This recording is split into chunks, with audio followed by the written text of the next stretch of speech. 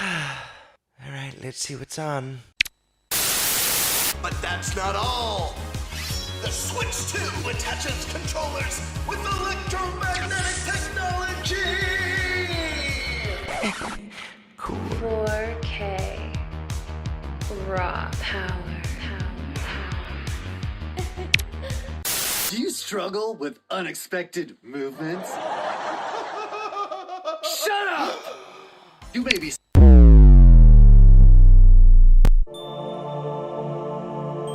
It's been a long time, Game Bird Classic. Papa? Sure. What is bothering you, my child? It's just, tonight's the Nintenbyte Podcast, and I have nothing to wear, and I'm scared. But child, the Nintenbyte Podcast unleashed a new line of merch, including sick t-shirts. Really? Here, I'll show you. Gaze into the power!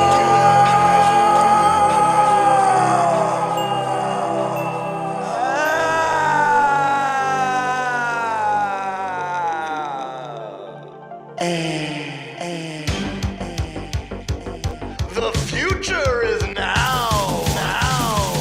That's right, ladies and gentlemen. We're unleashing the brand new Nintenbyte Podcast merch. So rad. Nintenbyte rules. Introducing the Nintenbyte Podcast shirt. Each shirt is made with 100% farm fresh carrot fibers. Carrot. We turned a carrot into a shirt. But that's not all. Presenting the Nintenbyte piped glass for all you milk lovers.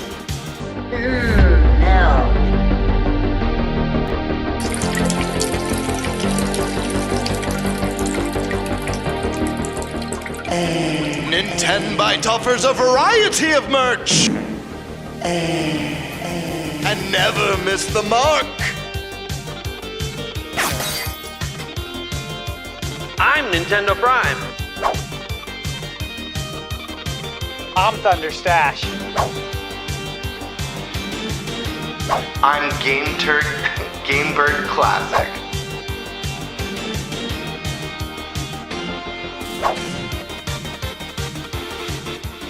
So order now while your body is ready.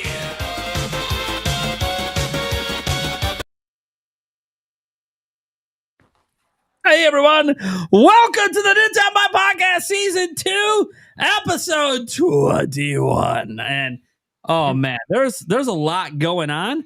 As an example, we'll just let you guys know this is the last episode of Season 2. I know, sad. It's a sad day. Wait, when did we get to season 2? Or was that going from the Nintendo Prime podcast? 21 episodes ago, exactly. 21 episodes ago. Season 2 began when the Nintendo Switch 2 got revealed. Yeah. Oh, my bad. Okay, never mind. So we're Season 3 is beginning. Season 2 with an asterisk. Yeah. Season 3 is beginning on June 5th, guys. So those who don't know, if you're used to coming every Wednesday for the show, next week the show is actually going to be on Thursday. Why? Because who cares about the Wednesday show when a new system comes out the next day that we've been talking about for years. Plus, we want to do minute lunch stuff. So, well, I mean, You should have made the podcast an IRL stream. You can't tell people that we're abandoning them because we're abandoning them to go to Best Buy and GameStop.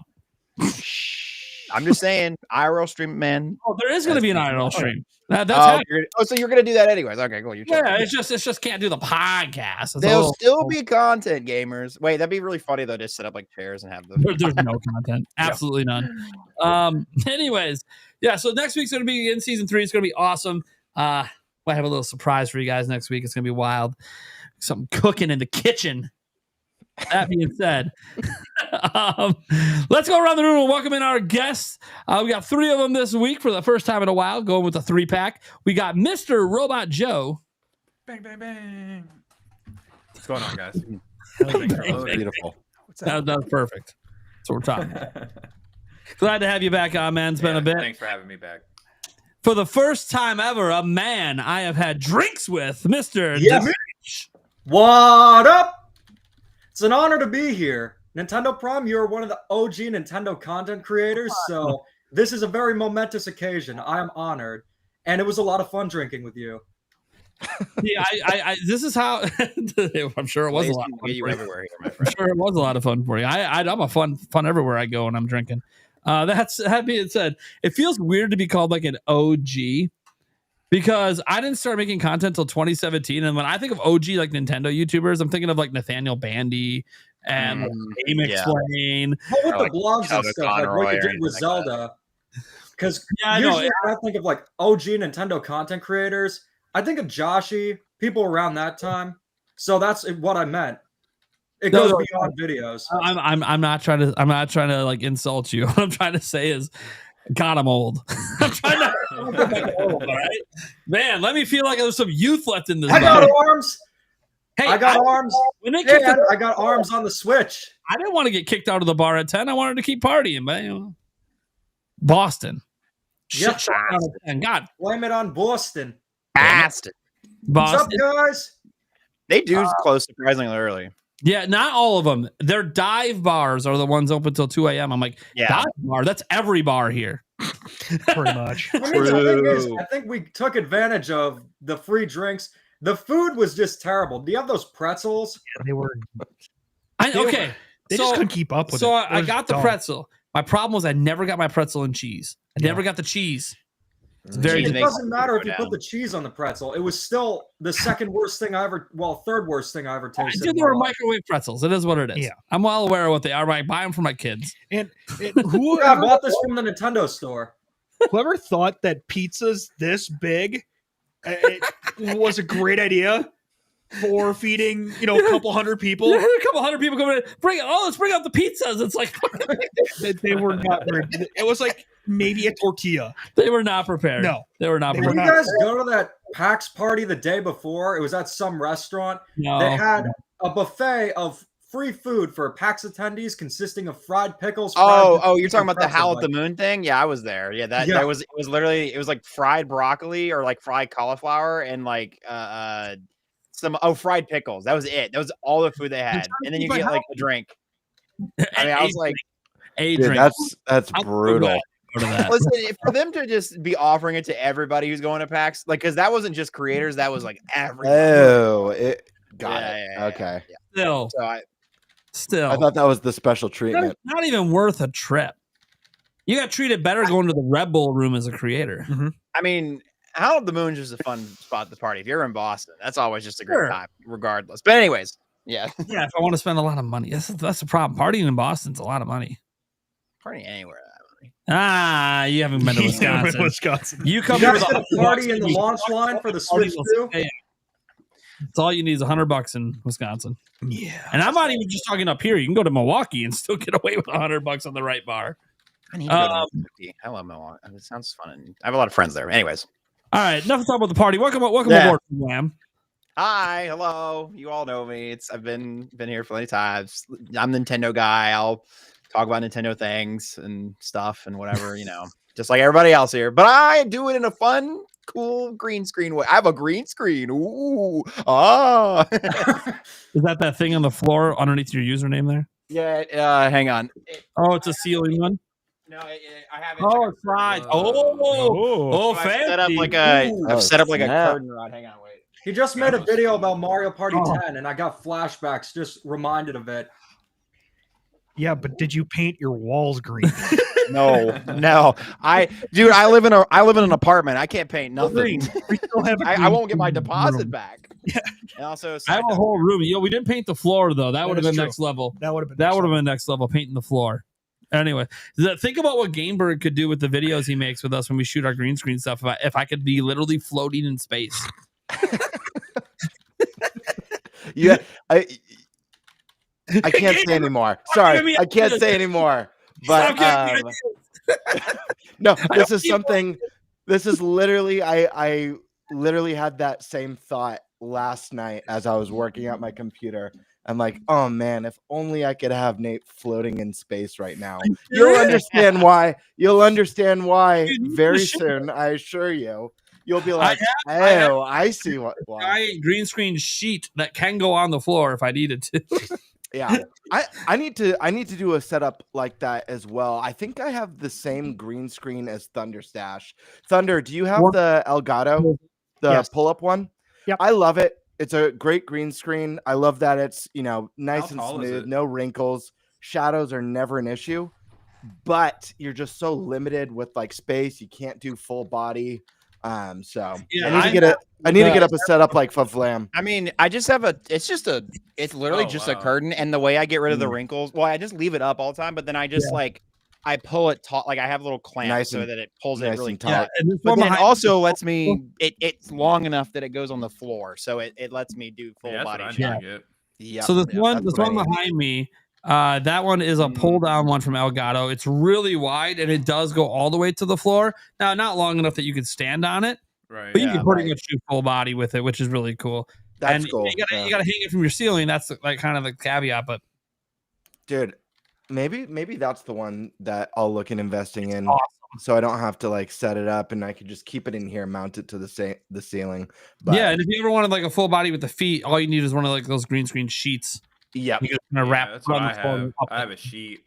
It's like a nightmare to get out every time. Though. Yeah, if you guys ever wonder, if you guys watch the Nintendo Prime channel, why you don't see me do a lot of green screen stuff, God, it's a nightmare at times to work with it. It really is. Yeah, it is. It's fun. You do some cool shit, but it's such a nightmare. You're telling me, especially when you're working with 4 different people's green screens and lighting. I have the worst possible lighting for my green screen. It is so bad. Like, I'll never do green screen work myself until I buy all new lighting for proper green screen work. These ceiling ones, no, there's a lot of shadows. No, I don't like it. Anyways, I find workarounds. We had shadows on some shots. I'm like, maybe I'll just put a celestial hot dog right there. So a celestial hot dog? What's that? The whole crowd is like, what is going on? Right. Tune in June 5th. Oh. But yeah, Gamebird Classic here. Stoked to be here. I've been a busy bird to say the least. Not so much on my channel, but I've been in the bird workshop tinkering. I've been an alchemist for the Nintenbyte podcast, and that's all I'll say for now. But I got a little surprise on the very near horizon. Is it a celestial hot dog? You'll be the first to know. You'll be the first to know, my friend. All right. We got our Spice Lord, Eric Moore here. Hello. Surprised you don't go Eric Moore the sock puppet. I mean, there you go. There it is. There it is. There we go. Then we got Thunder Stash Gaming. What's up? Very busy. We're all very busy. Everyone's just trying to get their bodies ready. We've been talking about it for a year, how important it is to get your body ready. Make sure you're eating right, not too much sugar. Make sure you're for real. Make sure you're hydrated. Make sure all the house projects are done, right? He's working on that. He's working on that ebook. I'm working on that ebook. I talked to Michaela about it. I said, hell yeah. They talked about me doing an ebook. I said, I think I could probably pull it off. But for real, all that stuff though, house projects. Hey, you need to get your oil changed? Go get it done. Go get it done. Do it all now. Yeah, knock it all out. Yeah, I got everything. Get the tires balanced. I'm doing that tomorrow. Yeah, go to the grocery store before. Do everything you can possibly do to minimize interruptions. And also to minimize the interruptions in your head, meaning you don't want to be playing a new game at launch and being like, shit, I have this project I have to do. I totally forgot. You don't want to deal with that. Trust me. Been doing this for a long time. I'm 40. I'm a man. You're a man. I'm 40. Finally. Anyways, we were all laughing at the sugar stuff, guys, because like the last 2 shows he's been pounding in the can. Oh no! It's starting again. It's starting again. I'm a little prepared this time. Although I will say I went grocery shopping today. I went to Costco. They were out of Airheads. They had the section. It said Airhead out. I'm like, do you think it's because of our podcast? It has to be. It has to be. They're selling out because of our show. I don't know what else it would be. Literally, if your Costco's out of Airheads, it's this show. Sorry. We make everyone want Airheads. But I got some candy over here. I got a little something. That being said, I'm only busting it out if Stash makes me jealous. Hasn't happened yet. I'm Nintendo Prime. You guys know what's up. I've got a killer show for you guys today. Only really 2 big topics besides the Q&A, but they're big topics. Really fun stuff to end season 2. And we're not even going to tell you what they are. We're just going to get right into it because we already know who's taking what. So we're going to start off with our first topic, and that is the big one. Because you guys might have heard there's a Nintendo Direct rumor going around that we're going to be getting one either next week or the week after. I'm kind of leaning towards probably the week after. But, that rumor's out there, and it's backed originally by Pedro Henrique Ludalipa, otherwise known as PH Brazil. You guys know him. He's been a fairly reliable insider for a bit now. And he is one of the top gaming reporters out of Brazil. He's worked at all the big Brazilian video game websites. And then that ended up getting backed by Nintenduo, who said they had their own independent sources that had heard the exact same thing. Now, you might go, that sounds a little early in the month. And why is this happening around Summer Game Fest time? That doesn't make any sense. Nintendo doesn't do anything with Summer Game Fest. Oh, they don't, do they? Well, that all changed today as well. Who knew? Nintendo might do something with Summer Game Fest? Yes, they might, because this got dropped today by good old Jeff Keighley. I can't believe it. Jeffrey got him. Finally Jeffrey got him. I can't believe it. And he got him. You see the Switch 2 logo there, and you might go, well, the Switch 2 logo doesn't mean anything. It could just be third-party games. Hello, do you see the Xbox logo? Do you see the PlayStation logo, the Steam logo? For platforms, it's always the platform logo. Right. And usually when it's on here, it means that they are going to have a trailer or something shown in the actual presentation. And Xbox usually uses it to tease, like, hey, their Xbox showcase, see more at the Xbox showcase, but here's a first look. That's what usually they do. Ubisoft used to do that too. Ubisoft does not have an event announced right now, but I don't even know if are they on the list this year? I'm kind of glancing. They're usually the first time Nintendo has been to Summer Game Fest right here. So if they're not on this list, maybe. Yeah, they could be on the next round. This is round one. Right. But yeah, so Dimitri, to answer your question, this is, yes, the very first time they've been an official partner of Summer Game Fest. And I also heard they were going to Gamescom. So correct me if I'm wrong, but was the last time they were at Gamescom like in 2017? 2023. Oh, it's 2023. Yeah, they were. I would say it was recent. That's when they were rumored to show off Breath of the Wild for the Switch too. For the 4K Breath of the Wild. Yeah. And stuff Nintendo's a little bit notorious for not really going to these sort of events. They weren't at PAX East. They go to PAX West every single year, but I mean, it's in Seattle. It's like right next door to Redmond, so it makes sense. But so the big thing here is obviously that Nintendo's never been an official partner of Summer Game Fest, and yet Switch logos have appeared in the past. So this isn't about third party. Now, there is a note here that there are sometimes people that are on these lists that they're just putting ads. Yeah, that's what I was about to say, because they do that even though everyone's like, oh, Game Awards, they're going to drop something. It's going to happen. Doug Bowser's here. They just put a fucking ad. They just put a fucking 30-second reel every day. Nintendo Switch 2 has games. Besides character reveals, they did some Bayonetta 3 stuff. They've done some Fire Emblem stuff there. But anyways, that's all in the past, because we're not talking about the Game Awards. This is Summer Game Fest. Nintendo. It's a Jeff Keighley event, so that's why I thought. Yeah, they've never officially been part of it in the past. So what's cool about this is I did a little digging, and this isn't an exact science, but because it says round 1. So I went through the last 3 Summer Game Fest and went with what round 1 was, round 2, round 3. And from near as I could tell, every single partner announced in round 1 showed a game trailer at the event. Oh, wow. Not an exact science, but a lot of the ones that did just ads, like general ads, were in round 2 and 3. So I don't know. I don't know what's going to happen. What I will say is, bare minimum, this is the first time they've ever been an official partner. So before we go into predicting the Nintendo Direct, which we're doing it now just in case, what if it is crazy? What if it is next week? Right? So we got to do it now. Let's just go around quick. One game or one thing or one whatever do we think Nintendo's going to show at Summer Game Fest? Since that's probably going to happen before the Direct. Do we think it's new? It's up to you. Could be new. Could be you, dude. Yeah. I think we get new stuff of games that we already know at Summer Games Fest, and then I think they hold that brand new IP or like one more thing for the Direct. And I think it might honestly, because of the anniversary of Splatoon, and maybe this is Copium, Splatoon 4. Okay. That's my guess. Splatoon 4. It's pretty safe. I feel like it's really safe, but it's like also not because it's Nintendo. Yeah. That's true. Yeah, exactly. Right. It's safe, but it isn't.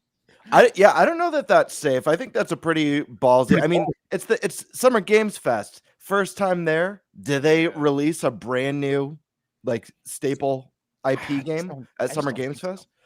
Well, that's what I was saying. I was saying Splatoon is the one more thing for the Direct, and the new. They're gonna give us like I think we get like new Bonanza footage, like because we've only gotten like the one trailer at Summer Games Fest. I feel like they're gonna be like Diddy Kong's here because they already redesigned him, so they're gonna be like Diddy Kong's in Bonanza now. You know. You think he's gonna be playable? I got you. Playable? I don't know, but I could see it being like when they do like the power up pass off type thing. Kind of how they do in Kirby, where it's like, oh, you're playing as Diddy Kong now, but for it's for this one little mini game section thing, it'll be like little Diddy Kong mini games. You know what I'm talking about? That's an interesting idea. But anyways, I think we get more of what we know, or we get more stuff we don't know that we do know at Summer Games Fest, and I think they're saving the big things for the Direct. But that's and we'll get to the Direct predictions after this. Yeah, of course. Dimitri, one thing you think Nintendo's going to do at Summer Game Fest? Nintendo Switch Sports 2. No, I'm just kidding. That is something for the Direct, I would think. But I'm tending to agree with Favlam about them just showing stuff we already know. Maybe a full-on reveal trailer for Kirby Air Riders, considering that that's releasing this year. I don't think they're going to do anything Pokemon related because they already announced a Pokemon Presents. Yeah, that's going to have its own thing. With that being said, I don't really think they're going to announce something major, more Bonanza footage, maybe more of Kirby Air Riders, but I'm leaning more towards they're going to reveal more about Bonanza, or it just could be something like, I mean, it's a possibility, but it could just be Nintendo being there to showcase the Nintendo Switch 2 and stuff that's already out. Because they've done that before. They did that at PAX East back in 2024, where it was literally just Pokemon Scarlet and Violet. Because sometimes Nintendo doesn't take these events seriously. Well, to be fair, PAX East is not a showcase for new games. It's just, it's a convention. That being said. Mostly indie games, but I get what you mean, where it's not usually games from major publishers.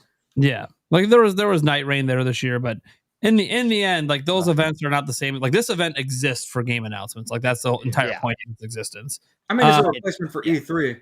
Yeah, that's what it's attempting to do, and it does have an in-person demo thing, which would be crazy if Nintendo has in-person demos also at the Days of Play stuff. That's gonna be wild because I'm out there. Damn it. Nintendo, you're going to start doing this stuff ahead of time, so I plan to go to these things. It's in LA, right? Like with the same theater they do the Game Awards, the Panasonic or whatever. Or Yep. Yeah. Let's go to Mr. Robot Joe. What's your one prediction? I honestly have to echo the same. I think just show off stuff that's guys are Donkey boring. Kong, maybe some Hyrule Warriors, and then just boring. Okay, I'm sorry. I think for the such a good take. We might just being realistic.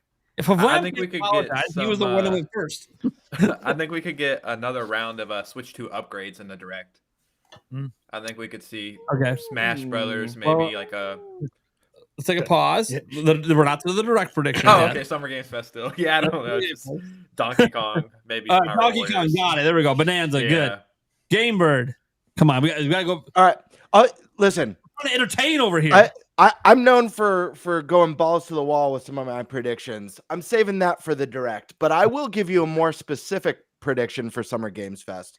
I do agree with our guest today that I don't think Nintendo's going to make any massive first party announcement that we have no clue of. I don't think we're going to see the next 3D Mario at Summer Games Fest, but Bob's like, God damn it, somebody say something.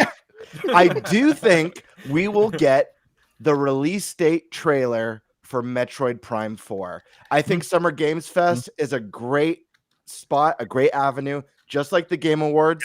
For see that like a date. I think Nintendo wants to get it in front of a more mainstream and widespread audience. Yeah. They've already shown it off at a number of directs. They've already had it at the Nintendo Fan Experience. It's time to put it on a stage that caters to a wider array of gamers outside of just people who watch directs. I think that's actually brilliant. For it. That's brilliant. I didn't even think about that. I think Nintendo's kind of fumbling with marketing of Metroid Prime 4 Beyond. Like they're just not doing enough with it. I think it's because they're still working on it, low key, but that's just me. So Jeff Keighley's gonna come out and play the damn wheelchair game. And he's gonna play it live on stage with the Joy-Con mouses, and Jeff Keighley's gonna be like, "This is the best thing. This is game of the year right here, guys." He's actually gonna be eating a Celestial hot dog in one hand and playing the game with the other. That's what he does. Yep. But yeah, that's my boy Jeff. Not as wild as you were hoping for, Prime, but still, I think we're gonna get a release date. I think we're gonna find out when that game's coming out. We're gonna see something from that game that looks more than just like, oh yeah, this looks like Prime 1, 2, and 3. I think that's a fair prediction. That's a very fair prediction. You guys, this game announcement's gonna be amazing. Yeah. So what is happening, Eric? Yeah. We're gonna get snowboard kids for NSO. I'm kidding. Finally, I've been waiting for that. We've all been waiting for it. I want to see what with Bluey. No, let's go with Luigi's Mansion 4. Hell yeah. Eric, if they do that, I will say, oh, you know what I didn't get for you, Prime? I didn't get the picture. I just remembered that from our bet. I would say, Eric, if they drop Luigi's Mansion 4, I'll buy you a new vacuum. Hell yeah. New vacuum. I feel like it's fitting. A backpack? Hell yeah. Yeah. There you go. Poltergeist. It's got to be functional. Right? Yeah. It's got to be functional. It's got to be like an old. Hey, I got to give Eric credit. Finally, somebody went on the wild side over here. It's what I like to see. Because, guys, this is huge. Here's the thing. I didn't want to mention this because I was hoping everyone would just maybe consider this. I don't know. It's probably a direct announcement, to be fair, but Pokemon's not the November game. Yeah, October. Yeah, I found that. I thought it was a for November. So that means Nintendo no way else cooking for November. Dude, me and Stash Man have been on the same page for the last number of podcasts. We think there's a secret big holiday game for Switch 2. Yeah, it sounds like you're right. Yeah, but I don't think we get it in summer, though. I think we get it in the direct. Watch, it's not secret. It's Kirby Air Riders. Yeah, I think we'll hear it. We'll discuss it more during the direct predictions. Yeah. Absolutely. I mean, I don't know. Eric just dropped LM4. That could be it. It's a big seller. That's pretty wild. To be fair, amazing to see. But I think we're going to be seeing the most Nintendo logos on third-party games we've ever seen at one of these events. So, like, even if we don't get that big thing, we're going to be having a Nintendo blowout period. Yeah, right. I was going to say, thinking about not seeing Ubisoft there, if Ubisoft is at Summer Games Fest, maybe Nintendo shows off Mario and Rabbids 3. I could definitely see that be a Summer Games Fest announcement. Unfortunately, as amazing as that would be, I gotta say, Mario and Rabbids Sparks of Hope is one of the most slept on Mario games. It's one of my favorites. Super underrated. Yeah, it's so underrated. But I just unfortunately, the director of the game, he left Ubisoft, so I'm not sure if that's likely. But that would be an amazing announcement, and it makes sense. I would love that so much. Yeah. Or what they could do is like a Nintendo Switch 2 edition, which increases the frame rate. Maybe they could do both. So they said, Yves Guillemot said that they felt they made a mistake putting Sparks of Hope on Switch. Mm-hmm. They should listen to Nintendo. Yeah, Nintendo. He said Nintendo's advice was they should wait Wow. They should just do one per generation. And they didn't, and it sold significantly worse than the last one. Yeah. And so what he said was, before Switch 2 was even announced, that they were planning to basically re-release it on Switch 2. Okay. Like, wow, yeah, I didn't know that. Here's another thing with that game, though. Do you guys know that Mario and Rabbids Kingdom Battle is like always discounted? I think people got used to that, and they just did not want to get the game for $60. So that's why initially the sales weren't that good. Yep. Easily could be a sleeper hit, though. It's what everybody does with Ubisoft. They're like, it's like a combination of 3D Mario and a Mario RPG. It's incredible. Based on you guys' commentary, this might sound like a hot take. Kingdom Battle is just a better game. It is a better game. I like the setting of Spark of Hope better, but I think Kingdom Battle is more it feels better. Kingdom Battle was definitely more novel, but Sparks of Hope I just find to be a much better game, especially with the voice acting. Yeah, I just think it makes sense now you're saying they wanted to wait for the Switch 2 for that. That makes so much sense now. Yeah, and Nintendo gave them that advice. Saying that's crazy. Wow, I never heard that. It could be a once-a-gen game. We have a lot of experience with these once-a-gen games. There's only select IPs that we do multiple per gen. So like, if I was Ubisoft, I would have came back. Well, then get your goddamn next gen out, so we can actually put it out. Yeah, well, that's a different story. This is during COVID, man. So, I realize that, but still. All right, Stash Man, what's your prediction for Summer Game Fest? So, I thought about this earlier today, and I got online, and I went to go double check what the release date is for the Metroid Prime book that's coming out. And it's the release date's June 24th now. And I've long since suspected that book is tied to the release of Metroid Prime 2 and 3. Now, after going to the Switch 2 experience and playing Metroid Prime, I would say after playing for 5 minutes, maybe, I said to Michaela, I'm like, I have an idea. This is legit why Metroid Prime 2 and 3 haven't been announced yet. They're coming to Switch 2 with mouse mode. Because the mode is so good that this is like the definitive way to play Metroid Prime. It feels like an evolution of the Wiimote. So my prediction, I could say it for the Direct. I could say it for this. But maybe Summer Game Fest, because we all know that Metroid needs a wider audience. And Summer Game Fest would be the place for it. It would be a better place than a Nintendo Direct where, they're just streaming information direct to Nintendo fans that haven't really been buying the Metroid Prime games, right? I think you got to hit that wider audience. Summer Game Fest would be a good opportunity. And I don't know, these wouldn't be like huge announcements. Yeah. It's not like a brand new game coming, right? But I think that's coming. Packaged? Like possibly, man. Like there's a couple of avenues like I've kind of, yes, like it could be a package. If you think about it though, Metroid Prime Remastered is going to get the mouse Joy-Con treatment as well. Right. I fully expect it. And that's already out as a standalone release. Yeah. So do we get a 2 and 3 pack? Do we get both of them released by themselves? Or do we get a Metroid Prime trilogy? If you really want to not only provide value to fans, but get people to actually play Metroid, you give them a deal that they can't refuse, a deal that's so good. They kind of did something similar with Pikmin before Pikmin 4 released. Yeah, I have it. Yeah. I have the physical. And look at the numbers Pikmin 4 did, right? It literally took Pikmin into a completely new stratosphere, right? Like Pikmin's a seller now. Prior to wasn't. Yeah, it was a huge seller. So again, there's so many things that went right during the Switch generation that Nintendo can now apply to Switch 2 that we've talked about on this podcast. Like, making Mario Kart the evergreen title. the driver for all the other IP. Releasing a new game? Perfect.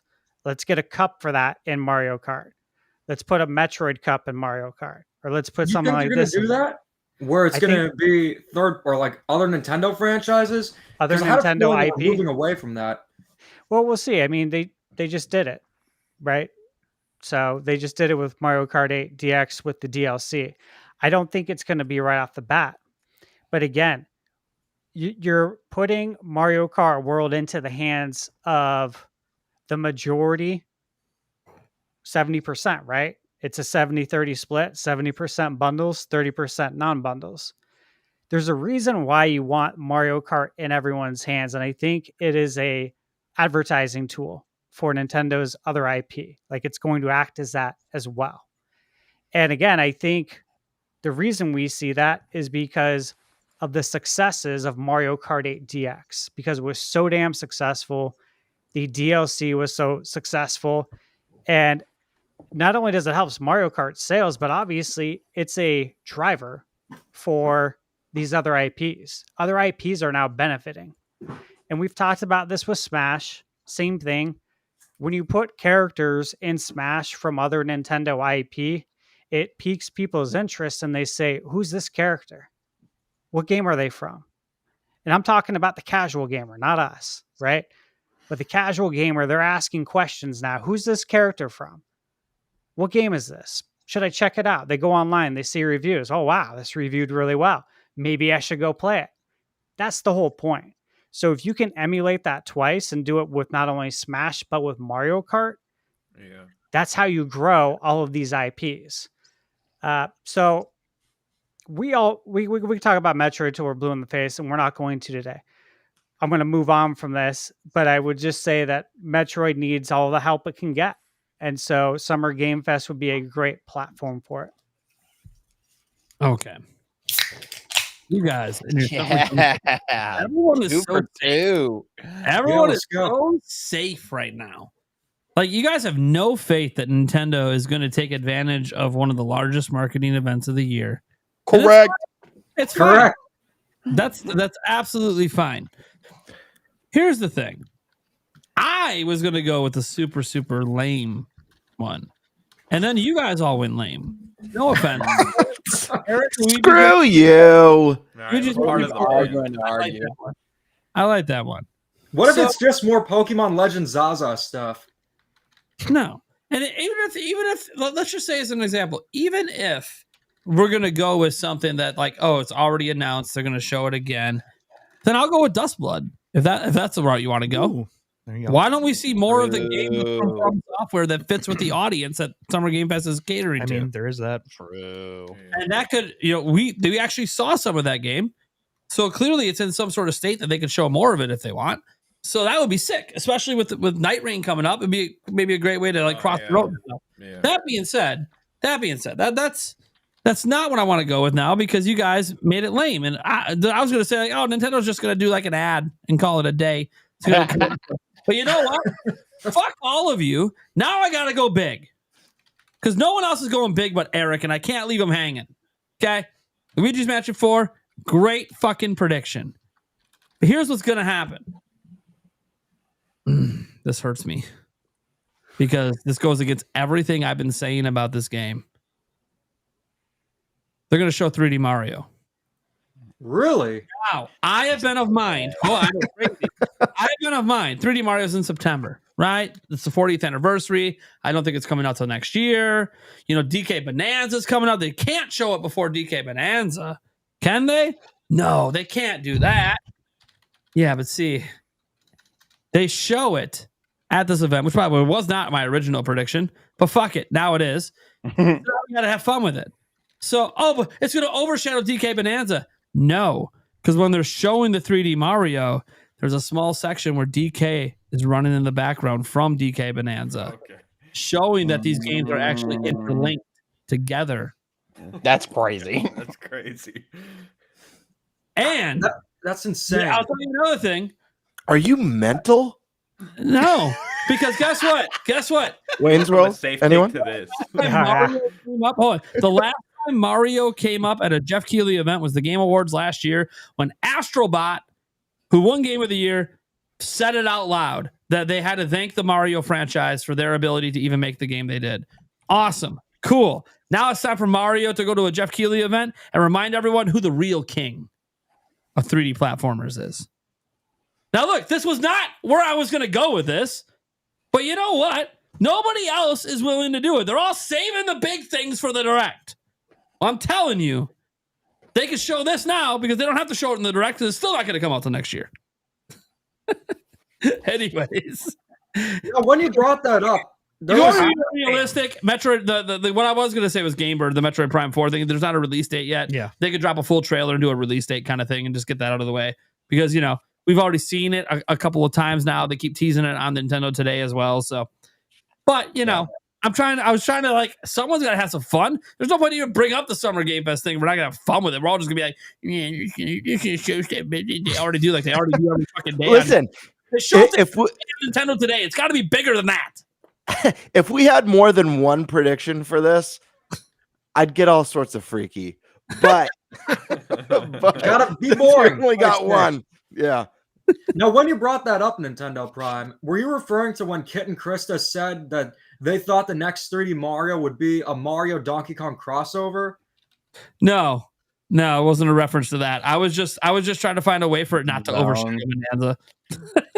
I mean, it'd be interesting, but in all seriousness, I mean, with it if DK's in it, I just hope that Bonanza gets as much attention as it deserves because Donkey Kong has been dormant for years, and it's one of my favorite franchises, second behind Mario, and I just want this game to get as much attention as possible. And I actually feel like, with Mario Kart World, that is going to be like the number one title people are interested in, but Bonanza is very, very, very close. Like, if you look at Uncle Al's Kong Watch series, it's getting a ton of views. People are very excited for it. Oh, yeah. I mean, Andres Restart's doing tons of coverage of the game, and all those videos are blowing up. I'm really happy to see that happen. I cover DK Bonanza. No one watches. It's life. That's all right. I didn't catch the DK wave yet. Oh, it's coming. That was next time. See, what I got to do is that. You know what the problem is? I don't have a DK suit. I got to buy a DK man. Costume, and I got to dress up. If I dress the part, I will pop off. That's what I'm missing. All right, I'm going to Amazon right now. I'm going to Amazon to look up a DK onesie. Let's get to the Nintendo Direct predictions because first off, getting into the Direct prediction part, is there any of you that think it's happening next week? Because the rumors next week or the week after? I don't. I think it's the week after. No, I think it's the week after. If it's next week, it's gonna be Friday. Actually, no, wait. Friday is the Summer's Games Fest. Oh, no, actually. Sunday. Yeah. Okay, so here's my thing. Here's my thing. Actually, sorry. Let me take it back. I was talking to my buddy Numnexus about this. And if we go back, haven't they done directs like the day before in the past? Like the day before release? Or am I crazy? Because we were like talking about it. We thought we saw like at least, let me see, hang on. Nintendo, like when did Switch? I don't think they've ever done anything like that for the Nintendo Switch. Oh, they might have when they started off directs, but those directs were not a similar caliber. Are you looking up all the dates? I know that we have Summer Games them Fest on a Friday. We have the Microsoft showcase on Sunday. Yeah. We have launch day for Switch 2. Nintendo usually doesn't like to throw their big presentations in the middle of everything. They don't want their stuff to get overshadowed. It's usually Sony that will be like, oh, there's a Nintendo Direct that day. Let's drop a PlayStation showcase an hour afterwards. But Nintendo usually plans their stuff outside. That's why I think it'll be the week after. So I have a theory on as far as what the date's going to be. Yeah, I don't think it's launch week. Historically, we can go back many, many years, guys. We can go back to the early 2000s. Okay. E3. Xbox always has their showcase on Sunday.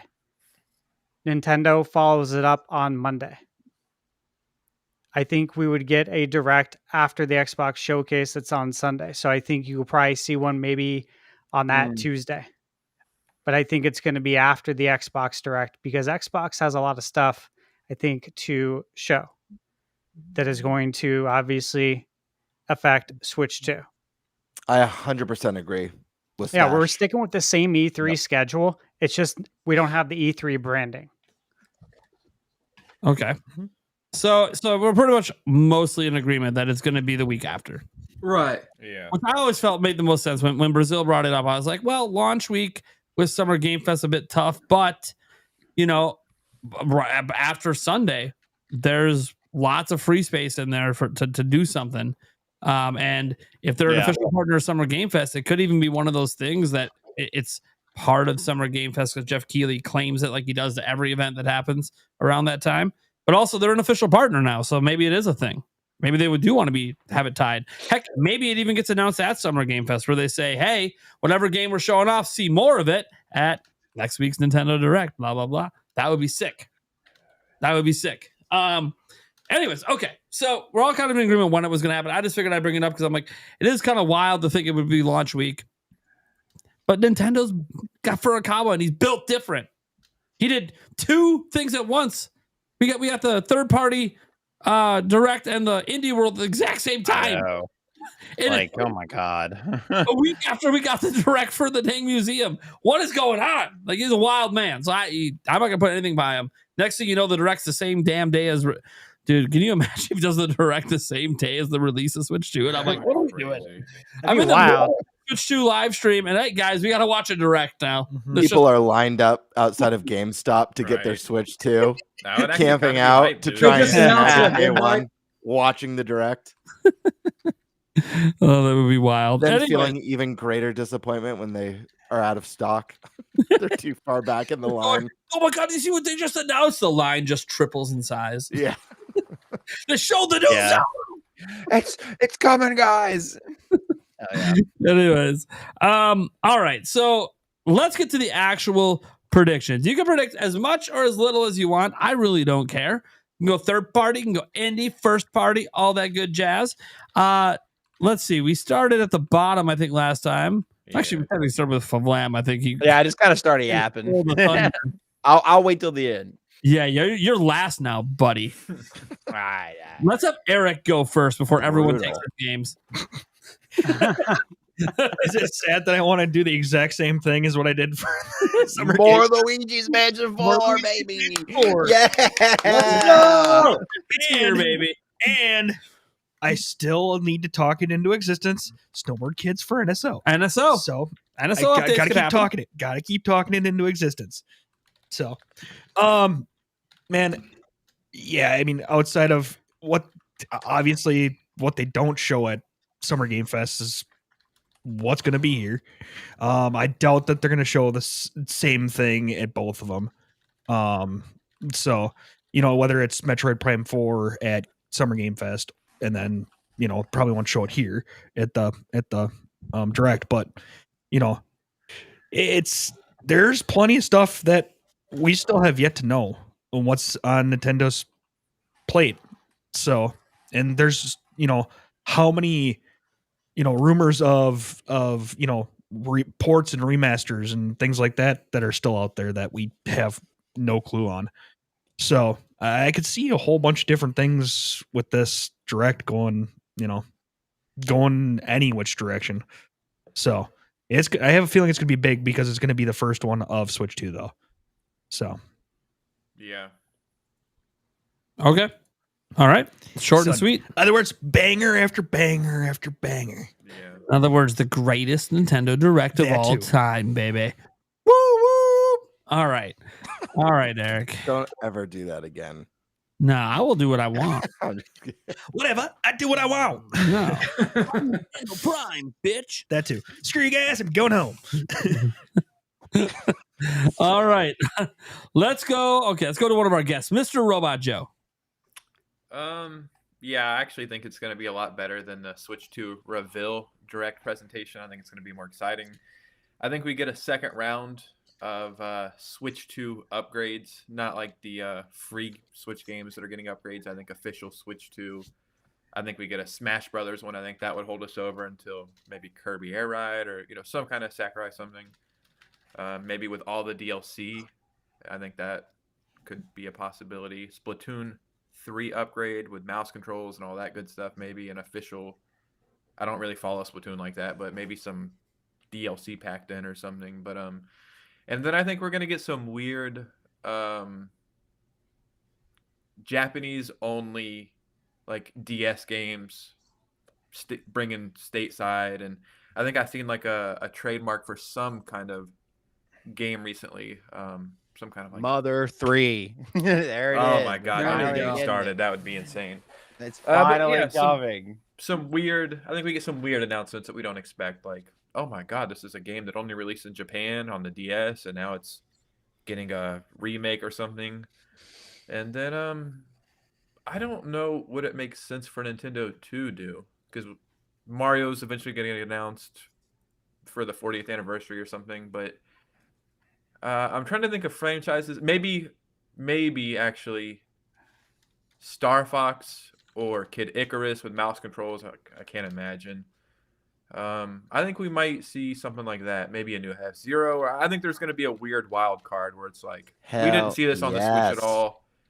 I was talking to some people, some of my subscribers, about like, no Kid Icarus, no Star Fox, no this. And then they were like, yeah, it's probably because Nintendo knew they were going to do mouse controls for the Switch 2 5 years ago. And they thought, we'll just wait to the next generation. And yeah, I think that's what we're going to get. One of those. If I had to guess, any of them, probably Star Fox, but I would like to see Kid Icarus with the mouse controls. And that's it. Okay. That's fair. Fire. Let's go to the bird is the word. All right. I think this is going to be a banger. I think the next direct is going to be badass. Certified hood classic. Absolutely. Where do I start? Okay. Let's start with some obvious ones, kind of to echo Robot Joe. I do think we'll see some more Switch upgrades, enhancements like that. I think we're going to be seeing a lot more third-party stuff that's already out on other platforms, whether it's Red Dead Redemption 2 or Final Fantasy 7 Rebirth, games like that. You know, maybe the Dragon Age Veilguard or Clair Obscure, Metaphor Refantasio.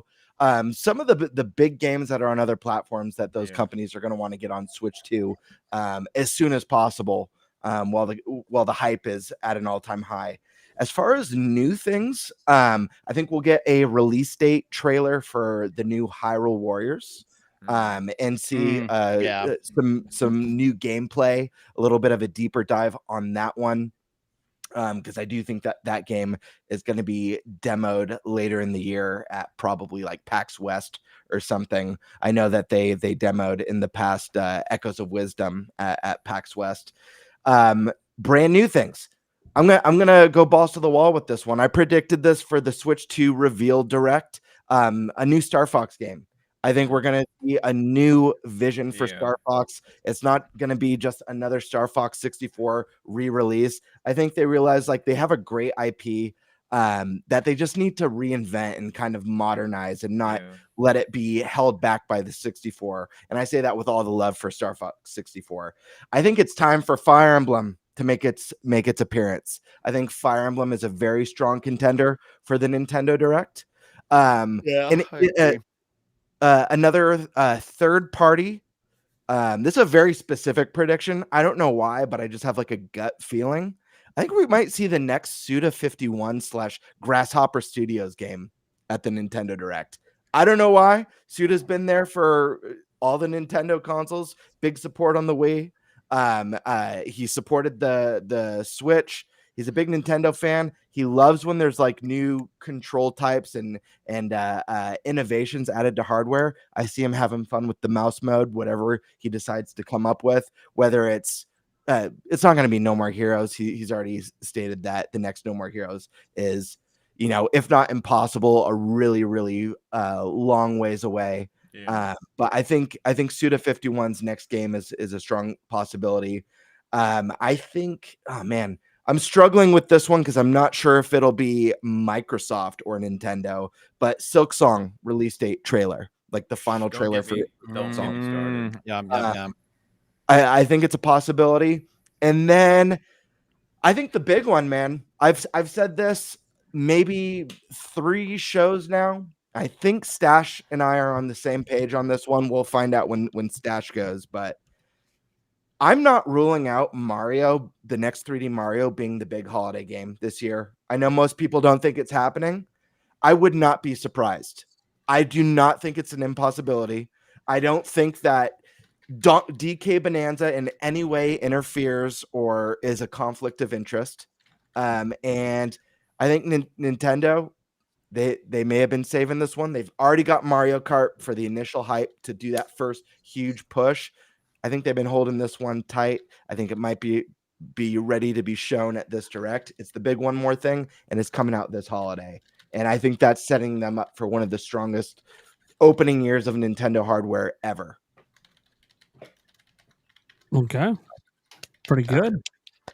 All right, let's go to one of our guests here, Demeech. All right. Well, I got 4 predictions, 1 third party we're going to start off with. I think Pac-Man World 2 repack might be coming. I say might because they just had like a 45th anniversary thing where they posted about it, but they haven't really revealed anything. They could just be doing that Shadow Labyrinth thing to celebrate, but I think there might be a possibility. It's definitely a game that resonates with a lot of Nintendo fans. Be cool to see. Yep. I also think that for my 3 predictions for first-party games, there's going to be one that's safe, one that's like a wild card, and then one that's like the one more thing. Because that's kind of how it was in the Nintendo Switch 2 Direct in April, where Mario Kart, yeah, that was a safe bet. I mean, we knew about the game first when the Switch 2 was revealed. Then with Donkey Kong Bonanza, that was a little more out of left field. As for wild card, I would say maybe Dragon Drive, but that's a new IP. So we're going to start off with the safe bet. Everybody's thinking about 3D Mario as the Christmas title or holiday title this year. I'm willing to say that it is 3D Mario. We're probably going to get that in a September Direct to coincide with the 40th anniversary. But Animal Crossing, I think it's time. You make a sequel to the best-selling game on the Nintendo Switch. It only makes sense to make a sequel to the second best-selling game. And it's been 5 years since. Yeah. That's true. Or I could even see them doing like a Switch 2 edition. Yeah. See, the thing with Nintendo Switch 2 editions is I feel like they're okay in certain circumstances, like with Super Mario Party Jamboree, Kirby and the Forgotten Land. Yeah. If they're games that aren't like a once-per-generation thing. But I honestly think that it's time for Animal Crossing. Next one, this one's going to be really weird, but I want to just predict it into existence. Game & Watch Gallery 5, but it'll be called Game & Watch Gallery Museum or Game & Watch Museum, where it'll have every Game & Watch game, including remakes and original versions of them.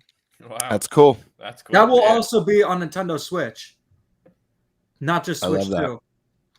And then my final prediction, and this could be a conflict of interest considering we're getting Mario Kart World and we're also getting Kirby Air Riders. I think that it's time for a new F-Zero. Nintendo's really been hyping up the series. Did you guys notice they did that with Donkey Kong? Mm-hmm. They started off with the movie. Then they brought the games to Nintendo Switch Online. They promoted the hell out of Donkey Kong Country Returns HD. Yeah, they and did. Oh, God. Yeah, and of course the theme park. Yeah, F-Zero does not have a theme park. That's definitely a pattern for sure. I think it's time. And just could you guys imagine how amazing a new F-Zero game would look on Switch 2? Yeah, absolutely. Because I feel like with the Nintendo Switch 2, and this might be a hot take, they really haven't had a first-party game that's like besides Metroid Prime 4 Beyond, that's like a full showcase of realistic-looking graphics, just showcasing the full potential of what the Nintendo Switch 2 can do. Because games like Mario Kart World and Donkey Kong Bonanza look great. More so Bonanza, I think that looks better. But they go for a very cartoony art style, which is great. But at the same time, they want to impress with something more realistic looking. And F-Zero would definitely be that. Yeah. Totally. real quick before we jump to the next person, I left one of my notes. That's one of my predictions. I skipped over. I just wanted to throw out there real quick because I think it's a solid one. Platinum. I imagine we'll see some platinum representation. I know they're working on Ninja Gaiden 4. That, as far as I'm aware, that has not been announced for Switch 2. So I think that's going to be announced for Switch 2. But on top of that, I would not be surprised to see a new Astral Chain or a new original title from Platinum. I don't think Bayonetta's coming yet. I know the creator left. I don't think that means Bayonetta's dead. You know, oftentimes studios will move on without their creators. You know, we saw what Konami did with Metal Gear Solid after Kojima left. Was that Metal Gear Survive, the zombie multiplayer? Yikes. But anyways, platinum representation. Specifically, I think we'll see Ninja Gaiden 4 and something new from them. I did have one more to throw in there. I think that Mario Kart World will get announcement of free DLC. They're probably going to do a thing where they update the game to coincide with other games. Like with Diddy Kong, for example, they might have him in Mario Kart World when Donkey Kong Bonanza releases. I feel that's the direction they're going to go with it. I see. Kind of like Splatoon. Okay. All right. Well, I'll go next. I was just looking at the order we're doing. We know Vlam is last, so I mean, I got my notes ready. Damn it! I got every single game ready. So I'm good Lord, Steve. Oh yeah, Steve always has like the longest. Moving a bullet point for Christ's sakes. I love when Steve goes. I love when Steve goes. So here's the thing. I'm not going to go over every possible thing because I already know that Vlam and Steve are going to have pretty long lists. I literally knew this coming into this topic. So, and that's fine. We have a hell of a show. We got some great Q&A questions that have come in, and it's only going to get, I mean, we talk about Pokemon. That's going to come up during our Q&A for sure because we had all that break today. So what I actually want to focus on here is the 6 games. Focus on 6 games here. Most of them are first party, a couple third parties. So we'll go from my bottom to the top here. So Kirby Air Riders trailer with a release date. I think it's just inevitable. I think it might even come out before the end of summer. We'll see. Kind of wild because Mario Kart is also summer, but we'll see what happens with that. It is coming out the same year, so what's the point of waiting 6 months? Like, it's not going to be the December game. So Metro Prime 4 trailer and release date. I think we get that here. I originally thought it was going to be October. Now I don't think it's going to be October. So we'll see. We'll see when they decide to do Metro Prime 4. I think we're going to a Final Fantasy VII Remake release date. Because we don't have one yet, and that's this year. But I think immediately following that release date drop, they're going to drop a new trailer for Final Fantasy VII Rebirth 2026. Just let people know, hey, this is only the beginning. The next one's coming. They've already sort of teased it in interviews, saying the whole series is coming. But, hey, get the announcement out there. Keep people hyped. Let them know this isn't a one-off. I think it's a good idea. That's a third-party one. Another third-party one, we've already went into it. Mario plus Rabbids, except it's going to be a combo pack for a Switch 2 edition announcement from Ubisoft. Probably coming out later this year. I think it's going to be a later this year release. They might even do it like in October, the same month as Pokemon, because Mario, but they're two like very different games. So they might think they can get some holiday sales there, and Ubisoft needs all the sales they can get. So positioning something as a holiday release exclusive on Nintendo would potentially do well for them. And there might be a lot of day one or year one adopters of Switch 2 that never got one or both of those games. So they might feel it's a good value. If you're getting 2 games for like $60-$70, it might work for it there. Luigi's Mansion 4. I think this is announced towards the end of the direct, not the final announcement, the second to last announcement. Luigi's Mansion 4 ends up being the big holiday game. This is why when Eric brought it up for Summer Game, I'm like, God damn it, that's why like my huge direct prediction. Like, that's the big holiday game. I just think, it comes after the 40th anniversary of Super Mario began. Luigi is a Super Mario brother. And you had Mario Kart. You have that. Then you have 3D Mario next year. They're starting to bring Mario and DK back together. So they probably consider DK Bonanza. It's kind of part of all that. So I kind of feel like that fits in really well. And look, let's just be honest. Right now, Nintendo hasn't dropped any games on Switch 2 that make people go, wow, when it comes to visuals. They haven't released a visually stunning game for Switch 2 yet. Good looking games. DK Bonanza looks great. Mario Kart World looks great. Metro Prime 4 on Switch 2 looks great, but none of these feel like knock your teeth out next gen visual experiences. I feel like Luigi's Mansion 4 will feel that way. Because Luigi's Mansion 3 was so good looking on Switch. Yeah. I think an LM4 is going to make, and people go, cartoon go play Luigi's Mansion 3 on Switch. It is a visually stunning game. Is there even a Switch game that comes close to Luigi's Mansion 3 in terms of how graphically impressive it is? A couple, but I feel like different art styles. People put Metro Prime Remaster up there, but it's a different art style. Yeah. Trying to think off the top of my head now. I was not prepared for visually stunning Switch 1 games. Maybe there's a long list. I mean, I think one of the things that really lends itself to Luigi's Mansion 2 beyond like the incredible lighting and the great visuals is the animations. Yeah. And look at what we've seen already as far as the new DK game and how expressive and how awesome the animations are in that game. I can only imagine what they're going to look like in the next Luigi's Mansion. I hope Gooigi comes back. So, the gooey one. So I said that it was going to be the second to last announcement, right? So everyone's going to think it's the end of the Direct. But it's not the one more thing. The final thing they show is a 2026 game. But it's one that people will be freaking out for the rest of the year. No one's going to really care what else is happening. I know if you're a Nintendo fan. It's Ocarina of Time remake. Oh my Ocarina of Time remake. Mm-hmm. Yeah, they would too. They would do it. And if it's an actual remake from the ground up, we just came off being stupidly impressed by LM4, and then you see Zelda. Yeah. People are going to lose their shit. It's the 40th anniversary next year. Yeah. Get that tease out there right fucking now. Let people know you've got Special that edition and Switch 2 already comes with next year. Oh, shit. And we're not going to see that game again until next year. And that's fine. We don't have to.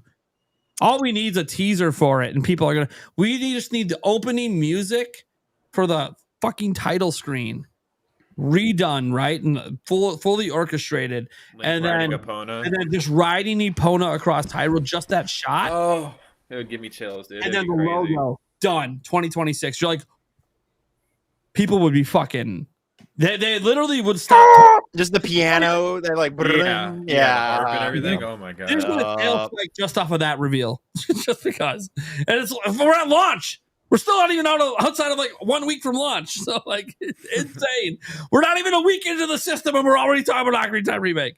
That would be insane. I'd die. My question though is, with the Nintendo Switch 2 Direct back in April, why wouldn't they reveal any of those games then? Like, I mean, it's a great idea. I'm just like a little bit just wondering what Nintendo's logic would be. Like, does anyone else have a theory? Well, I look at it like this. Like, heading into Switch, we did know about Mario Odyssey, obviously. And obviously knew about Breath of the Wild and stuff like that. And I think we knew about Splatoon as well. But we didn't know about all the games that came out that year. We didn't. So, like, the way Nintendo works is they like to spread the announcements out. So, like, really what they want to do for launch is they want to focus on, hey, we have Mario Kart World and DK Bonanza coming, and we want to focus on these third-party games that are coming, and that's what we're going to do. And then having a Direct so close after launch, I think just really encapsulates the whole, hey, we're just getting started. So I kind of feel like that's the way Nintendo's sort of approaching it. If this rumor is true that the Direct's happening, that's why we're doing the predictions. Because I do feel like, you know, if people aren't excited for Switch 2 because they don't like Mario Kart World, it's going to sell out at launch anyways. So get people excited a week after launch. Why not? Yeah. It makes sense. I'm just a little surprised that Nintendo didn't have like that big graphical showcase when the Nintendo Switch 2 Direct happened. I mean, with Super Mario Odyssey, that was kind of like it because it was like the next gen Mario game. Yeah, I think they felt like DK Bonanza might have been that, but then when you look at it, you're like, it kind of looks like Mario Odyssey. You know, it doesn't look like don't get me wrong, the destructible environments and all that stuff, I'm sure they needed the power of Switch 2 to really do some of that stuff. But from a visual perspective, it's like, no, you just kind of look like another Mario game that's doing some cool shit, which is fine.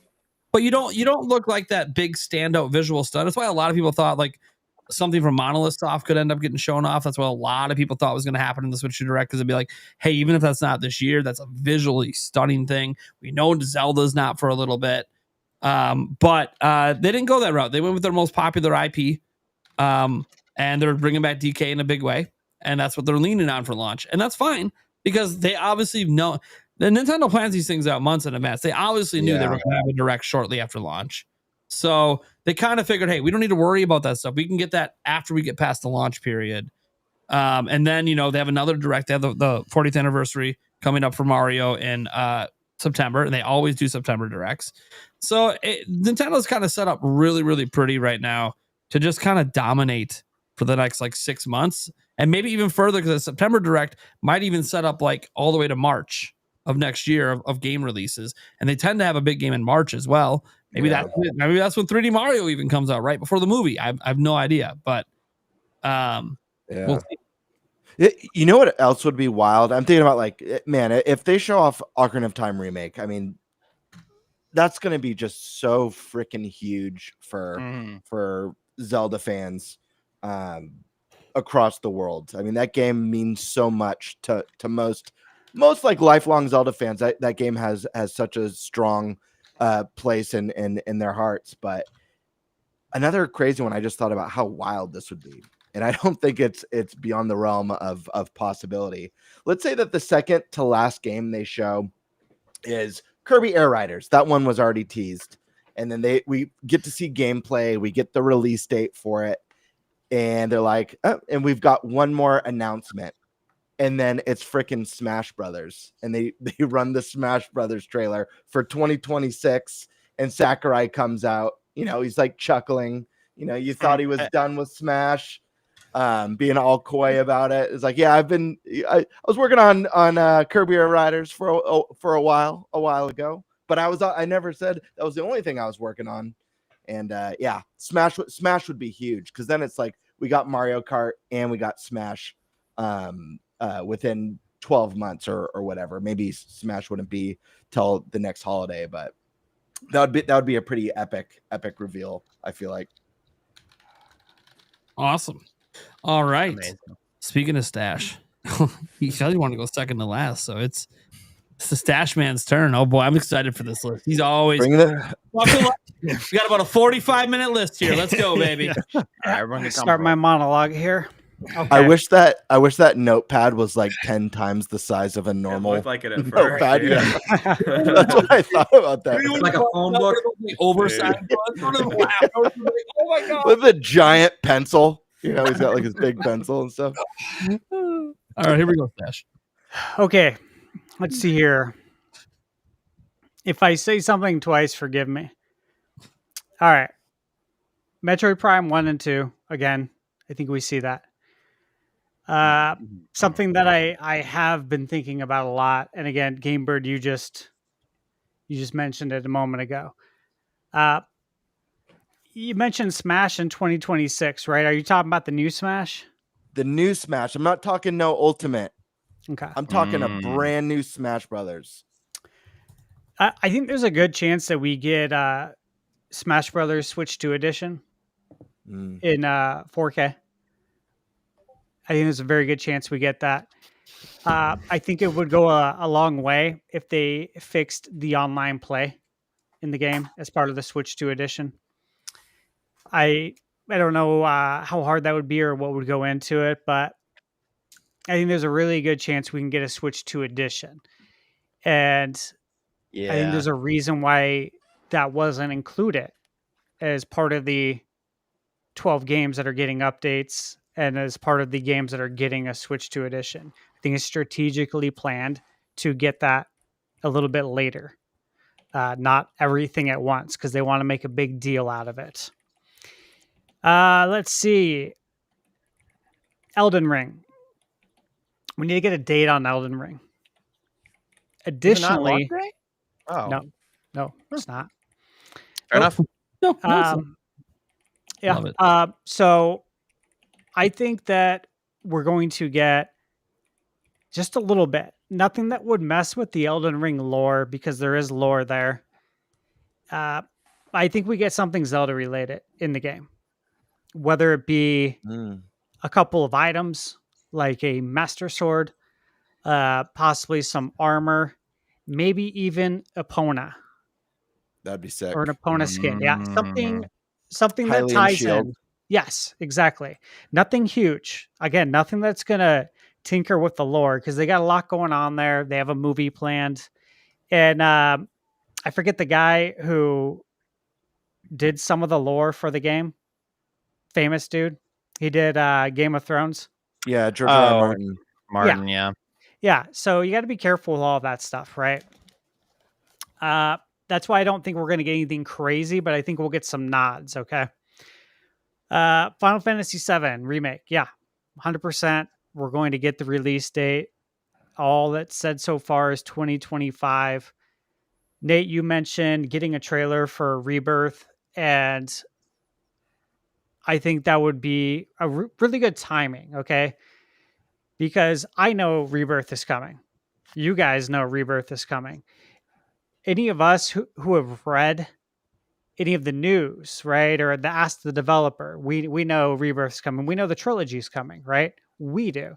The everyday gamer does not. So I think it would go a long way if you give the release date for Remake and then you show the trailer for Rebirth. That gets people's buy-in because they're like, okay, so the other games are coming too. Yeah. I'm not just going to play part one of a game and then be stuck for 8 years. Yeah. You know, because you're only putting the games on PlayStation. I think people need that confirmation, despite the fact that we all know it. Everyone in chat probably knows it, but the everyday gamer does not know it. So they need to do that in order to really maximize the sales potential for Final Fantasy VII. Silk Song. Again, Silk Song's coming out this year.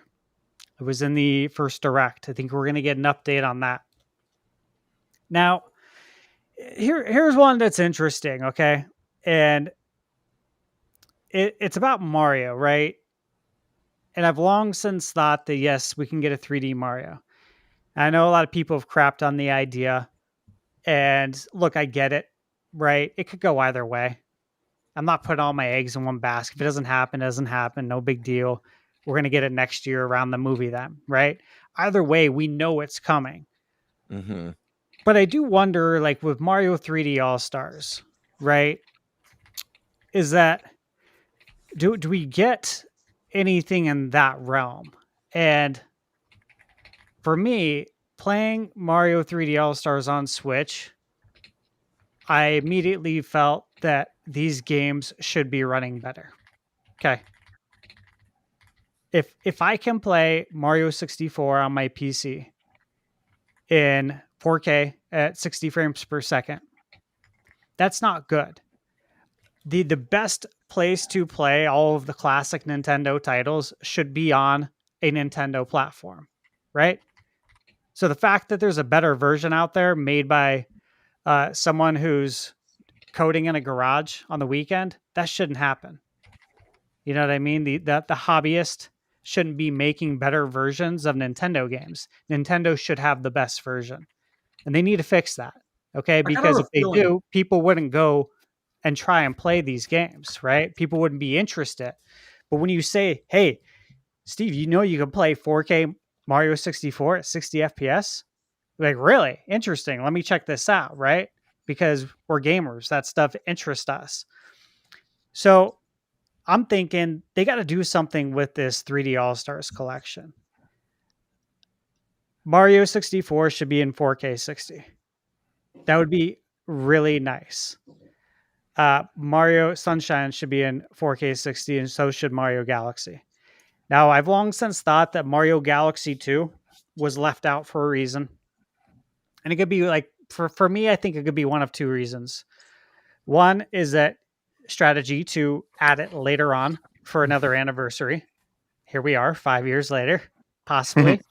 Yeah. Or it's so Switch 1 owners can eat also. So if a brand new 3D Mario comes out on Switch 2, it's only going to be on Switch 2, and that leaves out 155 million people on Switch 1. Now, obviously, some of those are going to be coming over to Switch 2, not all at once, and you only have so many Switch 2s to buy. But if you look at that install base, you have to feed them too, right? You have to feed them for Mario's 40th. Mario Galaxy 2 is a great way to do that. Not only that, but you could release it on Switch 1 and then have an update for Switch 2 where it runs 4K 60, just like the aforementioned 3D Mario games. So I think there's a real opportunity there to make that better. Will it happen? I don't know, but I think we get something Mario related, whether it's a new 3D Mario or an update to the All-Stars. Okay, with that out of the way, I'm going to rapid fire you guys these, okay? We're going to get a date on Hades 2. I played it at the Switch 2 experience. Demeech, did you play it? Hades 2? I did not play it. I actually just played like mostly the first party games because, you know, it's a Nintendo Switch 2 experience and it's mostly for my channel. But I did have one question or one thing to say about 3D All-Stars. I kind of have a feeling that game was only developed like when the rumors started about the game, because it just seemed like there wasn't much passion put into it. Like, sure, the games run, some of them run okay. I think they could have done a lot more with Super Mario 64 and they both should have been in 60 frames per second widescreen. But with 3D All-Stars 2, I think they might do something better. Like, I don't think they would expand on Super Mario 3D All-Stars. Like, maybe succeed it, but I couldn't see them really doing a Nintendo Switch 2 edition thing.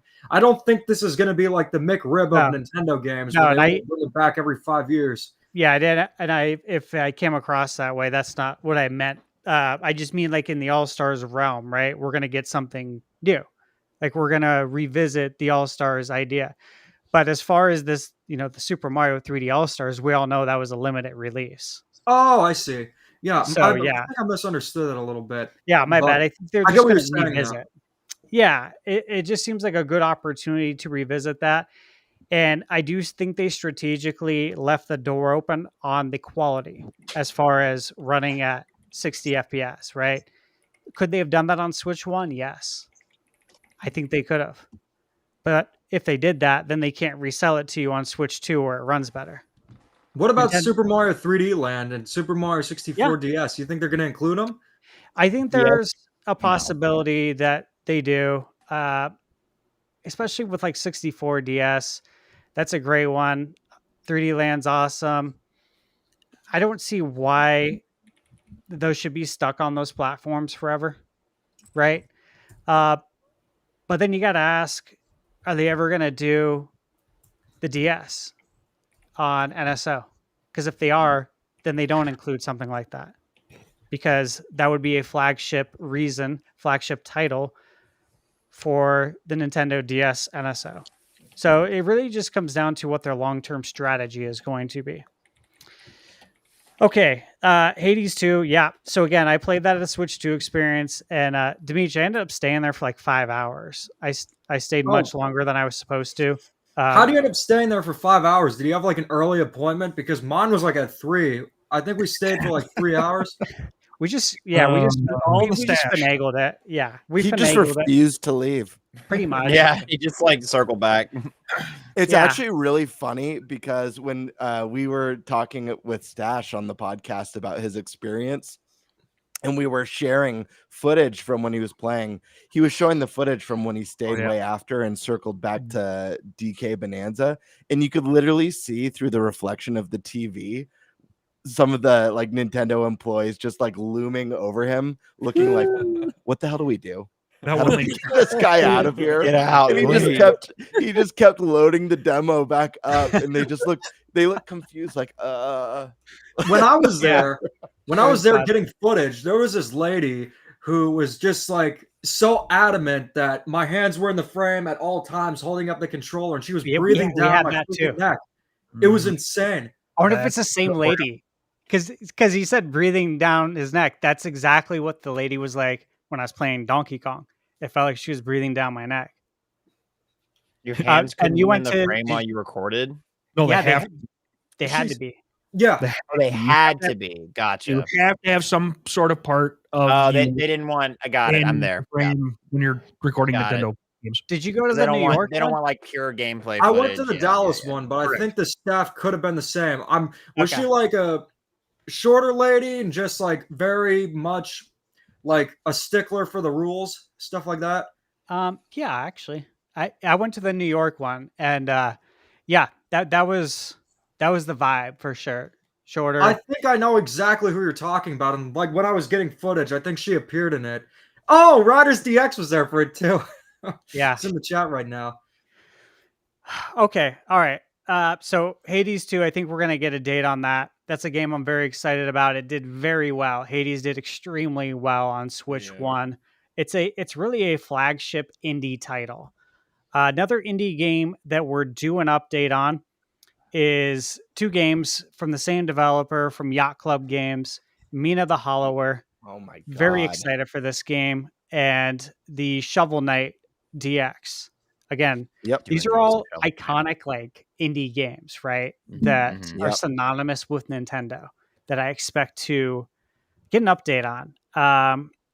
Dude, please, for Mina the Hollower. Sorry to jump in. So excited Have any of you guys ever played Fantasy Critic games? It's like fantasy football, but you basically bid. You pick and you bid on games, and it tallies up reviews using Open Critic, and the person with the highest overall score, the games that reviewed the highest, wins essentially. And 2 years of me bidding on Mina the Hollower. I'm so like, please just come. Hopefully this is the year. That game looks so good. Sorry. Yeah, guys, if you're not Segue. familiar with Mina the Hollower, I would suggest checking it out. It's going to be awesome. Okay, Ease X Proud Nordics. That's coming out July 31st in Japan on Switch 2. I think we're going to get an update on that as far as when the US release date is. And that's going to be a big one. EA. I think we're going to hear from EA. Mass Effect Trilogy.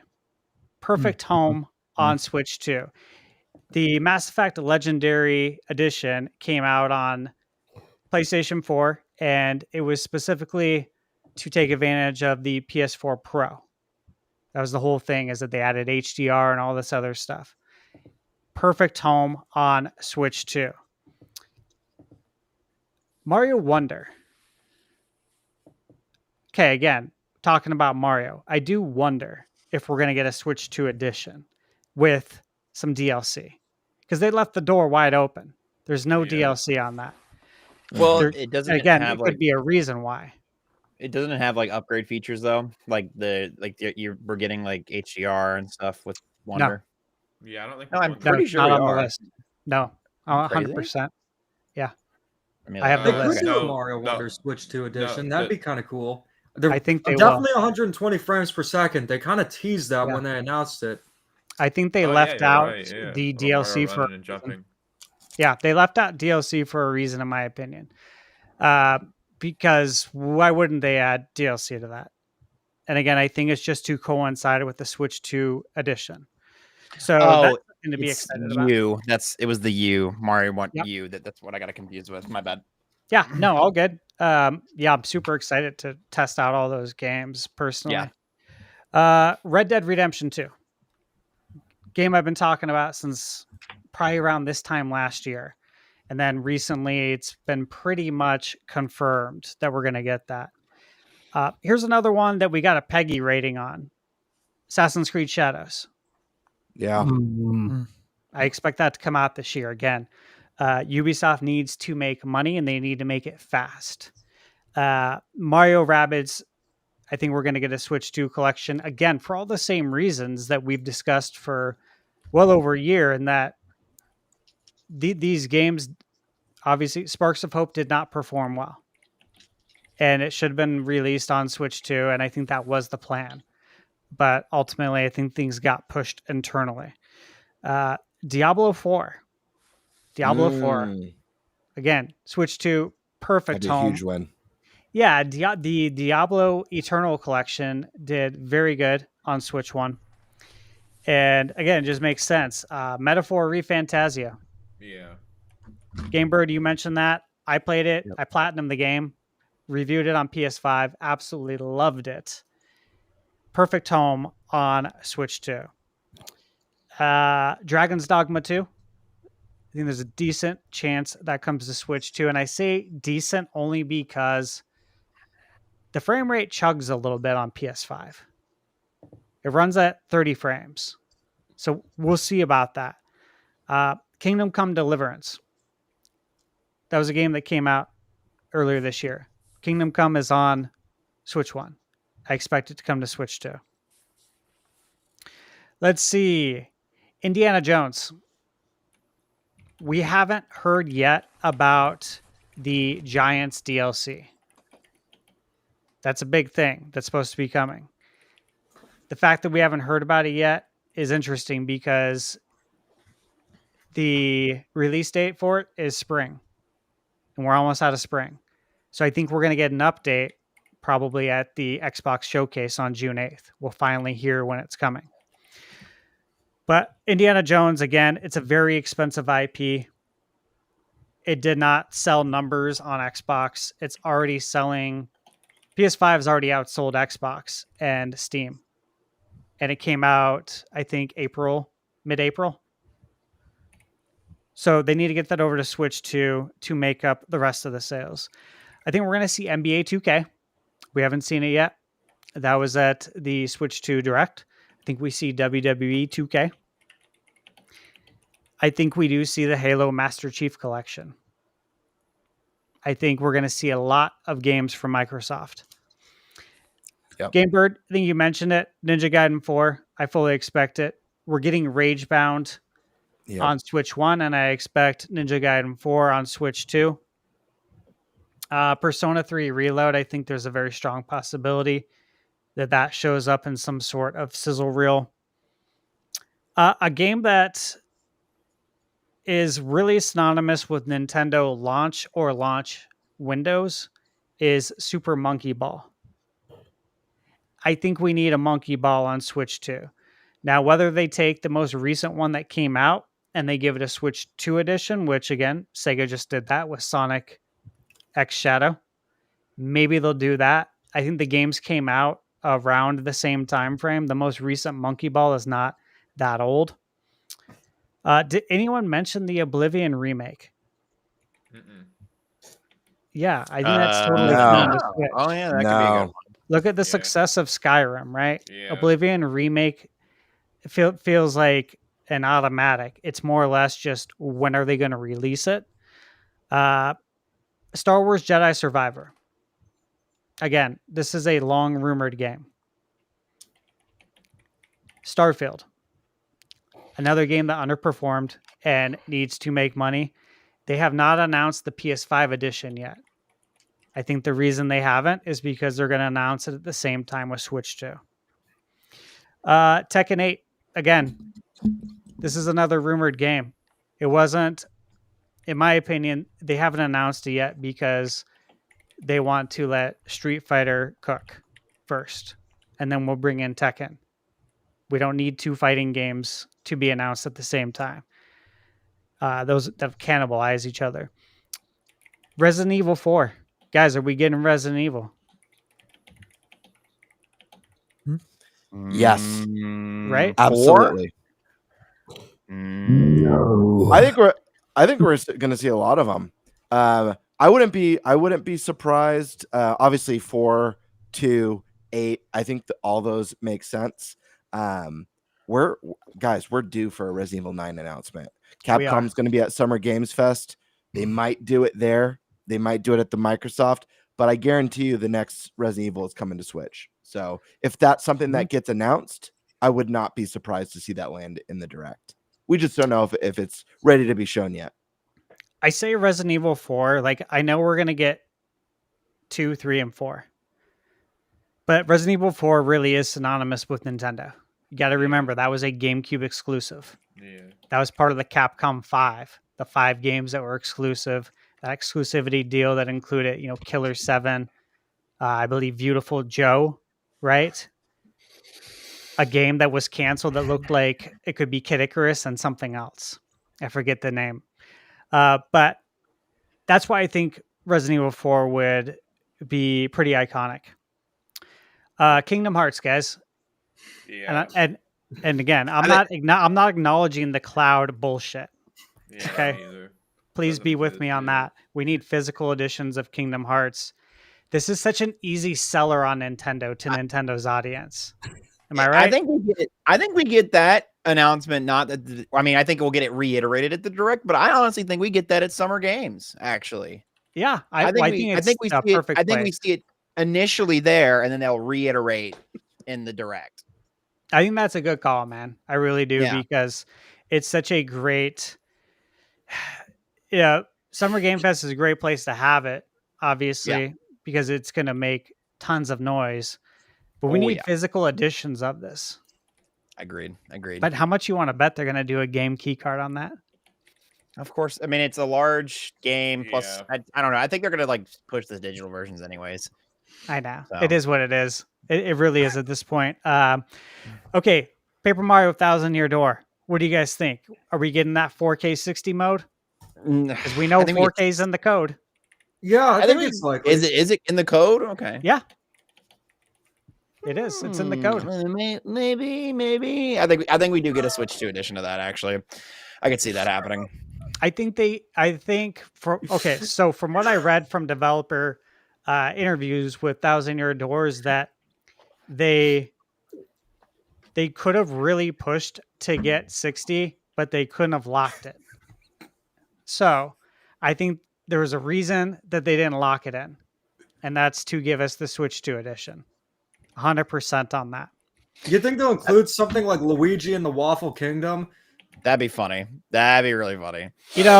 We all I think there was a group, me included, that were hoping maybe we'd get some Luigi content, based on, it was all the letters in the game. And,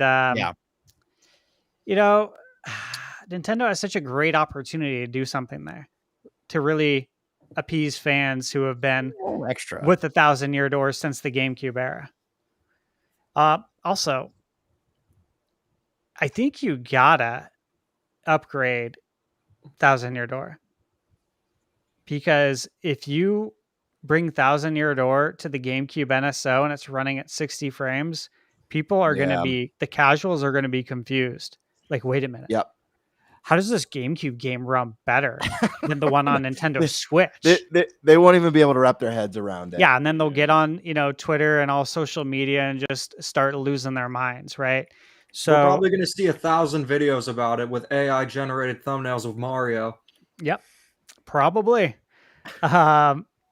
Here's a game that really could benefit from a Switch 2 update, and that's Mario and Luigi Brothership. A lot of people talked about the performance of the game. Now, just try to avoid spoilers, because I haven't beaten the game yet. Nope, I'm not giving anything. That's it. I'm stopping right there. All right. And then GTA 4, we can't forget about that. Yeah. Now, the rumor is Switch 1. But will it run better on Switch 2? But we'll have to wait and see. Xenoblade Chronicles X. 60 FPS? Yeah. It was That's in the what code. I'm waiting for. Awesome. Remember, I'm literally it's in the waiting code. for that. Same here. It's sitting over there. I'm not going to play it. I'm literally waiting. Yeah, I'm waiting. And you guys think about that. That game is it can be several hundred hours, depending on the way you play and if you're a completionist. That is a ton of content just waiting to be unlocked on Switch 2. So again, I think the strategy is Nintendo drip feeds that, right? They're going to drip feed those Switch 2 editions, and they're probably going to use it strategically to fill in time on the calendar, right? Just fill like in some Wii of U those ports. empty spots. Exactly. All right, here's my last part. NSO updates. I think we get our first batch of updates on NSO. So, candidates, in my opinion, Mario Strikers, and Dimitri, you know why? Because it was at the Switch 2 experience. That was a game there. So now, it's when not you played launching. When you played it there, did you notice that some of the shadows wouldn't load in and the performance was a little choppy? No, I didn't play it. I played Wind Waker and F-Zero. I watched people play it. I do wonder. I hope they fix that in it. I think they will. That's why it's not going to be at launch. But I think Strikers is going to be next. Yeah, I think Strikers and a game that I would obviously love to see, and given that it's summertime, I think there's no better game Cool to borders. bring to the GameCube NSO than Wave Race Blue Storm. Yeah, Wave Race. Yeah, man, it's jet ski season. What are you talking about? Yeah. Mario Sunshine, here's the thing, right? Is that what are we doing with that game? What are we doing with the 3D All-Stars? Again, I think there's a different plan for that. For example, Metroid Prime. What are we doing with that? What are we doing with Prime 1 and 2? Unless there wasn't a plan. Otherwise, I think those games hit GameCube NSO at launch. But I think there's other plans for those games, which is why we haven't heard anything, which is why they weren't even previewed. You remember when they showed the little preview during the Switch 2 Direct of the GameCube games that are coming? We didn't see Metroid Prime. We didn't see Metroid Prime 2. I think there's a reason. And then one Super Nintendo game, Mario Paint. Great idea. The mouse mode, yeah. Yeah. Dude, Or Mario and Wario could do that. Are we ever going to get NES Remix 1 and 2? Those games were fantastic. You know, I'm curious what the sales were.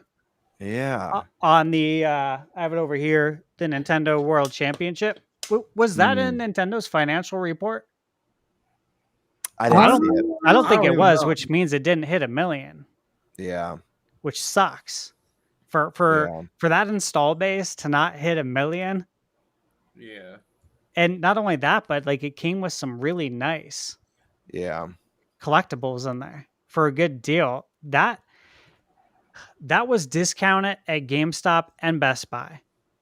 The deluxe edition that was $60. Like I picked up a couple of extra for $20 and $30, brand new. When was this? A few months ago. At least a few months ago. And it's to me that is a absolute steal, which just tells me, right, that they're not selling through their allotment, which means it did not sell good, which means something like what you just said. The odds are not great, which sucks because I love it, right? You know, I'm an 80s kid, so clearly I would love to have that. Yeah, I was always hoping we'd see SNES Remix 2, and they'd keep advancing it. I do feel like the World Championship is a little bit more niche than the NES Remix 1 and 2, just because the remix games are super wacky. They've got mixing worlds and characters and like these weird little game-breaking little missions and challenges. The World Championship, I agree with you. I feel like there should have been a big market for that. The thing about World Championship is I would talk to people like, are you getting the game? And then the moment I would tell them they don't get the full NES games, they're like, oh, I'm not getting that. I thought it was like you get all these games and these challenges. You know what I mean? And a lot of people did think that. Yeah, so once I think a lot of people learn that, they're like, oh, I'll just play it on, I'll play the full game on Nintendo Online. And I think with people with like the speed run type challenges and stuff like that, it is geared a little bit more towards a niche audience. Yeah, it's a cool collectible. It's a novelty. Yeah. That's what I feel like it is. Yeah, it's really cool. And to be honest, I'd like to see them do Super Nintendo. I think it'd be cool for Virtual Boy. Virtual Boy would be awesome. Virtual Boy. Really, I think they're gonna do something with Virtual Boy. I have like a strong feeling that we see that show up some way, somehow.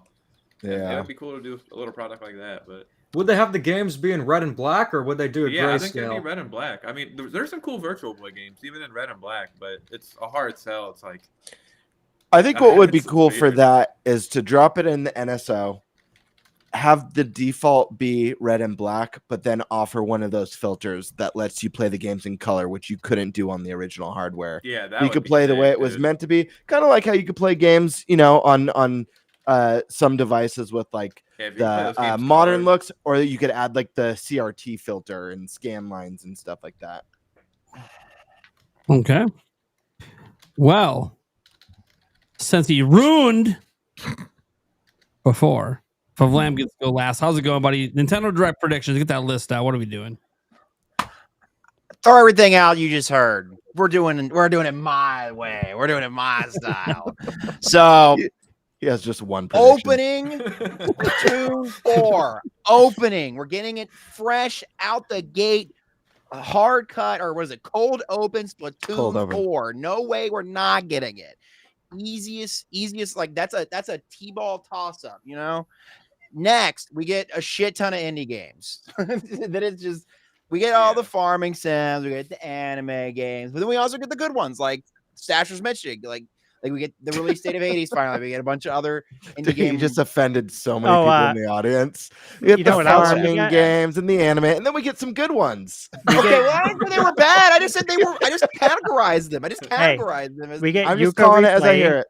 Yuka Replay and Ruffy and the Riverside as well. But Yuka Replay, I bet we hear both. Yeah. I'm sure. And I know there's some what was it? Is it Story of Seasons? I played it at PAX. What was it, PAX at the front right? Is it Story of Seasons?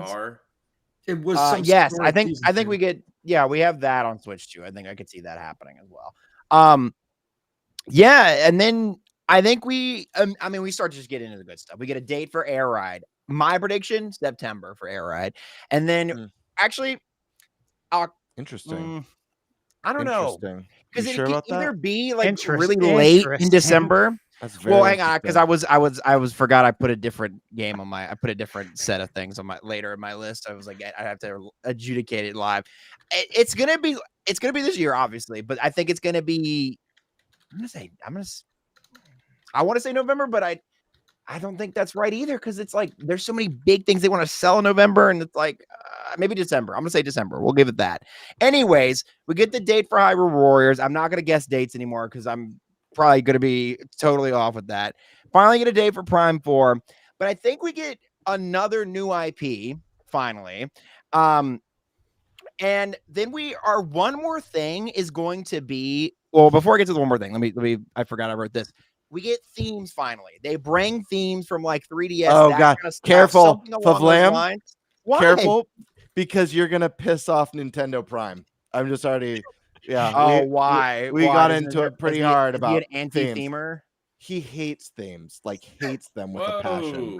Whoa!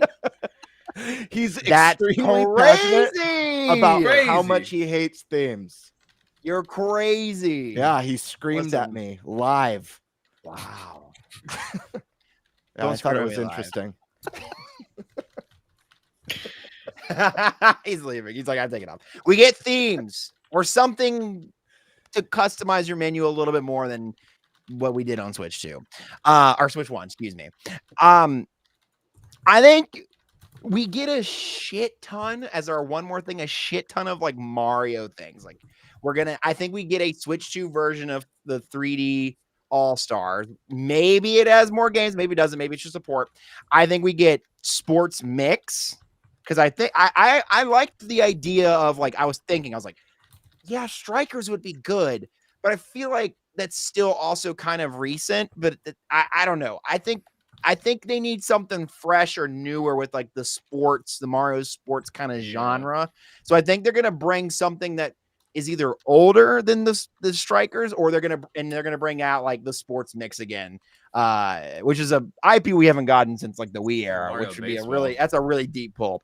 I think it's just gonna be the era of like not the Mario RPGs, but the Mario like side games. Like I think we might get other sports games alongside that. I think we're gonna see a lot of ports from Switch 2, maybe like Stash was saying, we're gonna get like a Wonder port, maybe, and it might even be a Switch 2. I could see it being a Switch 2 edition, and we get like a whole nother world DLC type vibe.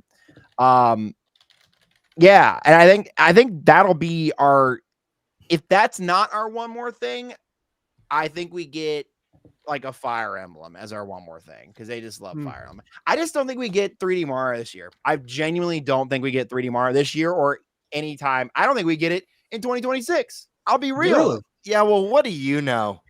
Okay, well, Donkey Kong Bonanza looks basically like Mario Odyssey. I just feel like the team is putting all of their resources into Bonanza, and I don't know. That's just me. Here's the thing. I do understand what you're saying. Yeah. It's fun to challenge. Of course, yes, please. I thought it was a little bit bizarre that Mario Kart World is the launch game, but we're also getting Kirby Air Riders this year. So like I don't know. It's Nintendo, man. This is the company that sells cardboard to people. So that's true. It's essentially like having a swimming pool in a swimming pool. True. Infinity pools are cool though. Like, come on. Yeah, but I think that's. I mean, just to give a TLDR. I mean, I think that's really it. I say that's it. I think we half of the direct is going to be reaffirming things we already know, and then I think the other half is going to be like new. We're gonna that big opening, that really big thing in the middle, and that really big ending with like, hey, our Mario's 40th anniversary is coming up. This is what we're doing. And I could even see them doing like a segment of like, here's the trailer for the new Mario movie, like, or something. I don't know. That's just me. Yeah. But yeah. I've got a question for you, Vavlam. You're a big Splatoon fan, right? Or is that just a prediction? It's just a prediction. I haven't played Splatoon. I played it like never a little mind. bit on the Wii U, but yeah. But we'll go ahead. No, what were we going to ask? Well, I was going to ask because I've been of the mindset, like I do think Splatoon is coming soon. But I've been of the mindset that they've got to shake things up a bit with Splatoon 4. I think now that they've had 3 games out, I feel like they've been a little bit too similar to each other, and that if they do more of the same again with just maybe like an extra mode here, some new weapons there, it's not quite going to cut it. But I'm curious what you think. Was about that roguelike mode that they put in 3? Was that a single player experience? Yes. I think it was. And it was actually good. And I'm not a big roguelike person, so I think you see the future of Splatoon 4 being a cooperative, like kind of how just maybe this is because I'm recently Elden Ring Night Ring pilled. I think it's a cooperative roguelike type, like that same setup, but it's but it combined like all the elements of like Salmon Run, where you're all together cooperatively working your way through these floors doing a run. I like that. I think that would be a really fresh take on it, and then you can still have the base competitive multiplayer. But that's the thing. Like, I know people are going to say like Splatoon it's washed, or it's like it's tired. It's a tired formula, but it's Nintendo's competitive shooter now at this point, and as competitive shooters as Nintendo can get, right? And usually those are very iterative kind of games, and people look for the stability and like familiarity with just a little bit extra with it to keep the game fresh, but it still needs to be familiar enough for the people who have, because there's the whole point of it is there's a high skill ceiling, right? And so it has to be familiar enough for those people who have that have sunk in that time to become such experts in that game to be able to keep going at it. I mean, that's to say that goes true for Valorant, Call of Duty, whatever, any competitive shooting game. But yeah, what we're gonna say, Meech? Here's the thing with the Splatoon 4. Considering the Nintendo Switch 2 has so much more power than the original Switch, you think they could go for something like a battle royale mode, a little bit similar to Fortnite for Splatoon? I think that's like the next logical direction to go for, at least a mode. That'd be awesome. I mean, I could see maybe not at the scale of Fortnite, but I could see them doing something along those lines as a mode. I know me personally, what I would really like to see, and I will say, I think what you were saying, Favlam, made a lot of sense about them kind of keeping it familiar. But I do think Nintendo has seen a lot of great success with kind of reinventing their series. We see of course, what they've done with Zelda. We see what they've done with Fire Emblem. We've seen what they're doing with Mario Kart World and the new Donkey Kong game coming out. As well. Me personally, Wonder. What I would really like to see is keep Splatoon at its core, what it is. Great Salmon Run, great multiplayer competitive modes. Build up that single player mode. Make it more than just feeling like kind of like this is how you play Splatoon. Because, I mean, the levels are fun and the boss fights are even more fun, but really the single player acts as a way to teach you how to play. I'd love to see them go a little bit bigger and better with that. I think that would be awesome. Yeah, that could be cool. I think like that being a linchpin for the game though, and like that being its selling point is just not in the cards. But I mean, I don't know, to answer Meech's question of it being a battle royale, I really don't know how you would implement that, because like the game isn't only like Splatoon has never just been about like shooting other people. It's also been about like a coverage area type game, which I'm sure there's maybe a way you can implement that I'm just not creative enough to think of in the past. I mean, Nintendo has a way of like creating new mechanics that you would never think of before. I mean, like they could do. It would intrigue me. It would intrigue me, to say the least. It would intrigue me. I think you could maybe pull it off, but I can't answer. Put 10 teams in a massive map. That would be crazy. Everyone spraying everywhere. You know, oh wait, yeah, like it's still the same. Like just cover the area, Platoon, but it's just massive. But yeah. It's like that's a good idea. Yeah, it's like 50 people in an arena. That would huge be big, dude. Doug, if you're in chat, take notes right now, Mr. Also, Bowser. Speaking of Fortnite, you guys, Fortnite on Switch 2 is going to go hard. Mouse controls, good graphics, frame rate, gyro, portable. I played the hell out of Fortnite on my Switch. I'm gonna play it on my. I'm excited for it. It's unintentionally going to be like Fortnite. My reflexes a huge are selling not point for Fortnite fans. Like this might be the ultimate way to play the game. Yeah. Well, I made a tweet. I was just saying, like, I think the Switch 2 is going to become the console for first person shooters, like moving forward. I don't think people realize it yet. And of course, everyone's like, it's the baby game. Yeah. It's the baby game console. They're not gonna meh. But I think what's actually gonna happen is people are going to see like how well these mouse controls are. Yeah. You know, you have the best working of both in. It's gonna go crazy. Yeah, that's gonna be. Yeah. Prime, you're pogging out of your mind right now. What's going on? Someone just gifted 20 members. Whoa! Shout out to that person. Crazy. Big 20 in the chat. That's what I'm talking about. Yeah, we love to see it. No, it's about to be me. Because I said if someone did it, I'll do it again. Do it again. Okay. So awesome, guys. I think we can probably get to our next topic, which I intentionally didn't tell anyone what it is. Everyone knows because you guys had but the audience doesn't know. Yeah. Gosh, what are we doing? I'm really excited for this one. All right. Let me share the screen. Okay. Before we get into this, I just realized what the time is. I do have a hard cutoff because I have other stuff to do. I wish you all the best in the tier list. You notice he'll party till 4 a.m., but he can't last on the podcast. Okay, I got prior commitments, but it's okay. I'll get it. I'll be back. Don't worry. The Switch 2 coverage, it's going to be wild, so I'll be around. But all right, man. Yeah, thanks everybody for having me on. It's wonderful to see all your faces, and I'll see you guys next time. And good luck with the tier list. Yeah, go check out his channel. Yeah, thank you. Bye. Nice to see you. Nice to meet you all. Tally ho, lad. Oh my God, what just happened? Okay. Let me set this up for everybody here. Okay, so this is how it's going to work.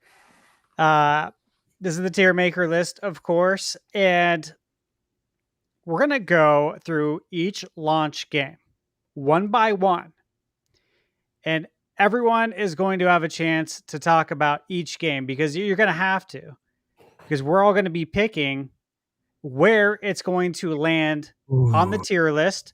So whatever tier ranking you give, you need to say why, and then we'll move on to the next person. Okay. Now, how this works is this is not your standard S tier A, B, C, D. It is, but it has different names. So the S tier is the Captain N tier, the Game Master, the best of the best. So this is legit. This is your S tier. Then the A tier is the Wave Race 64 tier. Underrated, polished, ends up being a fan favorite. And we have the B tier. And this one really hits home because I bought this game on launch day and played it when I was in summer school. And that is the Tony Hawk GBA port tier. better than it had any right to be. And if you play, if you guys have played it, yeah, it's so good, right? Yeah. Then we have the C tier, and that is the we tried tier. Odd but charming, not quite there. Now the D ranking is the Mad Catz controller tier. It's functional, but barely. Brutal.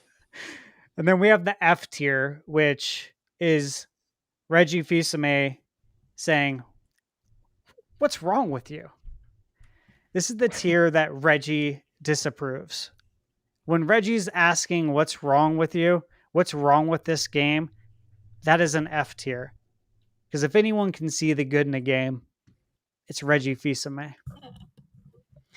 Those are the rules, okay? So we're going to start this off, and I am going to go in order of my list below. And let's go in the same order. Who would like to kick this off? Okay. Mr. P. Fuck. Prime time. God damn it. All right. Wait. Let me ask a question because I had to step away for the restroom. Is this like just like obviously you put in the cool descriptions for each tier, but is this just like a hype check, or is this how we think the games look? Yeah, so guys, this is like a pre-ranking of the Switch 2 launch lineup. Okay, like right now, where do you think these games rank? Okay, and then we'll revisit this in maybe a few weeks, a month, and kind of see if everything we said stuck or not after we've played these games. For instance, we might say today that a certain game on this list is like a B or C tier, and then after we play it, we're like, holy shit, this game was really good, actually. Like a Tony Hawk GBA port. A game that you don't expect to be great, but then it ends up being extremely good, right? And suddenly it's more like an A tier game when you thought maybe it was going to be a C tier game. So that's what kind of makes it fun, is that we're going to see today what we think about these games, how we would rank them, and then we'll come back and rank them after we've played them. And then also how it's going to work, guys, is that, hey, look, if me, Prime, and Eric rank a game in the Captain N tier, and then you guys all rank a game in a different tier, it's whatever tier has the most votes. All right. Probably overheated. Make it easy. All right, so we're good. Prime time. Kick us off, please, with The Legend of Zelda Breath of the Wild Nintendo Switch 2 edition. Okay. I'm going to put it in the We Tried tier. Now, it's crazy for me. It's one of my favorite games of all time. But I'm not really excited about it for Switch 2. There's nothing really going on with it. Okay, some higher frame rates, some better resolution. That's cool. No new content. I don't like to replay games. I actually almost wanted to put it all the way with What's Wrong With You, but they wanted something Zelda at launch, so I'll give them a pass that it can't go quite that low. And I gotta be honest, my heart can't make me compare Breath of the Wild to Mad Catz. I can't. Good. So that's where I'm putting it. That would be sacrilegious. Yeah. Okay, let's go with Eric. Eric Moore. Yeah. You're muted. Oh yeah, I muted myself because I'm just trying to figure stuff out. Your camera crashed. Yeah, my camera crashed. I'm trying to figure it's back up, but I can't figure out why it's not. You'll have to go out and back in. Yeah. Anyways, go. Oh man. I mean, I love the game, so can it only get better? A tier probably on that for me. Wave race tier, yeah. Okay. Because I'm just hoping it's better. Oh man. Breath of the Wild, I am going to Okay. I need to clarify because it sounds like you guys are ranking on hype or excitement. but it sounded like Stash was explaining that like how we think it's gonna fare critically. I'm gonna say Tony Hawk Game Boy Advance port tier. Better than it had any right to be. Okay. I love his description. That's so great. Demetch, how you feel about it? I think that it's going to be like A tier because with the increased frame rate resolution, it kind of is like a new experience. I actually played it, and I believe it's actually at 120 frames per second, not 60. But I think Nintendo's not saying it because it's not stable. You and I have the same thoughts as far as that frame rate. Okay, Right. so A tier. I'd have to say A tier. Although I think the mobile app thing is it's kind of arbitrary. I don't really think it's going to add much to it. I would never use it. But just the fact of being able to play the games in 4K or even just having 120 frames per second, even if it's not at the same time, it's a game changer. It's going to be almost like a new game in a way. Obviously not, but still. Yep. I hear that. Okay. So A tier for Demetch. Robot Joe. Mr. Robot Joe. I almost want to go where Nintendo Prime went because it's like, I guess it's cool. I mean, it's on the Wii U, it's on the Switch. Does it need a Switch 2 version? I think it's gonna be better. I'll put it in the Tony Hawk GPA port section just because I do think when people get around to playing it, they're gonna be like, oh, okay. I mean, this is awesome, but I don't think it's gonna be anybody's first launch game. I think it's gonna be something you get to when you're like, all right, I've tried these 10 other games. I guess I'll see what Breath of the Wild feels like. And oh well, it's actually pretty cool, but it excites me 0%. And it's a great game, but okay. Yeah. My excitement is pretty low for Breath of the Wild. Okay, I guess that just leaves me. And I gotta say that after playing it, okay, I mentioned this numerous times in my Switch 2 experience video for Zelda. It, as Demetch said, it feels like a brand new game. The way that Nintendo has applied the wide color gamut HDR is extremely impressive, and it's something that, again, I'm going to say this until the Switch 2 comes out, because then everybody will be on the same page. You have to see it in person.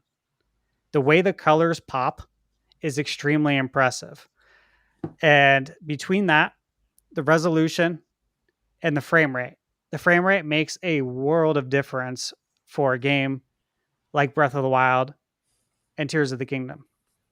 As far as the Zelda Notes app, I'm interested in it for the lore.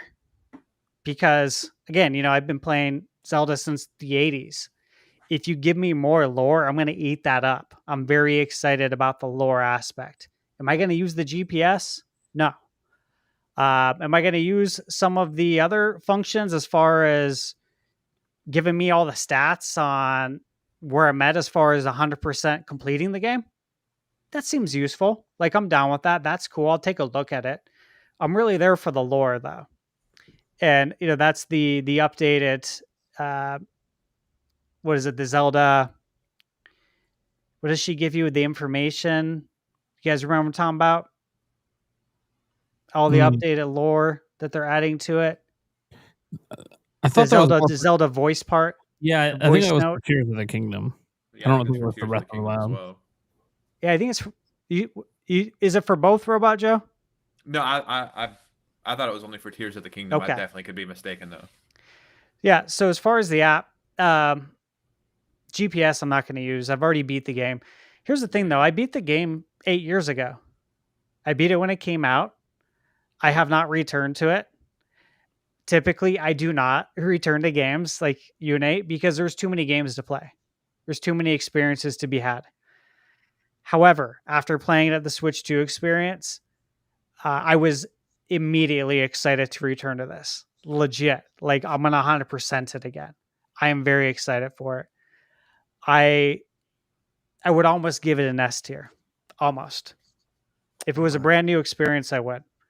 but I'm going to give it an A tier, which means we have 3 A rankings, which means this is going in the Wave Race 64 tier.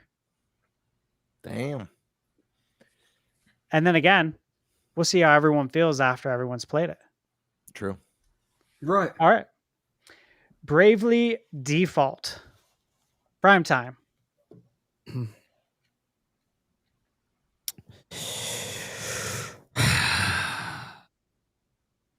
I am going to go with the Mad Cats tier. So here's the thing. This isn't because Bravely Default isn't a good game. It is. I beat it. It's wonderful.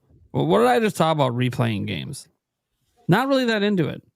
And just taking a game that was on a handheld and putting it in HD, that doesn't excite me. They didn't HD 2D this. They didn't remake it. They didn't redo a whole lot. They put it in HD. Like, that's just not exciting to me. It's honestly kind of lazy.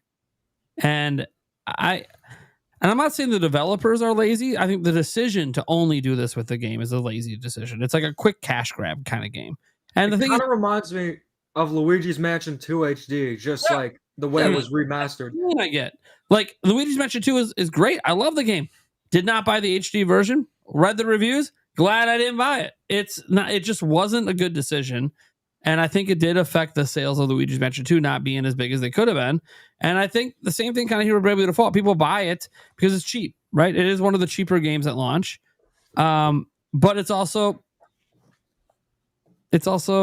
a game key card, which already makes it just less appealing. And then on top of that, they didn't do a whole lot with it to make me want to buy it. Like, I've been trying to get my hands on it. Like, I was just looking at Best Buy, it's still not up at Best Buy to buy here locally. And I'm like, I was thinking to myself, why am I still trying to buy this game that I know I'm going to turn on for like 2 minutes and never play again? Because I already beat it. I already know what happens. They didn't add new content. So, yeah. I mean, the only thing that keeps it out of the what's wrong with you tier is that it is a good game. And I know it's a good game. So there will be people that enjoy it, even if for me, it's just not it. Okay. I understand. Eric, how you feel? I honestly don't know how to rate this game because I've never played it. But Nate made some damn good points that it does kind of just, if this is not just a full on, like, if it's just a reskin that they just made it look better and didn't really do a whole lot else to it, then yeah, to me, it does feel a little lazy. And why couldn't you actually HD 2D it? So yeah, no, I'm okay with his rating. Damn. Yeah, I mean, it very I thought you might be more excited because you never played it. No, I haven't. I mean, it looks fun, but I don't know. It's probably still nothing I'm actually going to get. Okay. Game Bird. Yeah, I'm gonna rate this one higher than both you guys. Although not as high as I wish I could be rating it. I'm gonna put it in the we tried category. I love Bravely Default. I played the crap out of it. And I never got to finish the game, but it is a wonderful game with an incredible turn-based combat system. And the turn-based combat system in this game came out at a time when a lot of journalists were saying, like, the reason, and even devs saying the reason why we don't really do turn-based games anymore is because it's tired and it's boring. And the Bravely Default system in this game, that the name is based on the combat system. Yep. Bravely is you can decide to attack. If you go brave, you can decide to attack multiple times with the character in one go. Yep. Or you can hold back and save up attacks for like an all-out attack. And it's this balance of like, do I go all out? Do I go a little bit intense? Do I play super defensive? And it becomes this nice kind of like ebb and flow and kind of tug and war puzzle-based turn-based combat. Really excited for this game.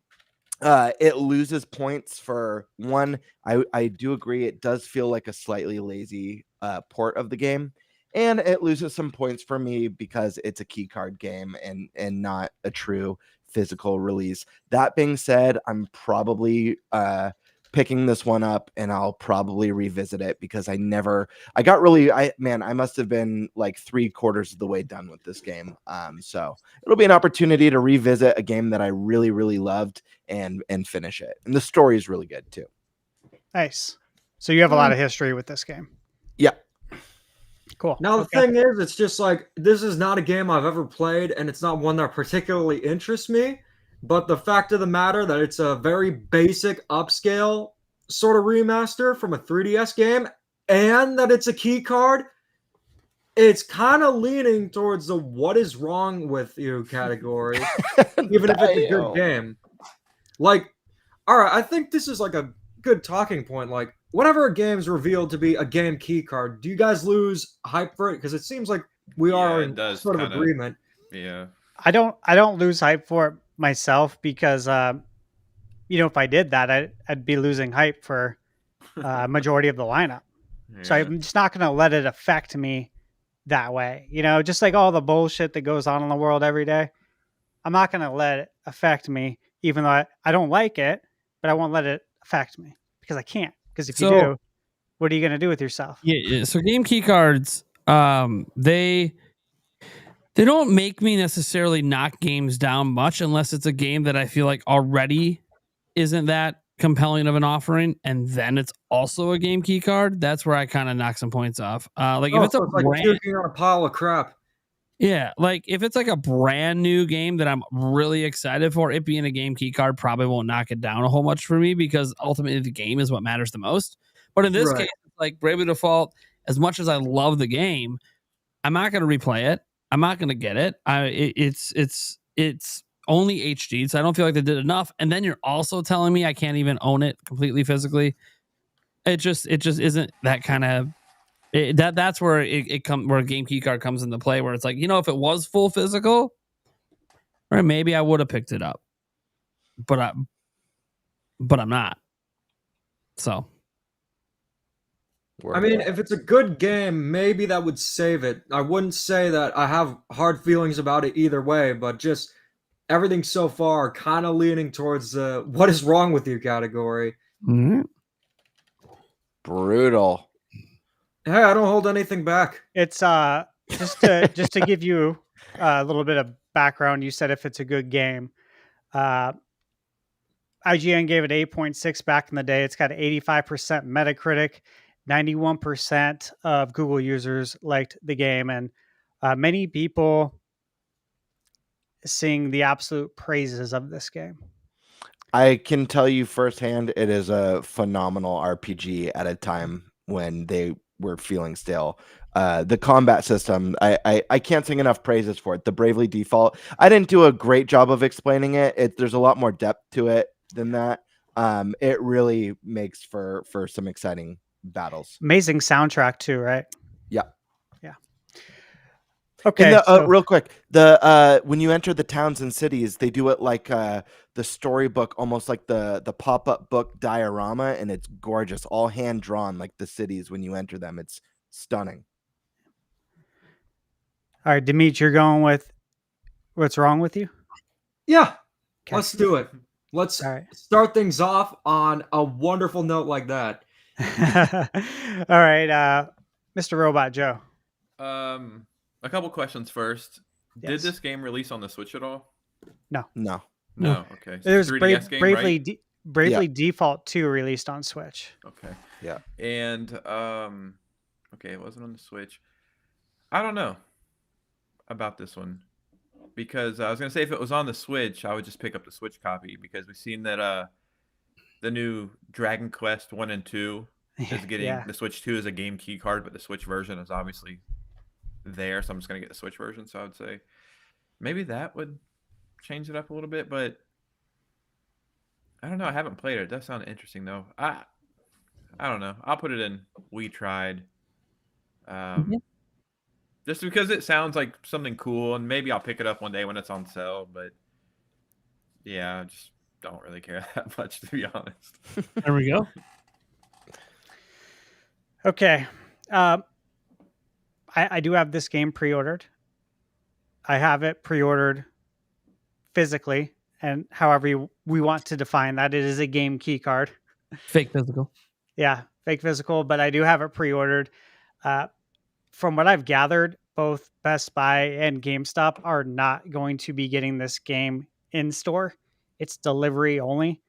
Mine is delivery only. Yeah, so I don't expect it to show up on launch day, which is fine because I can't play all these games and give impressions on all of them on launch day. So it'll come in a few days later. Yeah, by all means, if it's delivery only, I am very content with the category I put it in. Yeah. Yeah, that's what it is right now. So I don't know. Yeah, I don't know whose decision it is, obviously, right? It seems like they don't want to give it shelf space. I don't know. This is a great name for the game key cards. Physical games, faux physical. Yeah. There it is. So for me, I'm excited about it. I'm legit excited. Personally.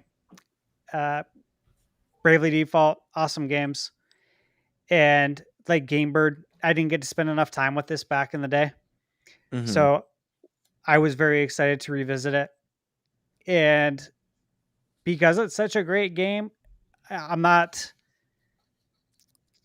sweating the fact that it's not like a HD 2D and that it's like just a basic upscale, because it's just such a great game that I guess I don't need all of that. I'm just happy it's off of 3DS and on Switch 2 and made available now.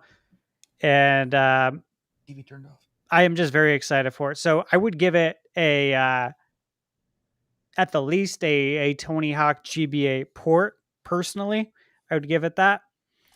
But that doesn't matter because we have Primetime gave it a D. Eric, you gave it the Mad Cats as well. Yep. Game Bird, you gave it a We Tried. Mm-hmm. Demetri, you gave it the Reginator. And Mr. Robot Joe, you gave it a We Tried as well. Yeah. So we're kind of at a standstill because I gave it a B. Had I not given it a B, it would go down to the lowest average because of the Reggie grade, and it would have sat at the Mad Cats. So now it's between Mad Cats and a We Tried. And I don't think we can move this baby to the middle. It won't go in the middle. It has to go somewhere. Coin flip? Yeah, coin flip, dude. Thunderstack trying to rig the tier list. Who's got a collusion? Who's got a coin? Oh shit! Oh, I got a coin. Let's see. I haven't seen a coin in years. I think I might have a coin. Let me check. What coin? Do they even make coins anymore? I do have a coin. All right, he's got a coin. It's the limited edition Super Mario Odyssey Cappy one, so I'm gonna be delicate. Is that a silver round? Yeah. All right, let's see. Otherwise, they can flip the hot chip or the hot. All right, it's tails. So, well, we got to call it. So it's going to be. What do we want to do? Do you want to say heads for We Tried, tails for Mad Cats? Yep. Yeah, that's yep. All right. All right, let's do it. I just got to do this on my chair. I don't want it to break. Tails. Yes. So that's Mad Cats. Yeah. Yes. That's exactly where it should be. It was written in the stars. That's right. That's right. Ask me and stop there. We had it. We had it right all along. All right.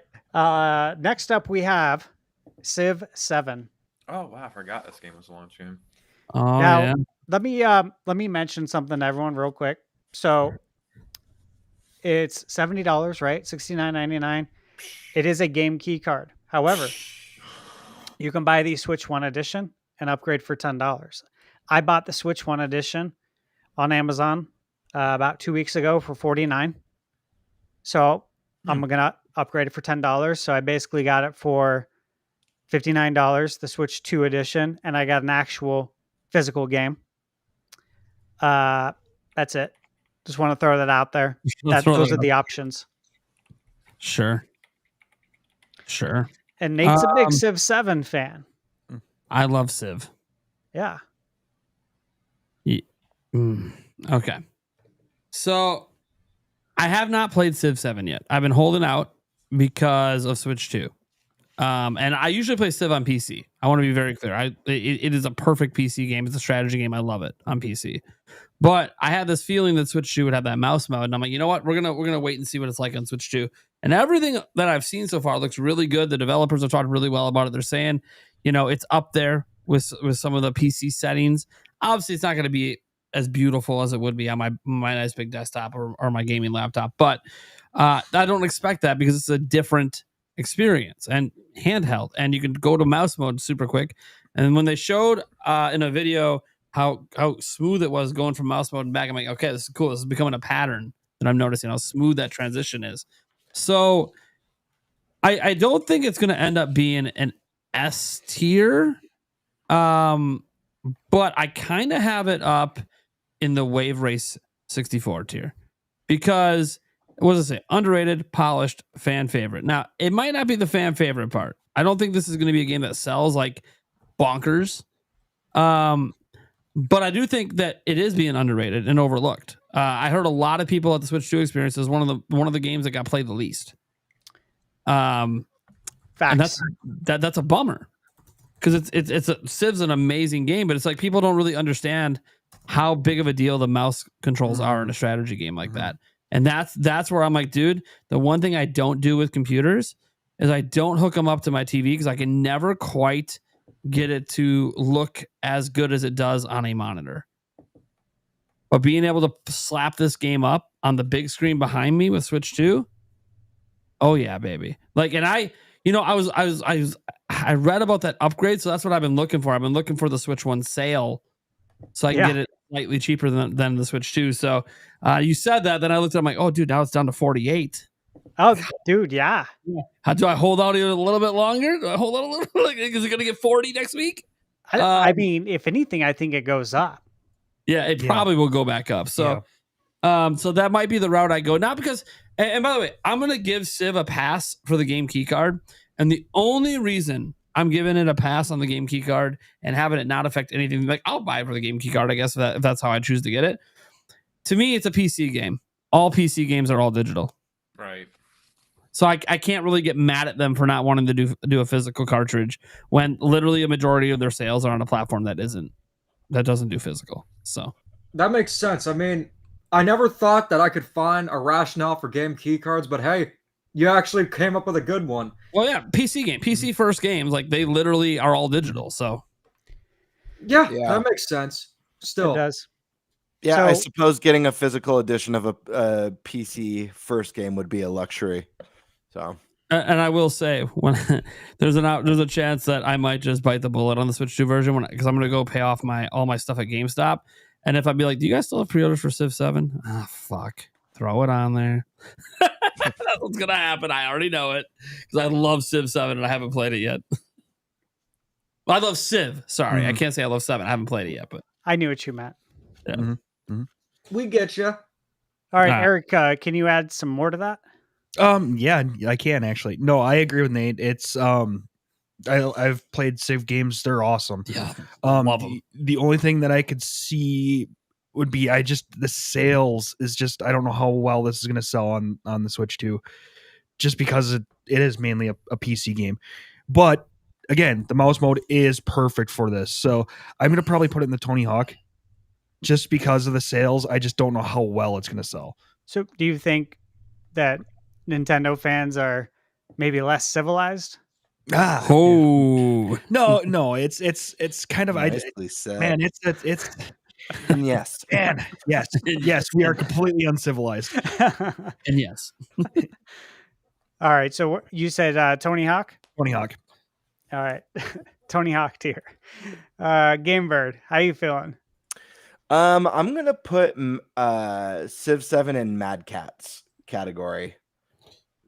Yeah, I'm going down for this one. Listen, I have no problem with Civilization games. I think these kind of games are a lot of fun. I've enjoyed many throughout my life. Obviously, my opinion could change if I got my hands on this one. I do know as far as like open critic goes, there's a 10-point drop from Civilization 6 to 7. Yeah. I think Civ 6 has an 89 on there, and Civ 7 dropped to a 79, which is a pretty big drop. Again, Yeah. I haven't played it. I also, because like this is the type of game where I feel like a keyboard really lends itself to it. I just don't know, like as cool as I think it is that Civilization is going to be on Switch 2. I just don't know that a game like this would be my preferred place. Whereas maybe a first-person shooter or a ARPG like Diablo, it's like, oh yeah, that like makes perfect sense with mouse mode. So again, I don't think it's awful. I think it's going to be functional, maybe barely, but we'll see. Okay, good explanation, Demetri. Yeah. I'd never played a Civ game before, so I don't really have an opinion of it. I mean, the game keycard thing doesn't help its case, but considering like the reviews it's got, what do you do if you just have like no opinion? Like, is there a tier for that? I'd say no I think opinion we tier tried. would be a C. Yeah, we tried. Because it's the odd middle but ground. charming. Yeah. I guess we tried would work. Okay. All right, fair. Mr. Robot Joe. I have never played Civ as well, but it's a game I've always wanted to play. I'm a huge history person. Probably a little too much, actually. I freaking love history. I like strategy games, and yeah, I haven't. Love Civ. Yeah, and I know that's actually kind of why I haven't played it yet, because I know I would love You it. get addicted. I know I would get addicted to it, but it does look really enticing. But I do think I will eventually pick this up on an eShop sale in like a year, to be honest. It's not high up on my radar, but I do think I watched all the reviews as well, and it came out, and it seemed like a lot of the lifelong Civ fans, people who are still playing Civilization 2 today, they seemed that they took some features out they didn't like, and yeah, that. This So I is don't. the Civ that supposedly tried to innovate the most. Yeah. Since Civ 2. Yeah, so I don't know if it's the first Civ I should start with. But that being said, if it runs better than the Switch version, because that looked not great, if the mouse controls make sense. Again, this is one of the games I wouldn't have a problem it being a game key card. I think this is going to be a sleeper hit, low-key. I don't think it's going to sell the best, but I think it's going to be a damn good game for some. I don't know why I have that feeling about it. So I'm gonna put this in Tony Hawk. Yeah, I think it's gonna. Right. I think it's gonna be one of those games when you just make casual conversation with somebody. They're like, "Have you played the fucking Civ port on the Switch, dude? It's actually really good." So there we go. Yeah. Okay, so for me, I have not played Civ, but again, I did buy it because I'm going to play it. I'm excited to play it. I'm excited to finally dive in. I too absolutely love history. This is a game that previously I didn't play because, again, I know it's going to pull me in and take up a lot of time. But in the spirit of wanting to, review these games, these launch games, and get out impressions, I picked up the game. And I do think the mouse mode is going to be very cool. So I'm excited about it. I am excited to finally learn how Civ works. I've actually watched a few videos already that kind of give an explanation on how Civ works and, some tips for people who are brand new to the series. So this is me diving into something new because it's a launch title, right? And this is why you release games as a company. This is why you bring games at launch. Because people are more willing to try something new. Yeah, and that's why I am trying something new. So I think it's going to go over well. I do. I would be comfortable putting this in the Tony Hawk GBA port tier, which is 3 for Tony Hawk. And that's where it will live now. Right on. Cyberpunk. Guys, I have to get out of here before we start. Yep, Cyberpunk, that's my most anticipated game. Put that at the very top. There you go. You're just doing it right now. Thanks for having me, guys. I hope nice. to come back soon. Absolutely, man. Nice to see you. Good having you on, man. 1 week left. Let's go. Let's go. Yeah. Hell yeah. Okay, Literally now in 19 minutes. he said at the very top. So are we counting that as Captain N? That's the very top. That's what he Yeah. Yeah. That's what we're All going right, for. let's do it. Okay. Prime. Yeah. Where you at? Oh boy. So I played Cyberpunk on PC a little bit. So I have a little bit of experience with the game. I'm gonna go wave race tier with this one. It's one of those things where I'm not so sure that it's underrated. But I do think that it's going to be extremely polished. And I do think this is going to be a fan favorite at launch for sure. Just looking at the category itself. And obviously, where things are going to end up after we play it and all that stuff, who knows? But right now, it seems like there's a lot of hype around this game. It's like the most talked about game coming to Switch 2, even though it's on PS4. So it shouldn't have been considered like this impossible game. But here it is. So I honestly think that the weird thing is a year from now, it could be even better. Like we can get 60 FPS possibly added a year from now. So, look, I think it looks really cool. And every time I see a Super Metal Dave 64 video go up and he's comparing it to like the highest end 5090, and he's like, dude, do you see how good this looks compared to like the literal best this game can look? I'm like, yeah, those look pretty good. I think people are going to be pretty impressed with this game. Okay. Same. Great explanation. Eric? Yep.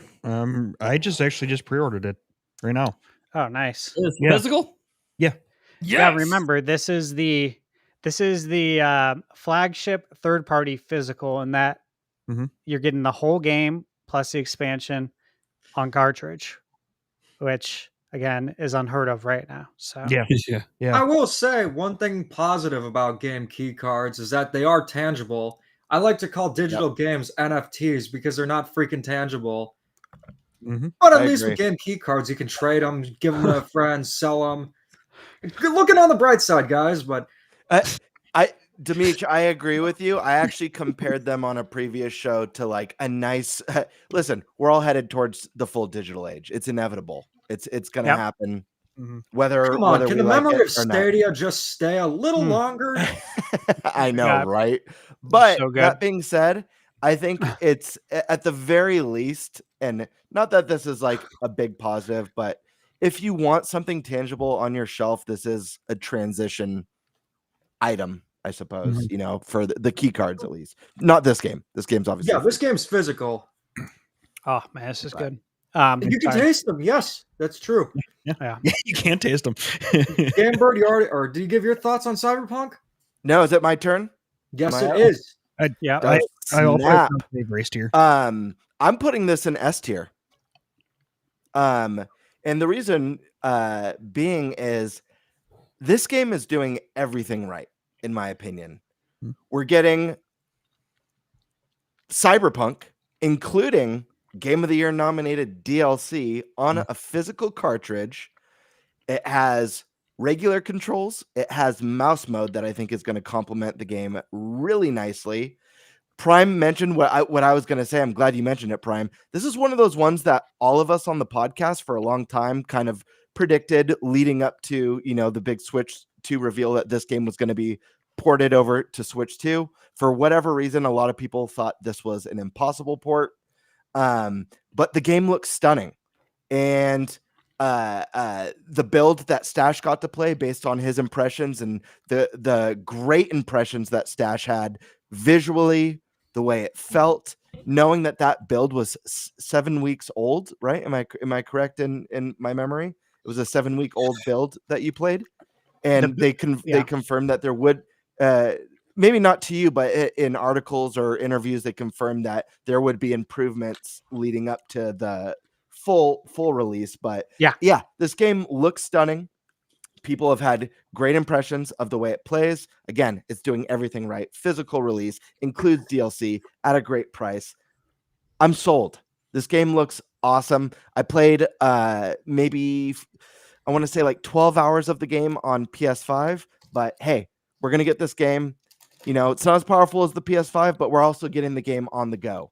And like you said, Prime, this game is probably going to look better a year from now. That's a good thing to bring up, because whenever I see people compare like the power of the Nintendo Switch 2 to the PS5, I don't understand why they don't put into consideration that this is a sleek portable system. Like, of course, it's not going to be as powerful because you simply don't have as much real estate as something like an Xbox or a PS5. But it's very powerful for what it is, and it's very impressive. Yeah. It's weird that people don't make those complaints with like laptop versus desktop PC, you know? I mean, that's pretty much exactly you know, you got to factor in portability into the price. For sure. Yeah. This is S tier for me. I'm really excited to jump back into this world, see it through. I'm stoked to play it on my TV. You know, Nate, you mentioned playing Civ on the big TV. I have a pretty good PC. It runs games really nice. But I'll be honest, guys. I don't like PC gaming. I have a remote job. I sit in front of my computer for 8 hours a day, 5 days a week, staring at my computer. Honestly, the last place that I want to be, and I know this is a personal thing. You know, if you work, you know, at a retail spot or you work at an office, maybe it's different and it doesn't apply to you. But when I get off work, the last thing I want to do is, if I'm not editing or working on a video, I don't want to be sitting at my computer. I want to be kicking back on my couch, my beautiful big TV, and enjoying and separating myself from my work. So 100%. I'm really excited to play this. I'm the exact same way too. You know, I thought it was like a really hot take. It might be, but for gaming, what I like to do is just sit back in my recliner, play the game on the TV with a controller, or even if it's like a handheld system. I never got into PC gaming. Yeah. Yep. Except for some of the things you could do, like emulation, stuff like that. But console experience is just so much better to me. Yeah. 100%. And again, to just for anyone in the crowd who's big on PC, I do like PC gaming. I used to do a lot more of it. Now that I got the remote job, I just don't want to mix, I don't know, my workspace with my relaxing time and fun space. Yeah. It ruins it for me. How dare you? I'm just kidding. I 100% agree with you. I'm the same way. You know, like, you work all day on computers. Last thing I want to do is continue staying in here and then play on a computer. So totally get it. Demetri, how you feel about this one? Cyberpunk's a game I actually want to check out. Like, originally I didn't check it out because, I mean, I primarily play on the Nintendo Switch. But now seeing how the game's evolved and just all the hype surrounding it, I gotta say, just because I haven't played it, I'm not sure if I would put it in Captain N tier. But I will say Wave Race. I think A tier is good. I think that's definitely suitable for it. Okay. But if I end up loving it after playing it, very much could be in Captain N. So, I played it. Switch 2 experience, of course. Really enjoyed it. Thought it looked great. It was an older build. So again, this game is only going to look better and perform better as we get closer to the launch date, because they've had more development time. If you guys have watched the actual footage directly from CD Projekt Red, they have the footage on their website under the media page where you can watch it without the YouTube compression. And I think that makes a good difference, but it still doesn't translate the wide color gamut HDR. Because even me viewing it on my HDR monitor, it just doesn't look the same versus when you're actually playing it. Meaning it looks a lot better. I always circle back to the Series S version. It got a patch 2 years later to run at 60 frames per second. So they worked 2 years to optimize it. So again, what we see today, what we see at launch, there is a precedence for it to actually look better down the road. Not only because it's a new console and developers are learning how to maximize the new console, but because CDPR has historically done this. So I think the product we get on launch day is going to be incredible, but that it could look even better down the road. For me, this is a flagship third-party launch title. I'm going to give it an S tier, Captain N, which means we have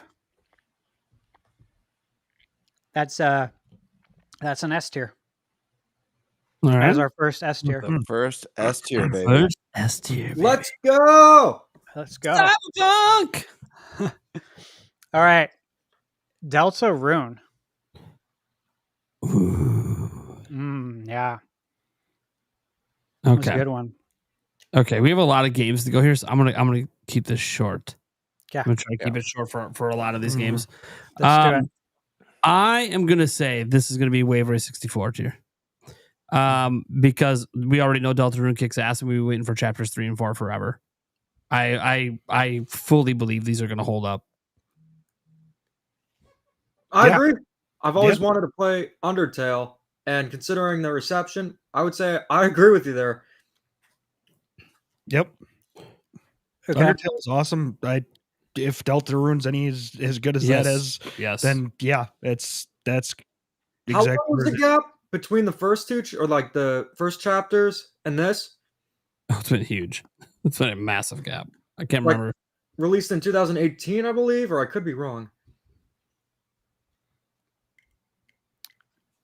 I will say that while Nate's looking that up, that remember purchasing this 2021. It's $24.99 and it gets you all of the chapters. Yep. Oh. So it gets you the future chapters too. Yeah. Oh geez, yeah. Yep.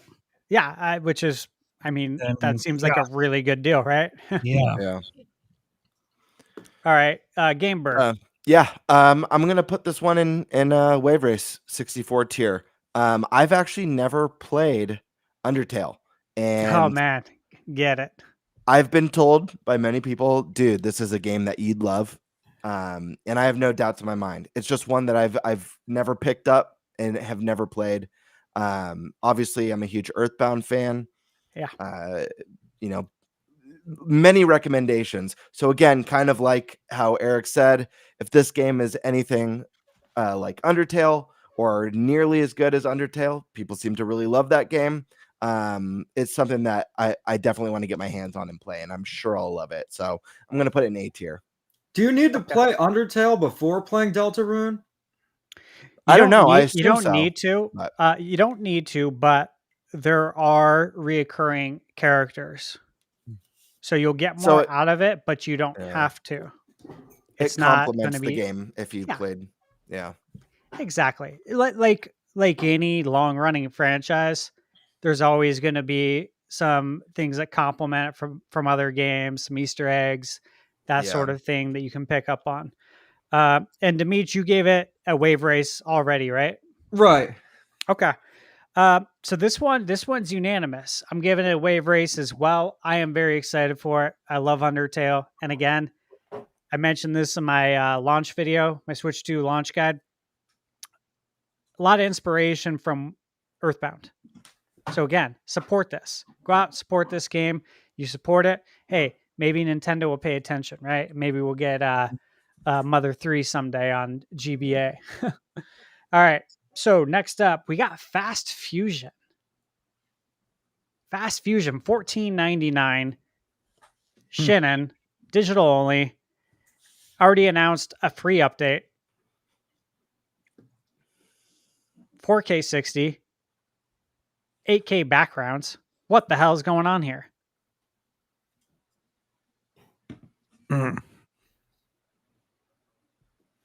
Prime time, where are you at? Which game was it again? Fast Fusion. Fast Fusion? Fast Fusion. That's S tier. What are we doing? Why is this even a conversation?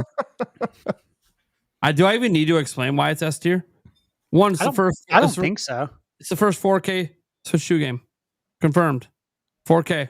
They're working on it being 4K 60 for an update after launch.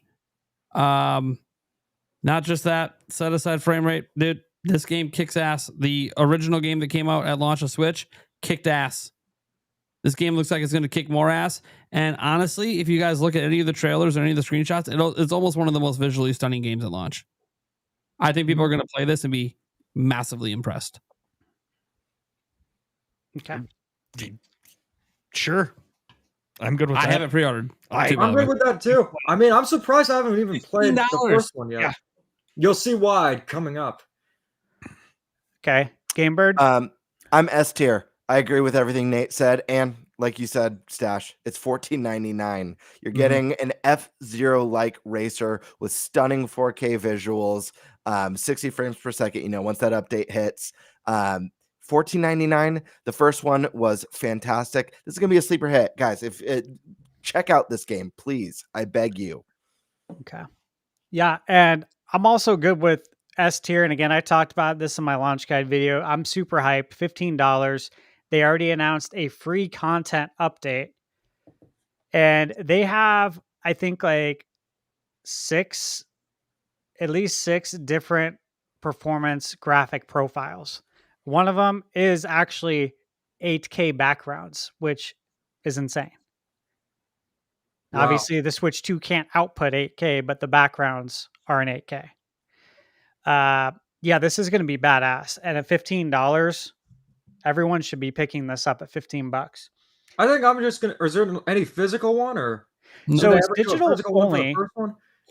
It's digital only. I pre-ordered it at Best Buy digitally, because it goes into how much money I spend to get the rewards back. Because they're doing a special deal with Switch games and accessories for every $150 you spend, you get 20 back. So I'm going to get like $100 back. But yeah, this is from an indie dev. So yeah, yeah, I created these box arts custom. Yeah. Fortnite. Free game. Look, I'm gonna be honest. I'm gonna be clicking fucking heads in my bed. It's S tier, baby. I'm gonna play the fuck out of Fortnite. Look, I'm not one of those people that spends all the money on all the shit, but my fiance loves this game. Ergo, I'm gonna play it a lot, and ergo, she's gonna see how much better it is on Switch 2 and be begging me for a Switch 2 like 2 days after she sees it. Dude, I look. I know some people hate Fortnite. I'm not one of those people that hate it. You can play it absolutely for free. Unlimited fun. I love it. S tier. Might I also add that it'll be running on Unreal Engine 5. That much is confirmed. And it is on Unreal Engine 5 on Switch, but you wouldn't know. You wouldn't know. It's exactly. Are we expecting this to run at... What are you expecting? I think it's going to hit 60. I think there's an option for 120 frames. There might be. I think there might be too. Yeah, I think this is going to do really well in the performance department. Eric, how you feeling? I'm not a big Fortnite fan. I don't really care. I don't hate it. So it's I mean, the only thing that I guess would make it better is because it does have mouse controls. So I guess it's slightly better than middle for me. So Tony Hawk. Okay. I don't know. I don't hate it. I don't love it. Yeah, they do have confirmed it is 1080p 120. Or you can go graphics mode, which is 4K 60. So damn. Yeah, lovely. Oh, all right, Gamebird. I'm gonna put Fortnite in What's Wrong with You. What? There was gonna be a Fortnite hater somewhere. I knew it was gonna happen. It's not that I hate Fortnite. Like, I have nothing against Fortnite. I just don't like competitive online shooters.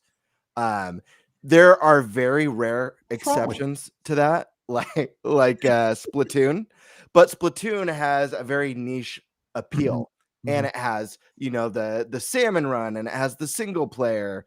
But yeah, I just don't like Fortnite. I have no doubt in my mind that this game is going to run awesome and be fantastic on Switch 2, and I'm sure the Joy-Con functionality. But like, listen, I love Bravely Default. And that game landed on Mad Catz. And as someone who just doesn't like Fortnite, I can't I can't bring myself to putting Fortnite higher than Bravely Default when I know I'd get way more fun and enjoyment out of Bravely Default. You are crazy, man. Because you're someone who hasn't played it. You don't And realize Bravely Default has a much better storyline than Fortnite. Can we all agree on that? I mean, by default. Fine. By default. By And default. much better boss battles than Fortnite. Can we agree on that? Yeah, probably. Yeah. And a much better leveling system. Can we agree on that? Yeah. Soundtrack too. Yeah. There we go. See, I don't know art about the style? soundtrack, dude. I don't know.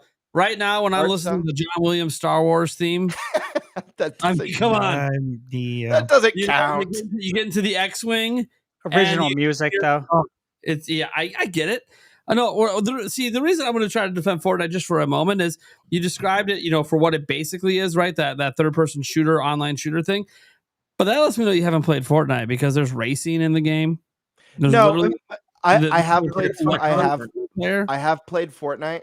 I played it when it was originally just like the tower defense way back in the day, and then I played a bunch of it on Switch when my buddy was playing. It's like, oh, it's actually kind of fun, and it took a lot for him to pull me in because again, when I think of shooters that I get into, they're either story based or have some level of character progression, like a Borderlands or a Destiny, where I feel like my character is getting stronger and there's a story that I'm completing and boss fights and dungeons and that sort of stuff. When you take out like the RPG mechanics and just make it like a competitive PvP, that's where you lose me. And I don't think there's anything wrong with those games. They're just not for me. So what he's saying is he's awesome at single player Mario Kart. Listen, I just risked a giant population of my subscribers by saying I don't like Fortnite. At least I'm being true to myself. Yeah, I don't think you lost a single subscriber for that take. You actually I probably think it's more important to be true to yourself than worry about subscribers. I get shit on for Fortnite, so but now it's time to do the complete opposite. Honestly, Fortnite's like one of my most hyped games for the Nintendo Switch too. I just got back into it. My Xbox Series X has been actually a game system rather than just a dust collector. And I did a little bit of foreshadowing before, but this is going to be the ultimate way to play Fortnite. You got good graphics frame rate. It's portable, gyro, mouse controls. This is just incredibly hype. S tier, absolutely S tier. And also, one more thing. This is a momentous occasion. Breaking out the Mountain Dew Pitch Black. They haven't made these in 2 years. So, yeah. To Nintendo Switch 2. Oh, that's awesome, man. Wow. Did you take a sip yet? No. Let's see when the expiration date was. July 3rd, 2023. Oh, shit. Let's go. All right. Nice. All right. Doing the do. Okay, so let's see. Prime, you gave it an S tier. Eric, you gave it a B. Or should I say Tony Hawk. Mm-hmm. Gamebird, you gave it a Reggie, what's wrong with you? And Demet, you're giving it Captain N. So I guess that just leaves me Captain here. Let me just say this. I have not played Fortnite. I've never played it. Not surprised. Yep. Haven't had much of an interest in playing it. However, as I mentioned before, launch time, the launch window, is time for new experiences. Anytime a new console launches, this is when I like to really try out some new stuff. And it's free, right? So there's no entrance fee to get in to try this out. I love that it's going to perform as well as it's going to on Switch 2. Really, there's no better time for me to jump in and try this out. So I am going to be playing it. How I feel about it, I don't know. Because I haven't played it, I can't give it an S tier. I can't. I haven't played it. But I can give it a Tony Hawk. Wow. My hype level is Tony Hawk. Okay. I think I could end up enjoying it more than I thought. So that is 2 Tony Hawks, which means Fortnite stays where it's at. All right. F-Zero GX. Now remember, split screen, we got online play. Online play on the Switch. That's a big deal. And improved resolution. It's got widescreen mode and CRT filter. Stash is really pushing this game, if you can't tell. Oh, yeah, I just want to get the facts out there. I've been doing it for all the games. Just want to get the facts out there. We went over resolution and frame rate and everything for all. Anyways, just want to get the facts out there. I really enjoy F-Zero GX. I'll probably give it a try a little bit on Switch too, just because I already have the sub, and on top of that, it's got online, which didn't exist back then. It's really all I care about. I don't care about the CRT filters. I mean, the widescreen's nice. I think the game's going to end up being right about what I think it is today, and that's in that Tony Hawk tier. It's better than it probably has any right to be today, but I don't think it's anywhere near as good as what like Fast Fusion is. Might not even be as good to me as F-Zero 99, to be completely honest, because that really changed a lot for me with expectations for future stuff. I didn't really realize I would enjoy Battle Royale F-Zero so much. It's so much fun. I know. So great. So, and F-Zero GX is amazing. One of my favorite F-Zeros, but it's just retreading old ground, and I can play it online. So Tony Hawk. Yeah. Okay. You're with that too? Yeah. There we go. It is a remake. No, I'm just kidding. It is a remake. Yeah. All right, Game Bird. Man, this is hard now because like I'm trying not to base it on where others have landed on the list, and it's like hard for me to be like, don't do it, man. Don't give in. I know. I'm actually gonna put this one. Man, don't give in to fear. Fear is the enemy. Thunderstash is basically admitting it's S tier. Enemy deserves no mercy. I'm gonna put this in the wave race tier. Yes, there you go. I think it's a solid A. Listen, yes, Fast Fusion is modern, it's new, it's shiny, it's gonna have all the new bells and whistles.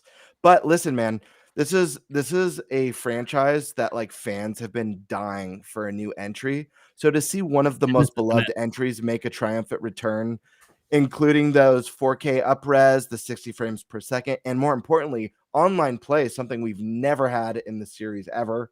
If you exclude F-Zero 99, of course. This is a huge win. And hopefully this is a taste of things to come down the road. I'm really excited to play it. Do I think I will play as much of this as maybe Breath of the Wild, Switch 2 Edition, or Deltarune? Probably not. But I know when I do play it, it's going to be glorious, and I'm going to love every minute of it. Here's the thing with F-Zero GX. It's actually my favorite GameCube game of all time. No. And automatically, it's going to go in S tier. The cool thing about F-Zero GX is that it was the first collaboration between Nintendo and Sega. And I got to say, Sega is like fire when they come to their arcade games. Because there's also an arcade version of the game called F-Zero AX, which is very similar, but has some different physics. I actually got to play the arcade version just a few months ago, which was awesome. This is the first F-Zero game I ever played, F-Zero AX, back in 2014. But history lesson aside, it's one of the best racing games of all time. It's difficult as hell, but it's super satisfying once you get everything down. It really comes down to track memorization and just learning to maneuver, managing speed in the boosts. It's a phenomenal game. It is, yes, it is maybe too difficult, but that's part of the charm of it. I mean, obviously no game's perfect, but it's easily my favorite GameCube game and in my top 10 favorite games of all time. The only thing it might have going against it is that this might rule out a remake of F-Zero GX. Thing is, I'm not sure if it could. Same goes for another game. But even so, I'm so hyped to play this online at 4K. I did not play it at the Nintendo Switch 2 experience because I wanted to play Super Mario Striker since that wouldn't be there at launch, but absolutely Captain N tier, one of the greatest games of all time, and it's great that a new generation will get to play it for the first time. That really applies to a lot of these GameCube games, since most of them have never been re-released. Yeah, I'm with you on that. It is really great to see all of these coming out. Okay, so Captain N tier. So for me, I've been with F-Zero since the SNES, since the launch. I've been there day one for every F-Zero game. I remember buying this one. And I remember playing this with my friend Mark. Played it a ton. And it's a tough game. It's a level, it's a difficulty level that I really respect, right? I get enjoyment out of it. Of course, it will put some people off who, don't appreciate that level of difficulty, you could say. For me personally, after playing it at the Switch 2 experience, playing it on widescreen, man, felt good. Felt damn good. I am excited. I'm excited to play this online, dude. Yeah, this is going up there with Captain N. Nice. There it is. All right. Rightfully so.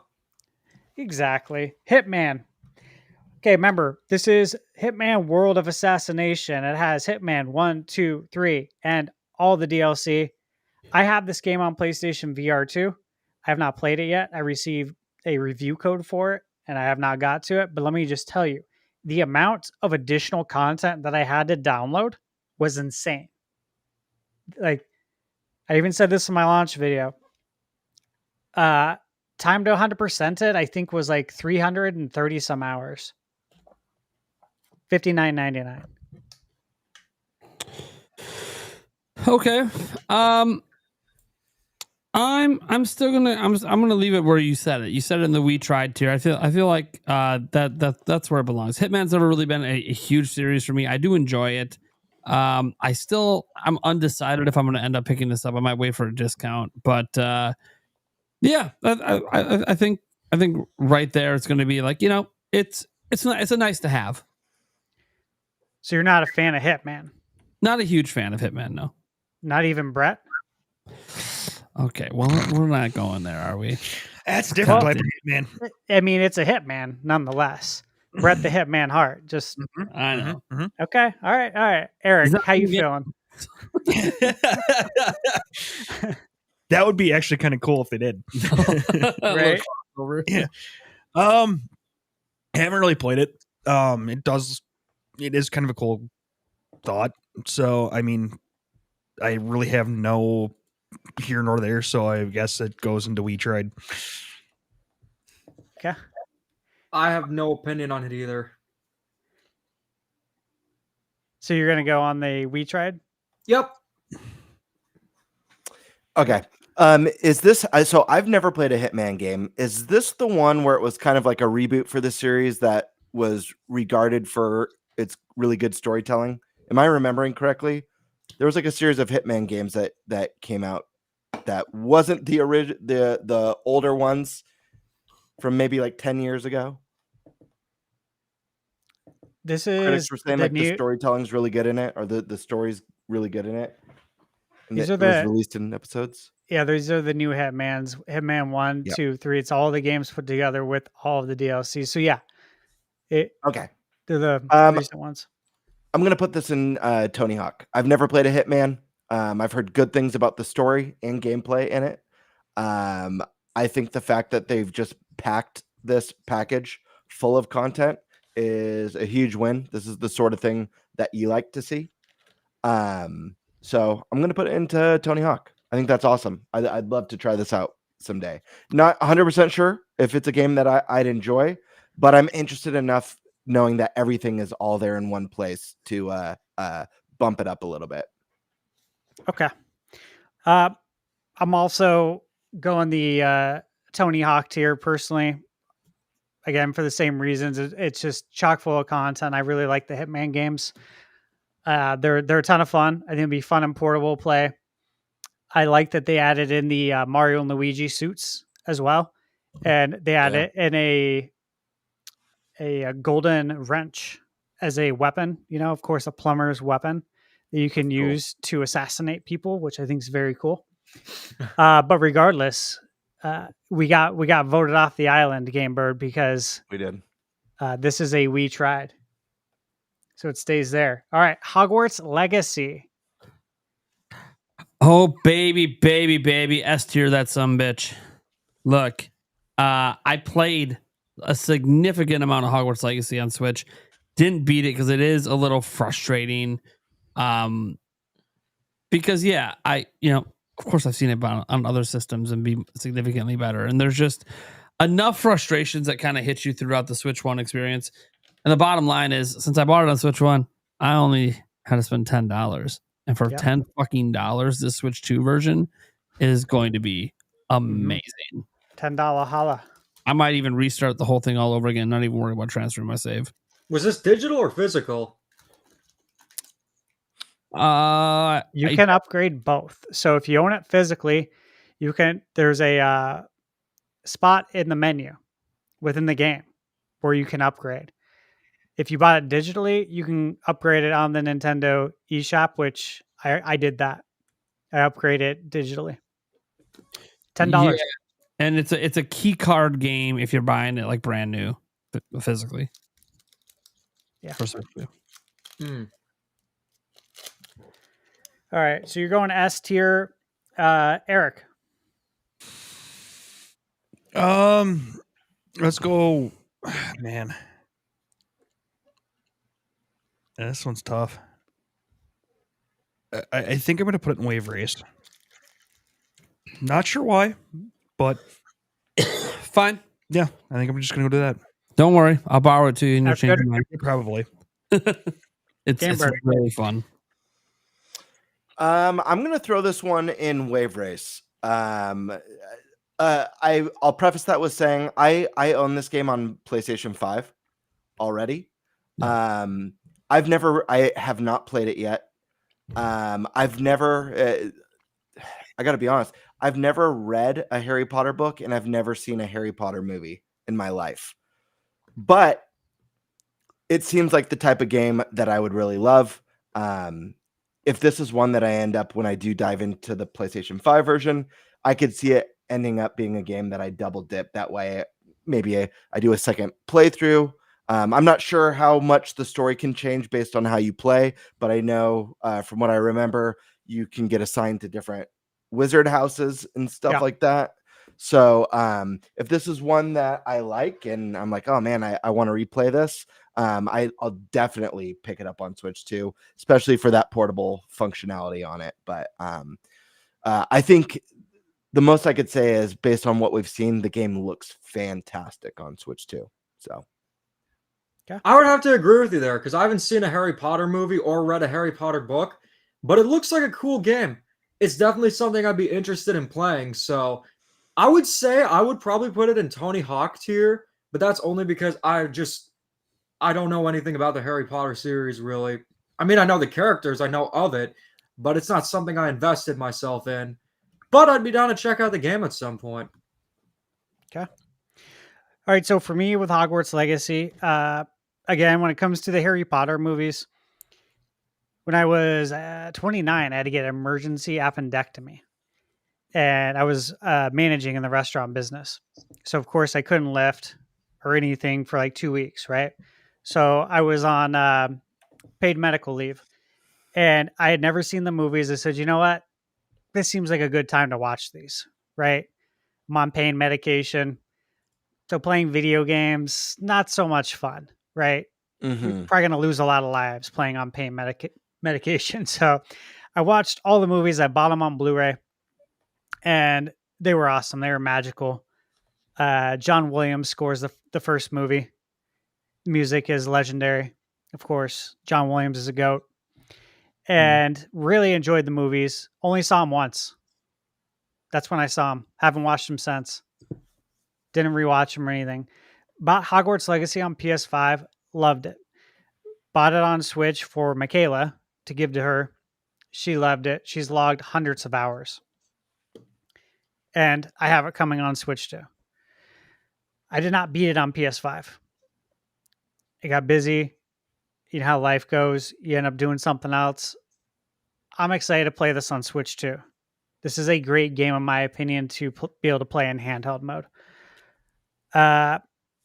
Honestly, awesome game. I love it. I'm gonna have to give it an S tier, which means we are at a standstill between Captain N and Wave Race. We're gonna need a coin toss here. All right, let me get the coin again. All right, we'll go heads Captain N and tails Wave Race. All right, let me do this again. Heads. Heads it is. So we're keeping it where it's at. All right. Next up is by Capcom, and this title is Kunitsugami Path of the Goddess. This is currently available on PC, PlayStation 4. It has favorable reviews. People who have played it really enjoy it. It's only available digitally in the US. There is, of course, the Japan version, but it's a game keycard, and game keycards will not work in America. Wait, what? I confirmed that with PlayAsia. I have an email chain with them. Wait, hold up. So you can't use game keycards because of region locked? Yeah, from Japan. I have an email chain with PlayAsia because I was thinking about getting a couple of games physically from PlayAsia because they're not available here. And I asked them about that, and they confirmed it. And they're like, yeah, it really sucks because that's going to really hurt our business. I'm like, yeah, like considerably. Shoot. So yeah, $40 though on the eShop. So it's not a full price title. Prime time. Bless you. Thank you. Bless you. Everything you just said, what's wrong with you? Okay.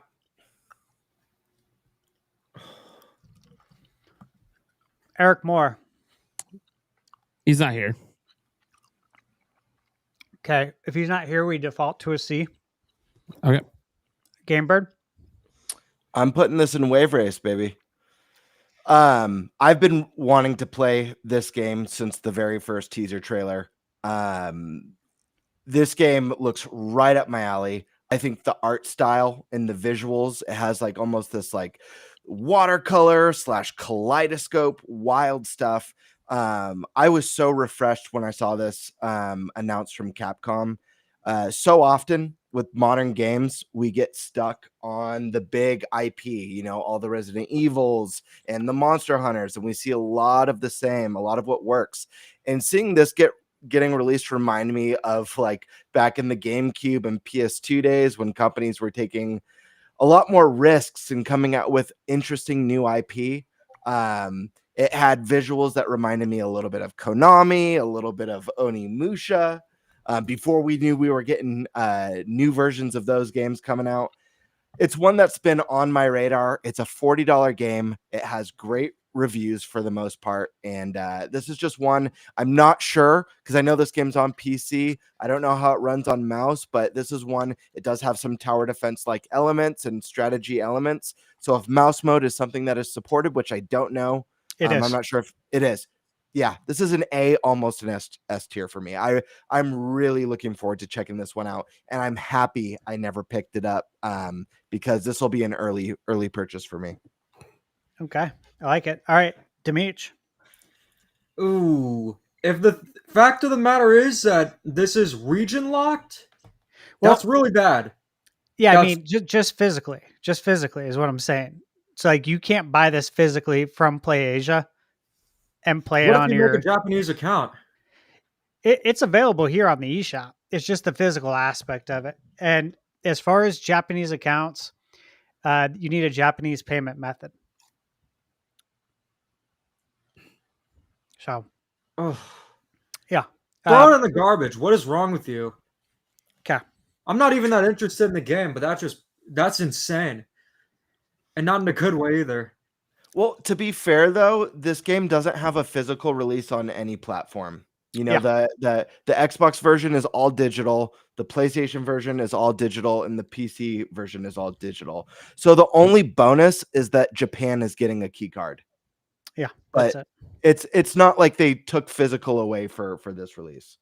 Not that I'm trying to boost up your score because I'm excited for this. I think it's important. You know, there's a difference when it's physical everywhere else, but this version. Yeah, no boosting here. I'm gonna stick to my category. Okay, I'm gonna give this a Wave Race 64 tier. I'm excited for it as well. I share the same sentiment as Gamebird. So that means we have a tie again. We have 2 Wave Races and 2 Reggie disapproves. So completely different spectrum. We're gonna need a coin toss on this.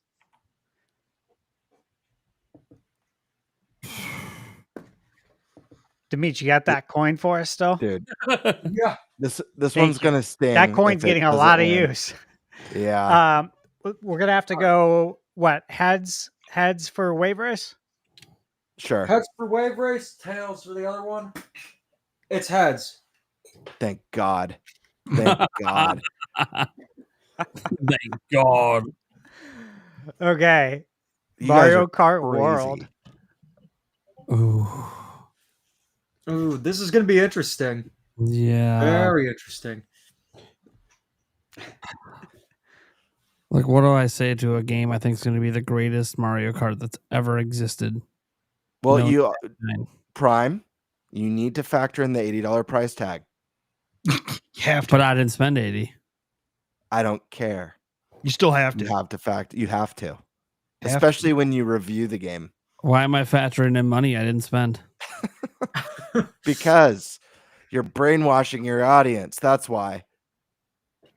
I'm brainwashing my audience. Well, look, anyone in the audience, if you want to throw $80 into consideration because you spent 80, I totally understand that. But I didn't. I spent 50. And I don't have a problem with digital games. So it doesn't bother me. Mario Kart 8 Deluxe on my Switch is digital. And I get to borrow this game to my kids and my fiance anytime I want. So I only need 1 copy for the whole fam. So in the end, this is S tier. It would be very hard for this game to disappoint me.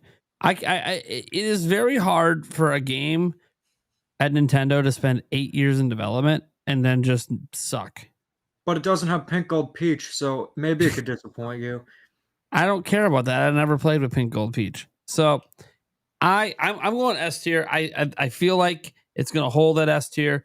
I will be very shocked if after I play the game, I'm like, you know what? Nah, man. We got to knock it down a few notches. I truly think it's going to be S tier. Mario Kart 8 Deluxe, I think reviewed at like a 92 on Switch. I don't know if this is going to review quite as high because I do think that some reviewers are going to knock it down due to the price. But then again, maybe they won't because the game blows them the fuck away because they can't stop playing the addictive Knockout Tour over and over and over again. Yeah. So I'm going S tier. I'm sticking by my guns. Call me a little shill all you want. Clip it. I don't give a fuck. I enjoy what I enjoy. Nintendo, you can send my check over to. Because we're all paid. Dude, I'm gonna put like 1,000+ hours in this game. I don't think people understand how much Mario Kart I play when there's a new one. Eric remembers when it was new on Wii U. Oh, yeah. My God, we did not put that game down for Yep. months and months. Yeah. And then once I put it down, I never picked it really Well, you didn't have to because we did everything. I mean, there's that. No, I agree. S tier. This thing is hopefully going to be feature packed, and I'm excited for it. Okay. What's it doing in the Tony Hawk tier? Yeah, I don't know what he has. Tony I Hawk just tier. put it in the middle so people can see it. Yeah. Gamebird. S tier all the way, baby. And that's factoring in the $80 price point, which I do think is a lot to spend for a game. But you S tiered it, you didn't consider it. It's been considered, and I S tier it. I think the game looks amazing. I've heard nothing but glowing praise from the people who have been able, people like Stash, who have been able to go hands-on. A year and a half ago, when I named my top 5 features that I want to see in the next Mario Kart. One of my top features made it into Mario Kart, and that's Knockout Tour. Of course, I didn't call it that, but I'm literally getting one of my most requested features in the game.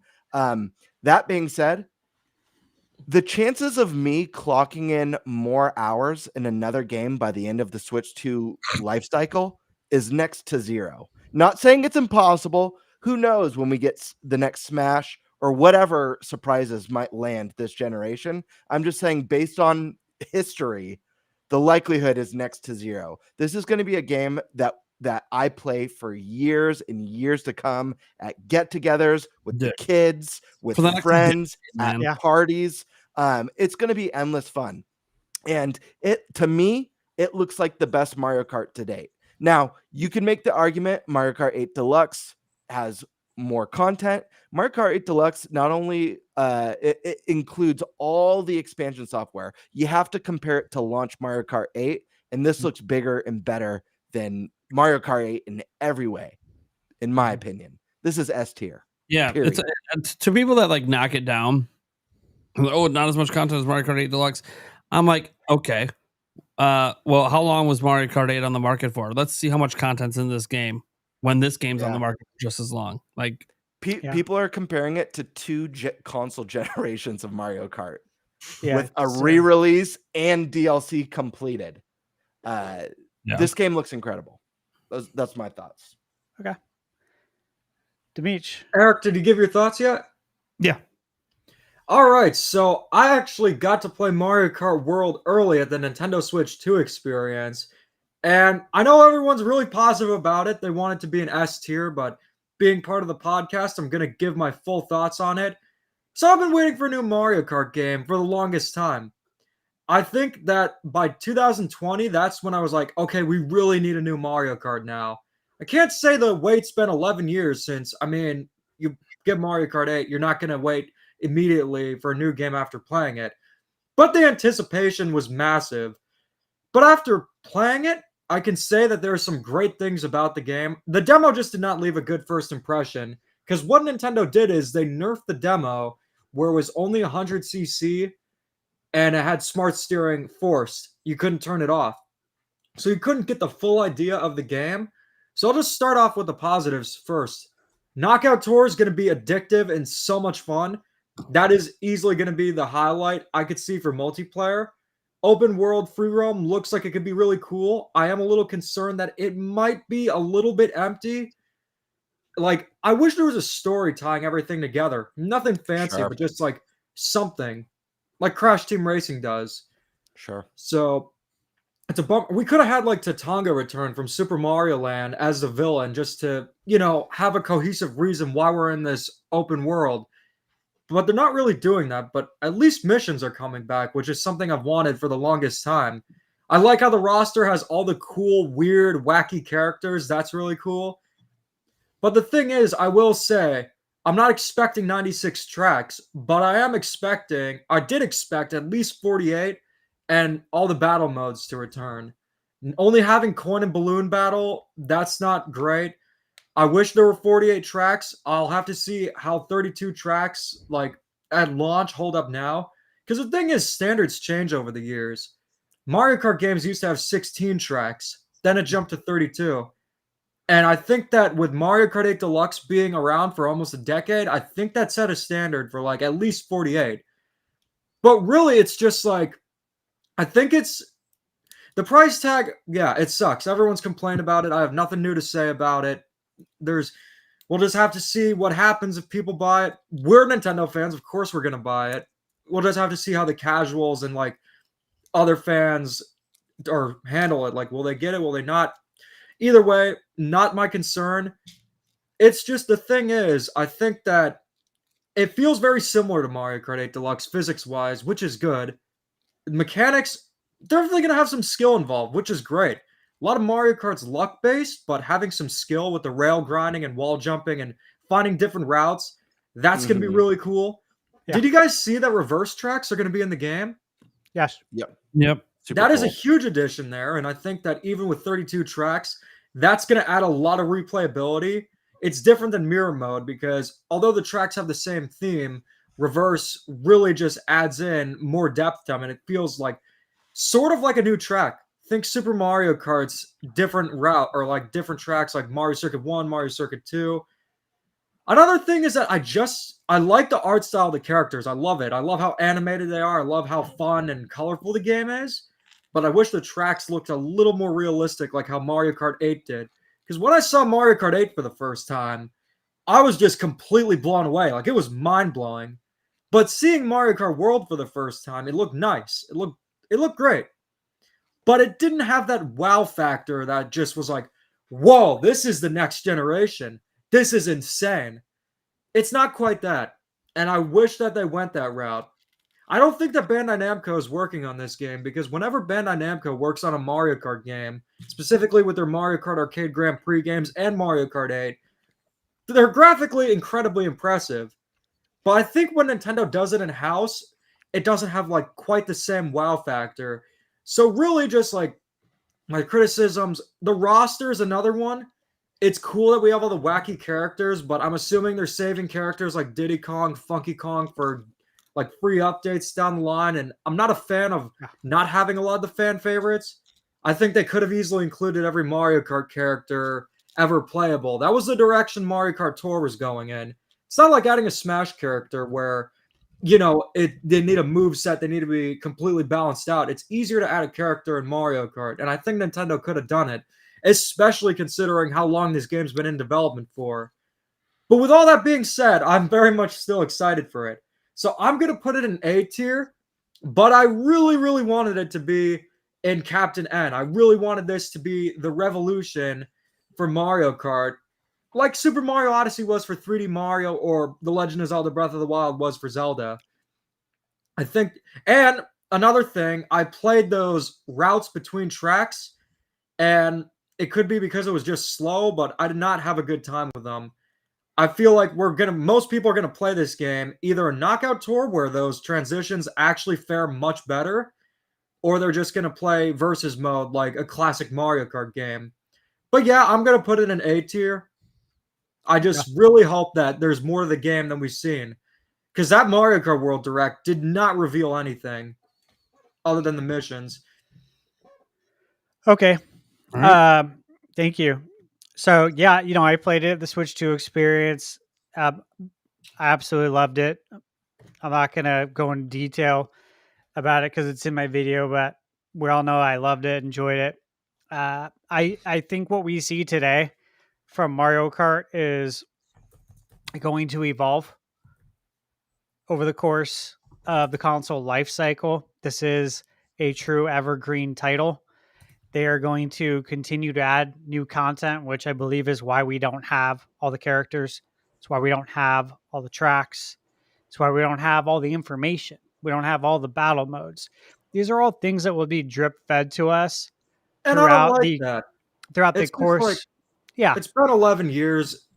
You might as well just have most of the content available. And for adding new characters and such, I feel like they could do that to promote their new game. They can do it. Yeah, like new characters and stuff. Like, let's just say Super Mario Brothers Wonder released after Mario Kart World. Like, the free update could have Prince Florian. I mean, he wasn't going to be in the game before. But cutting fan favorites like Diddy Kong, Funky Kong, Kamek, after all he's been through, it just doesn't sit well with me.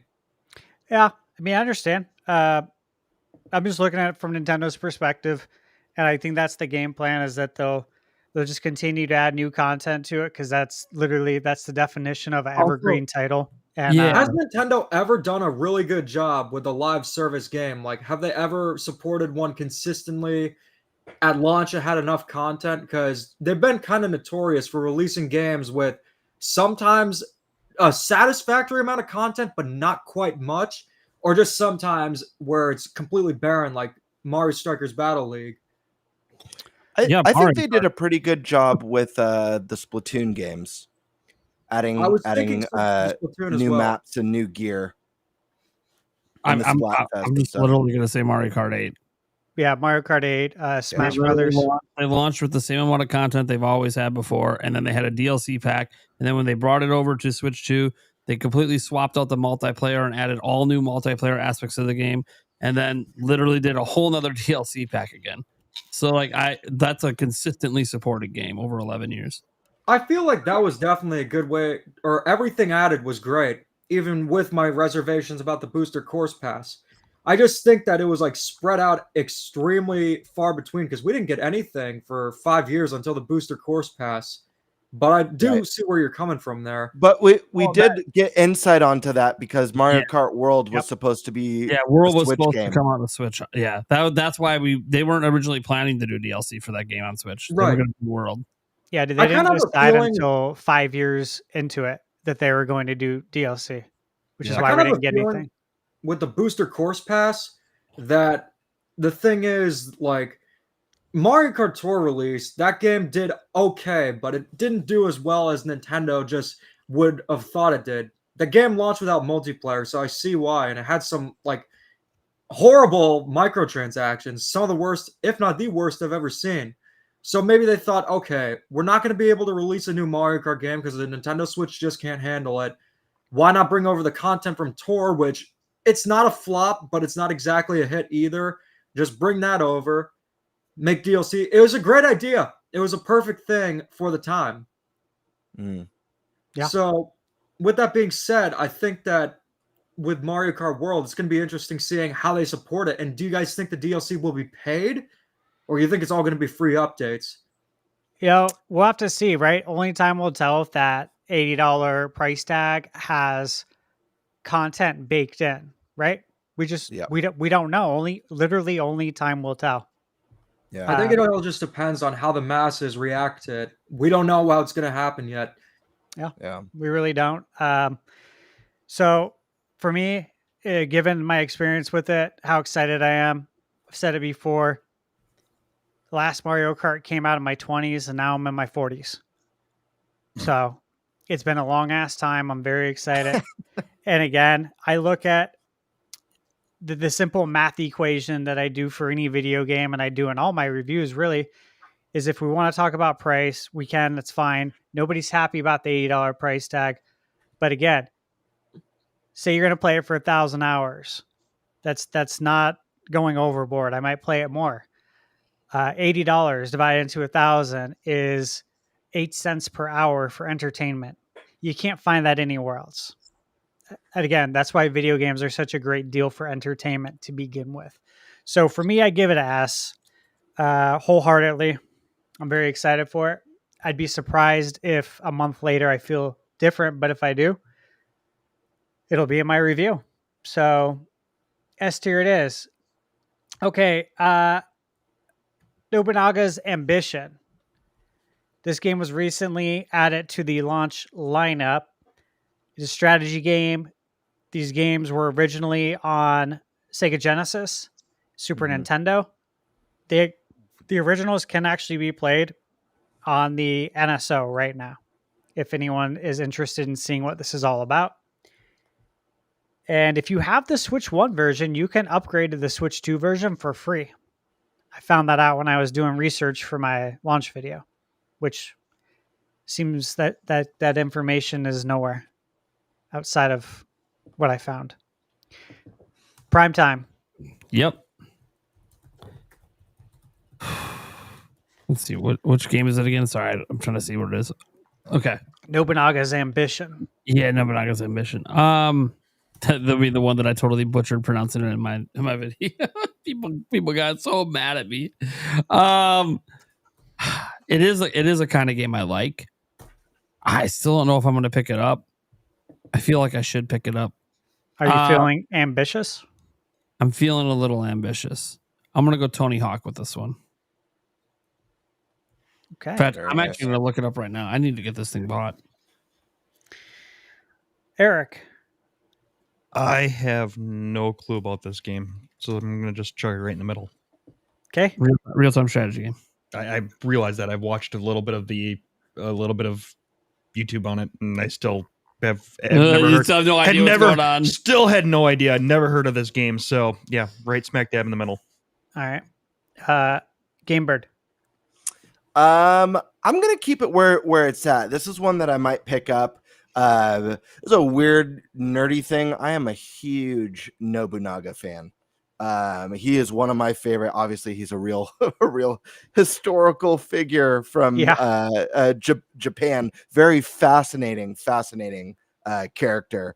But he's actually one of my favorite video game characters as well, featured in tons of video games. And one of my favorite series of all time that, praise the Lord, is making a triumphant return. Onimusha. He was the central villain of the original Onimusha series. My big gripe with this one is there's a Nobunaga's Ambition game that is amazing. That's Nintendo themed. It's Pokemon Cross Nobunaga's Ambition. It was on the DS, and it mixes feudal Japan with Pokemon. And it is rad. Check that one out. It does like all the really cool sprites. It's awesome. And probably one of the pricier DS games, to be honest, because I think that ended up being a rare gem. But bummed that's not the game that's coming over, because it needs to be on Switch too. But this one is definitely a pickup for me. So I like where it's at. It's not an amazing release or announcement, but it's cool enough to make the Tony Hawk category. Okay.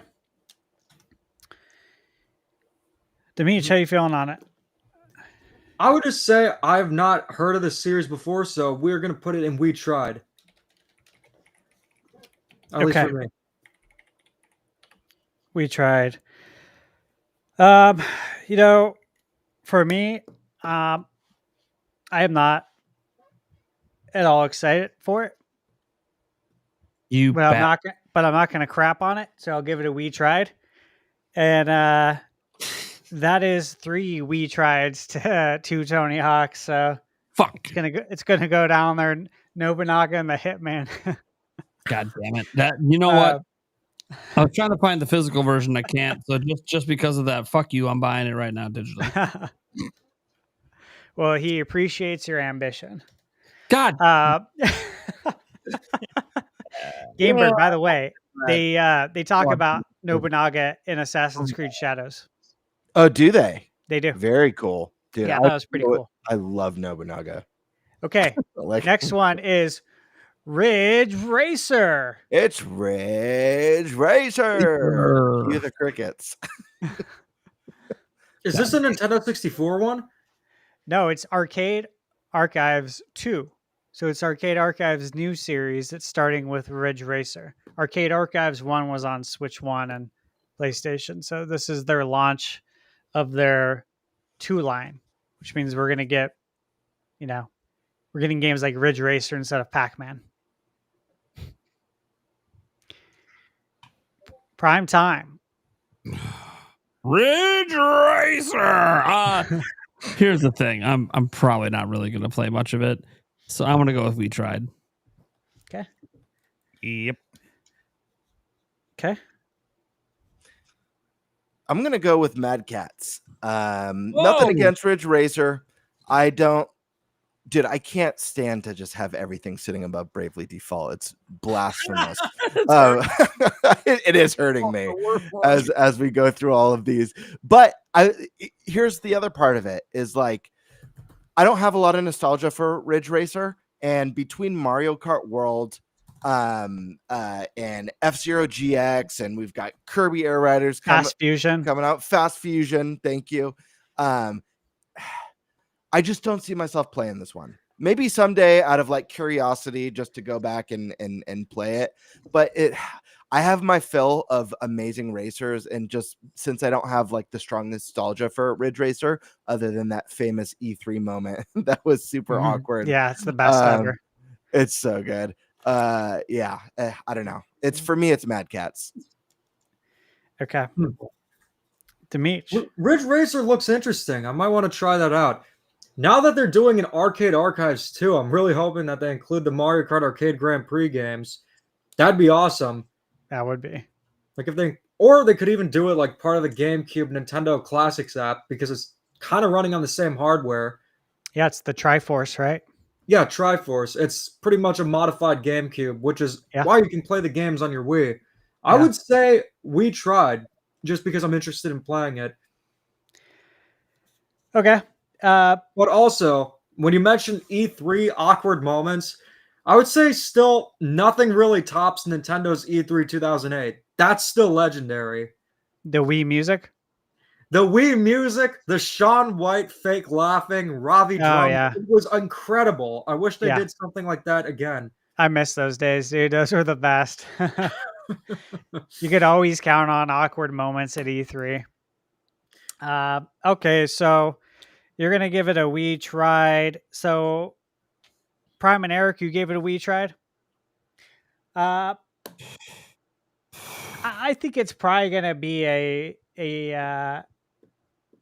probably Wii tried. I'm going to be reviewing it, but probably a Wii tried. So, yeah, that's where we're land.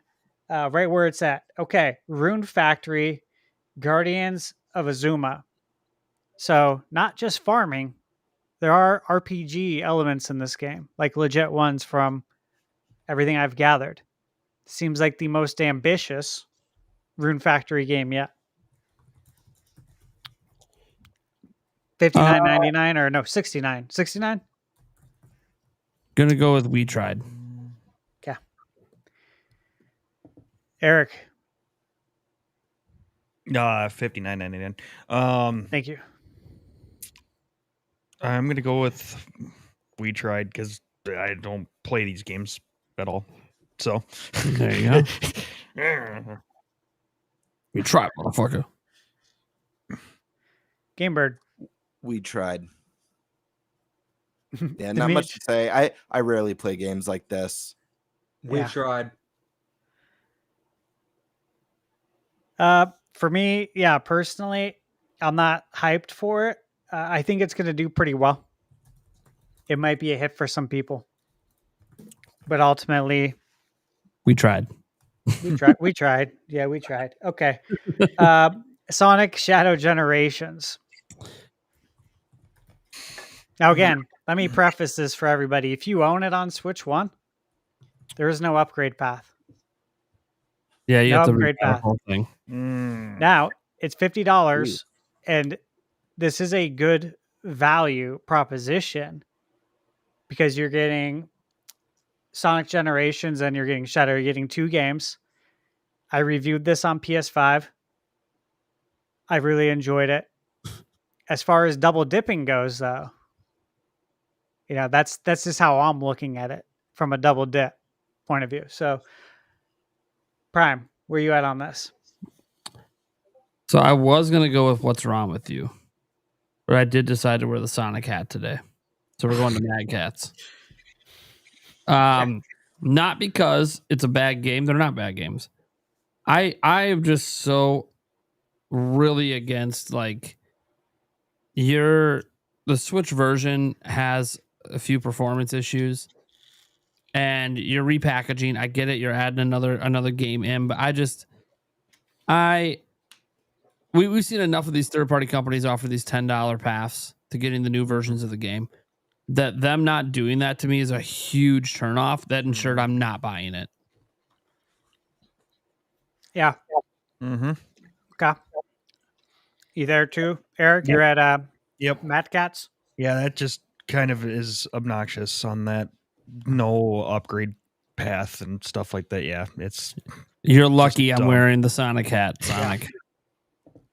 Feels like horse shit, doesn't it? Yeah. Yeah. It feels kind of almost like Bravely Default, where we're gonna put in a little effort and then here, buy it again. Yeah, as if they thought it was gonna sell well by default. Yeah. Just keeps going back to that. Because it's a launch title. Honestly, I think for Nintendo, they can get away with some scummy stuff, but I think it's going to be harder for Sega. I'm putting this in what's wrong with you. Listen, I say that as I've got tons of Sonic crap you can't see in my game room. I love Sonic. To this damn Zoom, I'm gonna smash something. Oh, you were trying to show off. I gotta turn that thing off. But let's be honest. Sega struggled to put out a top tier 3D Sonic game which is wild because Sonic is still Sega's mascot. You'd think they'd put the best of the best. You'd think they'd treat it the same way Nintendo treats Mario. It's wild to me. That's a whole separate conversation for another time, another video. The no upgrade path really, really stings. It's a really bizarre choice. So I'm sure this is one that, I'll probably get around to picking up and playing because I do enjoy Sonic games. But it just stings. And I don't know. Again, the 3 Sonic games already aren't amazing. And I can't in good conscience put this on the same caliber as Bravely Default. So it's going into What's Wrong With You. Fair enough. Come on, guys. All right, I do enjoy Sonic games to an extent. I have a good friend, Riders DX, who is a Sonic fan. That was the guy who we were partying with, Nintendo Prime. And I always joke about it, but I do enjoy Sonic games. Not as much as Mario, but there's still a good time. And the thing is, Sonic X Shadow Generations is a great game, but it not having an upgrade available, it just ruins it. I'm leaning towards What Is Wrong With You and Mad Cat's territory. I would say I would actually say What's Wrong With You because you can't upgrade. And the thing is, I'm sure people already double dipped getting the Nintendo Switch version because there are people out there who will get it just because it's portable. The only saving grace I could think of is not even a guarantee. Maybe it'll just backfire in Sega's face and they'll be forced to actually provide upgrades, or they'll be on sale. But no, it's not a good thing. Yeah. Okay, I hear you guys on that. So for me personally, this is, this is a What's Wrong With You, man. Yeah. This is horse shit. It should have an upgrade path.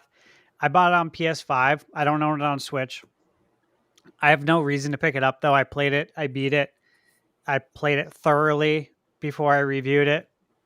So I did a lot of the extra stuff, too. I have just zero reason to return.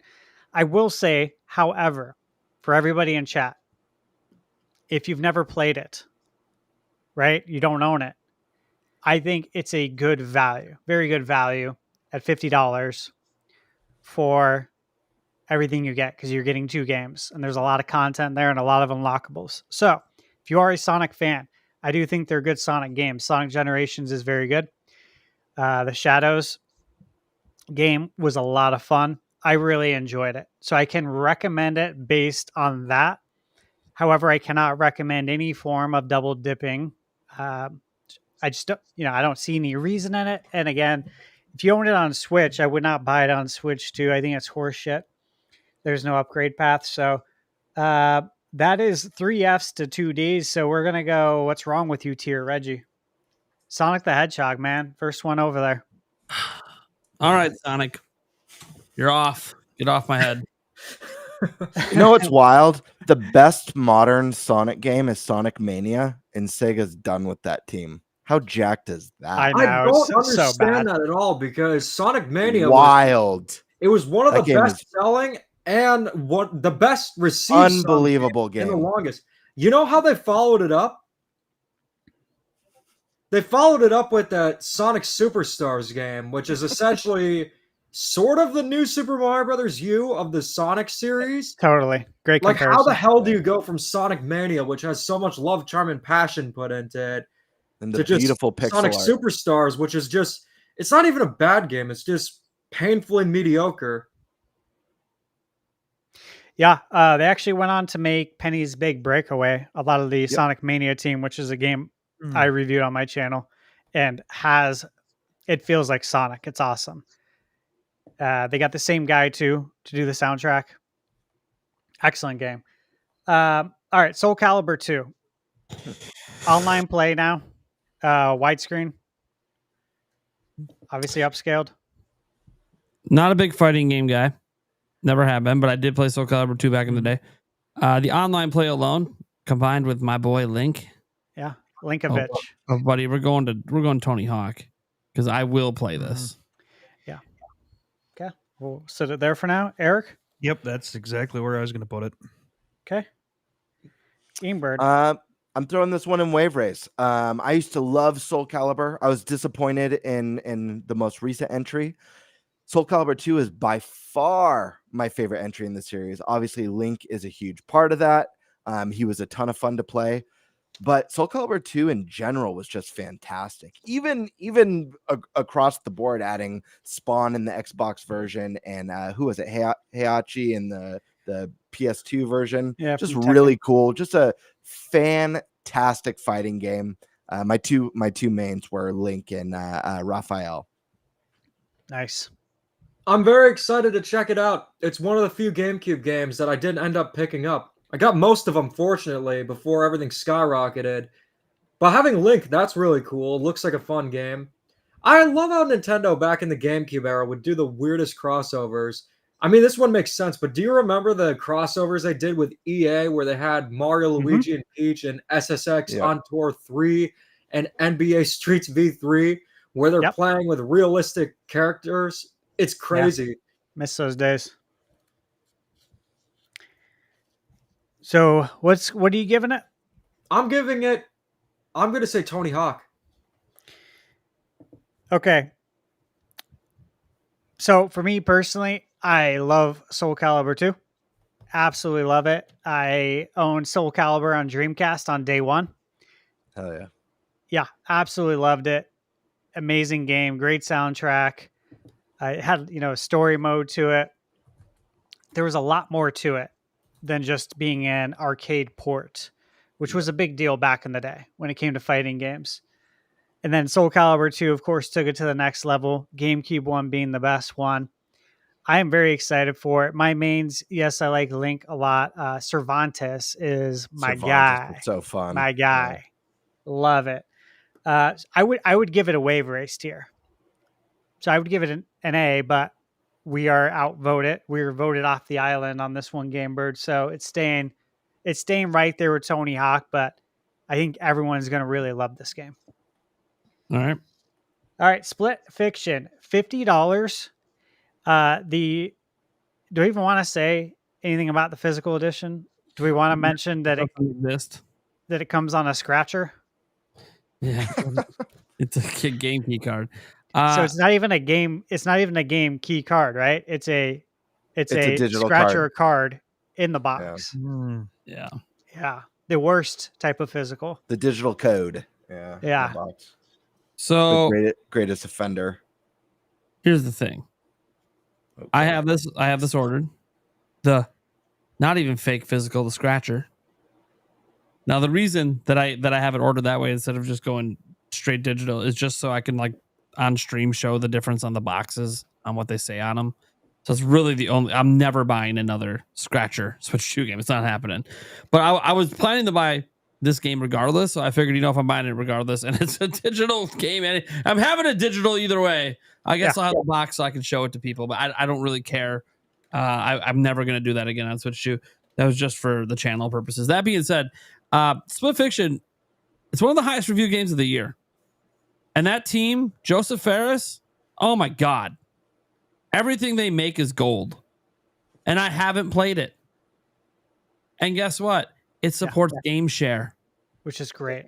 So I can literally play this with my fiance on her. She can play on her own thing on the big projector and play it right with me.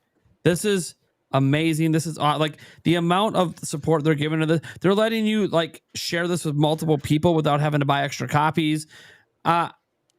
Yes, this is awesome, and I'm sure if Joseph Ferris got to make the decision, he doesn't self-publish. EA publishes. It'd be a physical game. I am too. He seems like a guy that likes physical, but unfortunately, his studio is published by EA, so EA makes the decisions. So I'm not going to hold that against the game. I will hold it against EA, but EA is going to EA. It is what it is.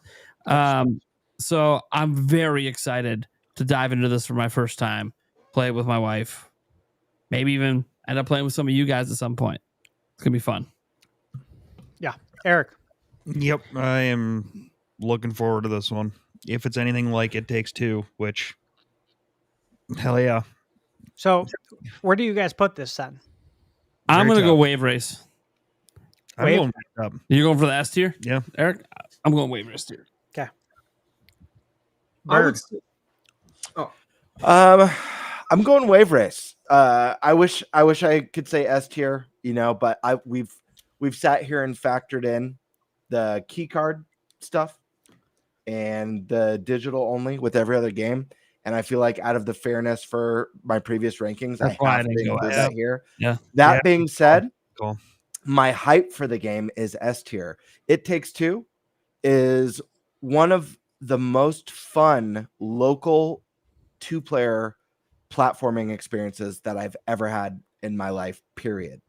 It's one of those things where it's like Nintendo's so known for being the pinnacle of multiplayer platforming games, and a lot of games they just don't quite hit that same level. This felt like straight up something that like the top tier Mario team would come up with. I'm sure it sounds like Split Fiction is up there, if not even better than It Takes Two. So if it's as good as people are saying, like that's S tier hype level for me. But again, factoring in the digital only, I'm going to put it in wave race tier. Yep. Actually, then, yeah, that's a good point. I will modify mine down to wave race. Okay. I definitely like having more local multiplayer games, so I would say wave race tier. I did not play the original It Takes Two, but considering what you guys are saying, this is really fun. It seems really cool. Yep. Mm-hmm. Yeah, and then so for me, Michaela and I have been playing it on PS5. We're like halfway through, and so far I'm absolutely loving it. Yeah, the whole physical stuff kind of sucks. There's a lot of things you factor into that. I think it's 70 gigabytes, so 64 gig cart. What are they going to leave off, right? I mean, it's not like they can leave off a certain mode. So I think they kind of had to do this anyways. So I'm not going to factor that into it. Me personally, I do think it is a game of the year type game. I really do. I think everyone's going to love it. I would give it an S tier. I think it's huge that it's here.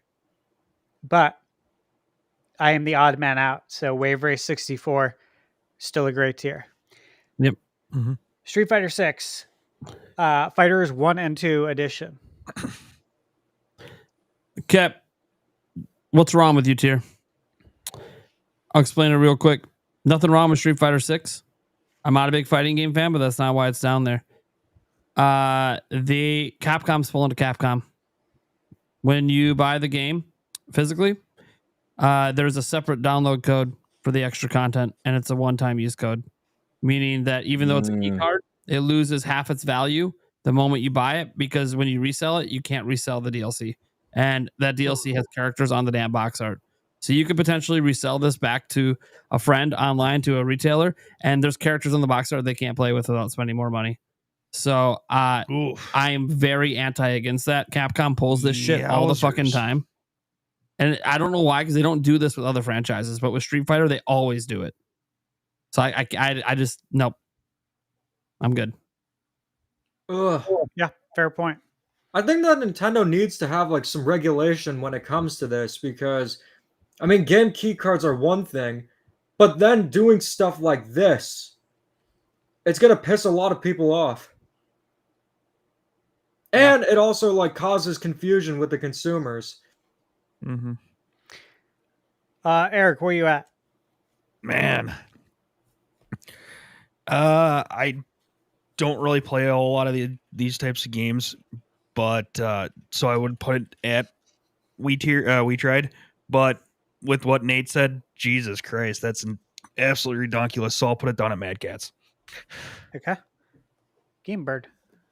I've got to agree with Nate, man. I'm putting it in the what's wrong with you. I that's such an anti-consumer decision. People like to complain about price hikes and stuff, but this is much more egregious. Also, on top of that, I have Street Fighter 6 on PS5. I've played my fair share of the game. It's not really one that I'm playing anymore. So I don't really see a reason for me to double dip. But I mean, if you can overlook those things and you're a Switch only player, and you don't trade in games, this might be a great one for you to pick up. But for me, that sole decision to lock out characters as a one-time download code, that's brutal. That's horrible. I could understand it if this was a full physical game and they just couldn't fit it all on the cart, and so they offered the DLC as a download code in the box. But that's not the case. It's a key card. There's no reason to do this. I would say that really I would put it in B tier if it weren't for that. It seems like something I'd be interested in playing. But no, I'm going to go with what's wrong with you. Okay. It sucks too because there was so much hype for this, and then it looks great. It instantly died for me the moment that came out. I'm like, are you serious? Like, even if I was planning to go all digital with it, now it's like, dude, I can't even support this shit. So for me, I'm still excited for it. Yeah. You're just focusing on the game, right? The gameplay. Your games, anyways. Right, there is that too. Yeah, not factoring in the bullshit with that, which I do agree it's complete bullshit. But that's not going to change the gameplay and how much fun I have with the game. Like, that's not factored in, right? I just realized something. What? It's the first Switch 2 game that is both a digital key card and a scratch off. Yeah. Collector's item. Is this essentially like the Sega 32X CD equivalent of today? I forgot to mention that digital code, it's only good for 2 years. It expires in 2027. Oh, Jesus Christ. Wait, really? Brutal. Yeah. So, my thoughts on this is that, like, I'm not ranking this based on how they've dropped the ball with the physical version of it, right? So if I bought this digitally, none of this would even matter. So I look at it that way. I'm still just as excited. Yes, all the other stuff's bullshit, but from a gameplay standpoint, I'm hyped. I would give it probably a Wave Race 64 tier because it's that good of a game. But I am most certainly the odd man out, and the overriding, it's three Reggies, one Mad Cats to one Wave Race. So this is definitely going. And I will say, like, even despite that anti-consumer practice, Street Fighter 6 is an amazing fighting game. Me personally, I played a ton of it on PS5. I haven't touched the game in a while, and I just don't see a reason for me personally to double dip, knowing I'll probably be moving on to the next big thing, whenever that is. That's fair. I totally get it. All right. Suikoden 1 and 2 HD remaster. This came out on Nintendo Switch March 6th. Came out on Switch and PS5. If you own it on PS1, there is not an upgrade path.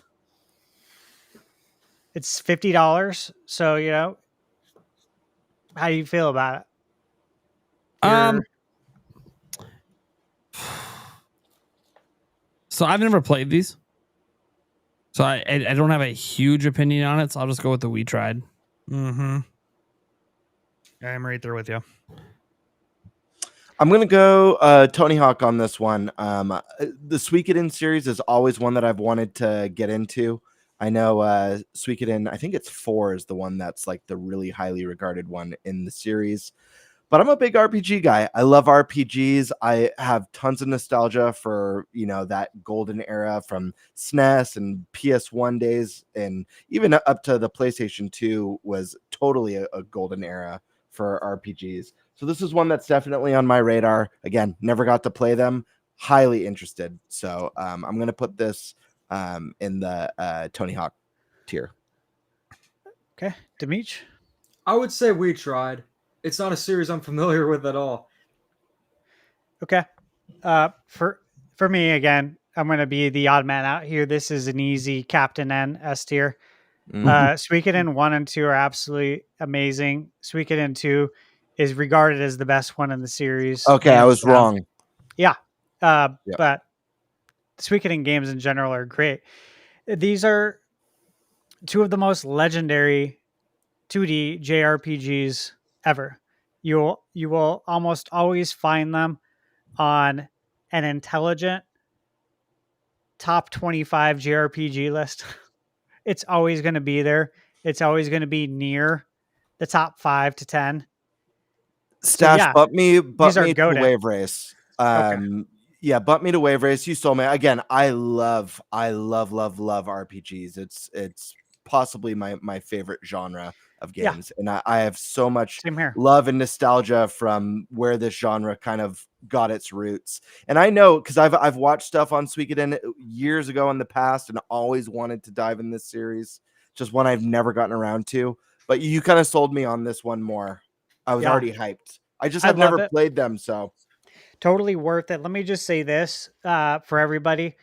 So this is not available physically in the United States on Switch 2. It's available physically on Switch 1, but not Switch 2.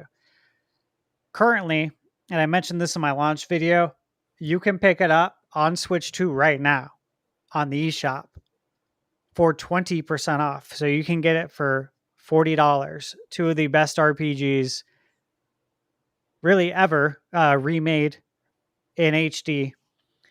Again, it only came out, by the time Switch 2 comes out, it'll be 3 months, only 3 months old. So yeah, $20. That sale goes off on June 3rd. So you'd have to get it obviously before Switch 2 comes out. So if you want two of the best RPGs ever made waiting for you on Switch 2, you can get it for $40. So I gave it S, you gave it A.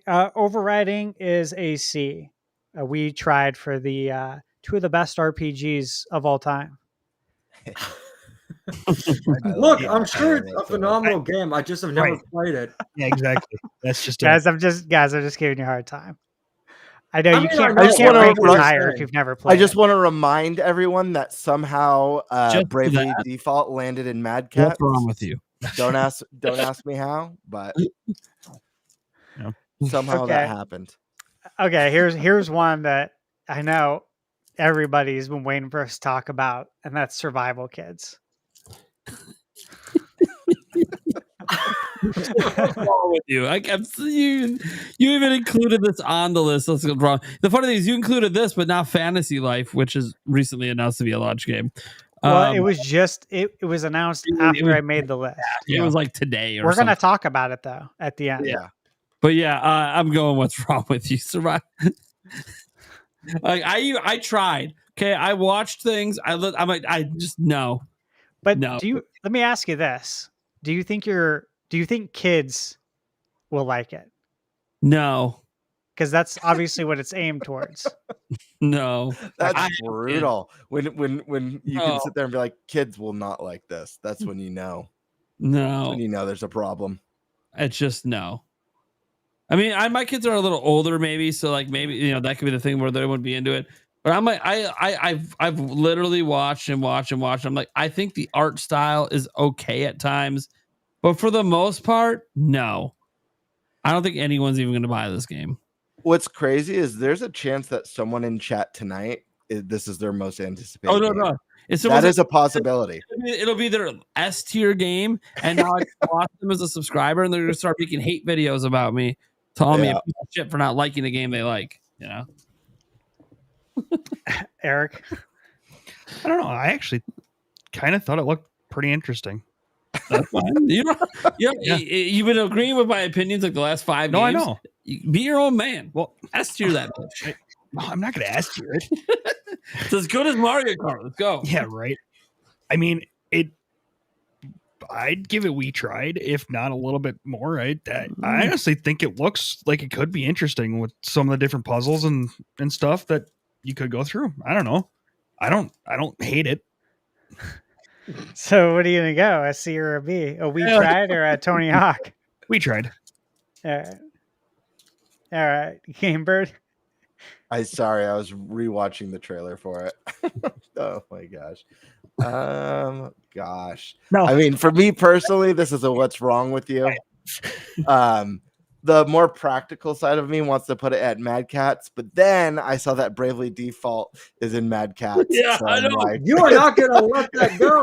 I can't put it. Look, I can't put it above Bravely Default. I just can't. so it's going in what's wrong with you. And if anyone puts it above Bravely Default, wait, did you, Eric? I did. Yep.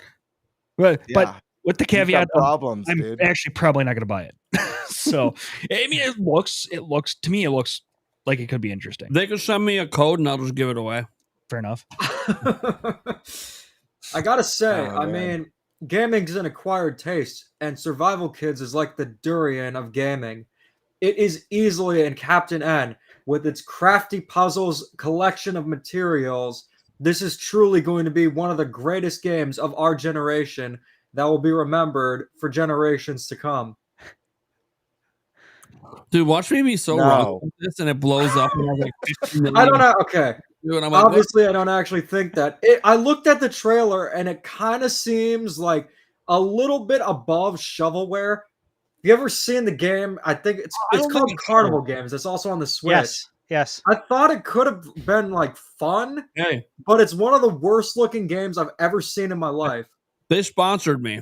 We had a good time for one video, and I never played it again.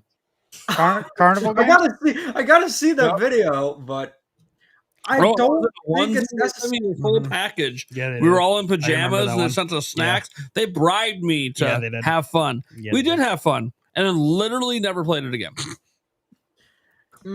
What if Alright, it was do- like a Red Bull party where you got free drinks for playing it? But I enjoyed it. I enjoyed the Red Bull. I mean, yeah, but Carnival Games. The thing is, it doesn't look like a complete shovelware game. I mean, there's definitely an audience for it. It's not me. It's not any of us, really. But putting it in the same category as What's Wrong With You, with an upgrade that you can't upgrade unless you double dip, and the crap that's Street Fighter 6 with a digital download and key card, I'm going to have to say Mad Cats. It's a game I have zero interest in, but it's not horrible. I would not say it's shovelware. I would just say that it's. Oh no, I'm it's not not exactly really shovelware. sure who it's for, but there This is is- an audience for it. I just don't Oh, know. it's for kids just trying to Well, I survive mean, out there. they- Obviously, I mean, I'm thinking of kids. Like they can play Minecraft or something. And they'd probably This have is more fun. preposterous. This is Or it's preposterous. for kids that are fans of the TV show Survivor. Yeah, Yes. that's Yes. Oh, that's My kids That's- don't even know what that show is. You know, I also obviously I have zero interest in this. I think if they would have kept it Lost in Blue, which is what the series was here in the States, Yeah. I think that would have generated some more interest because people are familiar with it in a niche way. But No, You know- rebrand, and it still wasn't that great. The original series. Yeah, no. it's $50, which is like it Stash? seems way overpriced. Like this Yeah, seems like not. This should be like a welcome tour price. And then maybe I'd be like, you know what? We tried then. I would say instead of the Nintendo Switch 2s, just give away like how many copies? Yeah, just give away a bunch of copies of this game. This should be the packing game, clearly. That's how important this game is. Thunderman, you better choose wisely I'm right gonna here. have to go Because- with what's wrong with you. Thank God. Actually, Because two of you tonight voted that Survival Kids is on the same page as Bravely Default. Two of you. no, it deserves. Let's move on. We have There's five. no. It was Actually, you, you know Demeach, what? and you, Eric. You know, he's got a Both- point. He's got a really good point. So what I would do is, so it's not on the same caliber, just put Bravely Default and What's Wrong With You. Because Sonic X Shadow's a good game. Bravely Default's still a ripoff. And the thing with Survival Kids is like, I mean, I would say Nintendo Prime, you could give it away to the Nintendo Switch 2 haters. That way they can actually have a game that they can enjoy. That's what they really want to play. All right. What's up? Welcome tour. Yeah, $10, $10 holla. Should be free. Should be packed. Funny. Now, keep in mind they named this very poorly and marketed it very poorly. I think if they would have named it something else besides Switch 2 Welcome Tour, it wouldn't have created such an uproar. But because they named it the way they did and marketed it the way they did, they screwed themselves. But even then, no matter what they named it, the game is literally like a tutorial that also has a bunch of fun mini games. So it's like introducing you to aspects of the hardware of Switch. This should be included and packed in. That being said, the funny thing is, I think I'm going to end up having a lot of fun with it, and that's the problem. Is it a problem? Is it a problem to have fun? No, it's not a problem to have fun. It's a problem that I don't like supporting a game that should be packed in. But I already bought it because I watched your preview on it, and I'm like, oh my fucking God, that looks so fun. It was a lot of fun. And that's the problem. I don't want to support this. So because of that, I'm going Wave Race. I can't go S tier. I can't. I think I'm going to have so much fucking way more fun than I have any right to be having, and all the bitching, and I'm going to keep complaining it's not packed in, and I'm going to do nothing but smile the whole time I play. So I like that explanation. I feel dirty is what I'm saying right now. It feels wrong. You put that in Wave sometimes Race. it feels wrong, man. That's interesting. That is interesting. I have a feeling it's not going to stay away from I'm going to go We Tried. They tried and failed with the description of this game. Okay. All right. Okay. It could be a good game, but they tried and failed on that one. So I put it in We Tried just because of that fun pun. All right. Game Bird, where you at? He's having a hard time over there. You guys have forced my hand. What's wrong with you? Two completely different ones. Listen, oh man, I'm gonna be the negative Nancy. I'm gonna put this in what's wrong with you. I think this should have been a pack-in title. I don't disagree that this game could be fun. I think if this was something that was included with the expansion pass, it definitely would help at the very least. Yeah.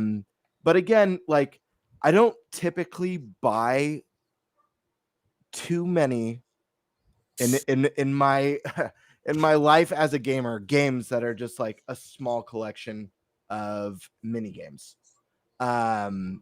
Usually, even though it's a cheap price point, I don't know if I'm going to get more than one day of entertainment. And not that $10 is obviously well worth a day of entertainment. You spend more than that just to go see a movie, which is only, an hour and a half of entertainment. So I'm not saying it's not worth it. That's if it's a good movie. Right. Right. If it's a good movie, which, half the time it isn't. Yeah. So Hollywood's not exactly putting out bangers these days. You're putting the game where it should go. I put the game where I think I'm going to have too much fun, and that is stupid that I'm going to have. I just think the branding is awful. The fact that it's not a pack-in is awful. And yeah, I think it might be a novel thing, but it's just unless you guys pick it up, and I know you got the demo at Stash, and you guys have both been playing it for a week, and you can't put it down. You're like, dude, I'm telling you, do not sleep on the Nintendo Switch 2 Welcome Tour. It's like, okay, I've got to check this out. Right now, I feel like, maybe if it's ever on a sale for like $2.99, I'll grab it. But $3.99. That's the break point, $2.99. So you're giving it an F, right? Yeah, F tier. Reggie, okay, where you at, Demetri? I actually got to play it too at the Nintendo Switch 2 experience. Okay, I have the same thought everybody does about it being $10. It should not be $10. But I also have another issue with the game. It would have been so much cooler if it had the Miis. It has the skeleton of the Nintendo charm, but that's it. It's the same problem with Nintendo Switch Sports in terms of lack of personality. Although with that game, that has a lot more problems other than the lack of Miis. Whereas this, it's mostly just the lack of me's and the $10 price point. It's something that I would put in Mad Cats because there are cool things about it. But it's like, what the hell is Nintendo thinking? That's crazy. Also, at the Nintendo Switch 2 experience, I don't even think that it was on a TV with 120 frames per second. Or actually, maybe it was. I'm not, or I don't know. Don't quote me on that. Don't quote me on that.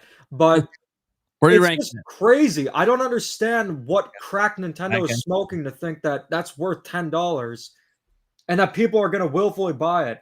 Like, being a Nintendo YouTuber, I mean, I could make a video about it. I don't think that many people are actually going to buy the game. Like, is Nintendo's Welcome Tour really worth $10?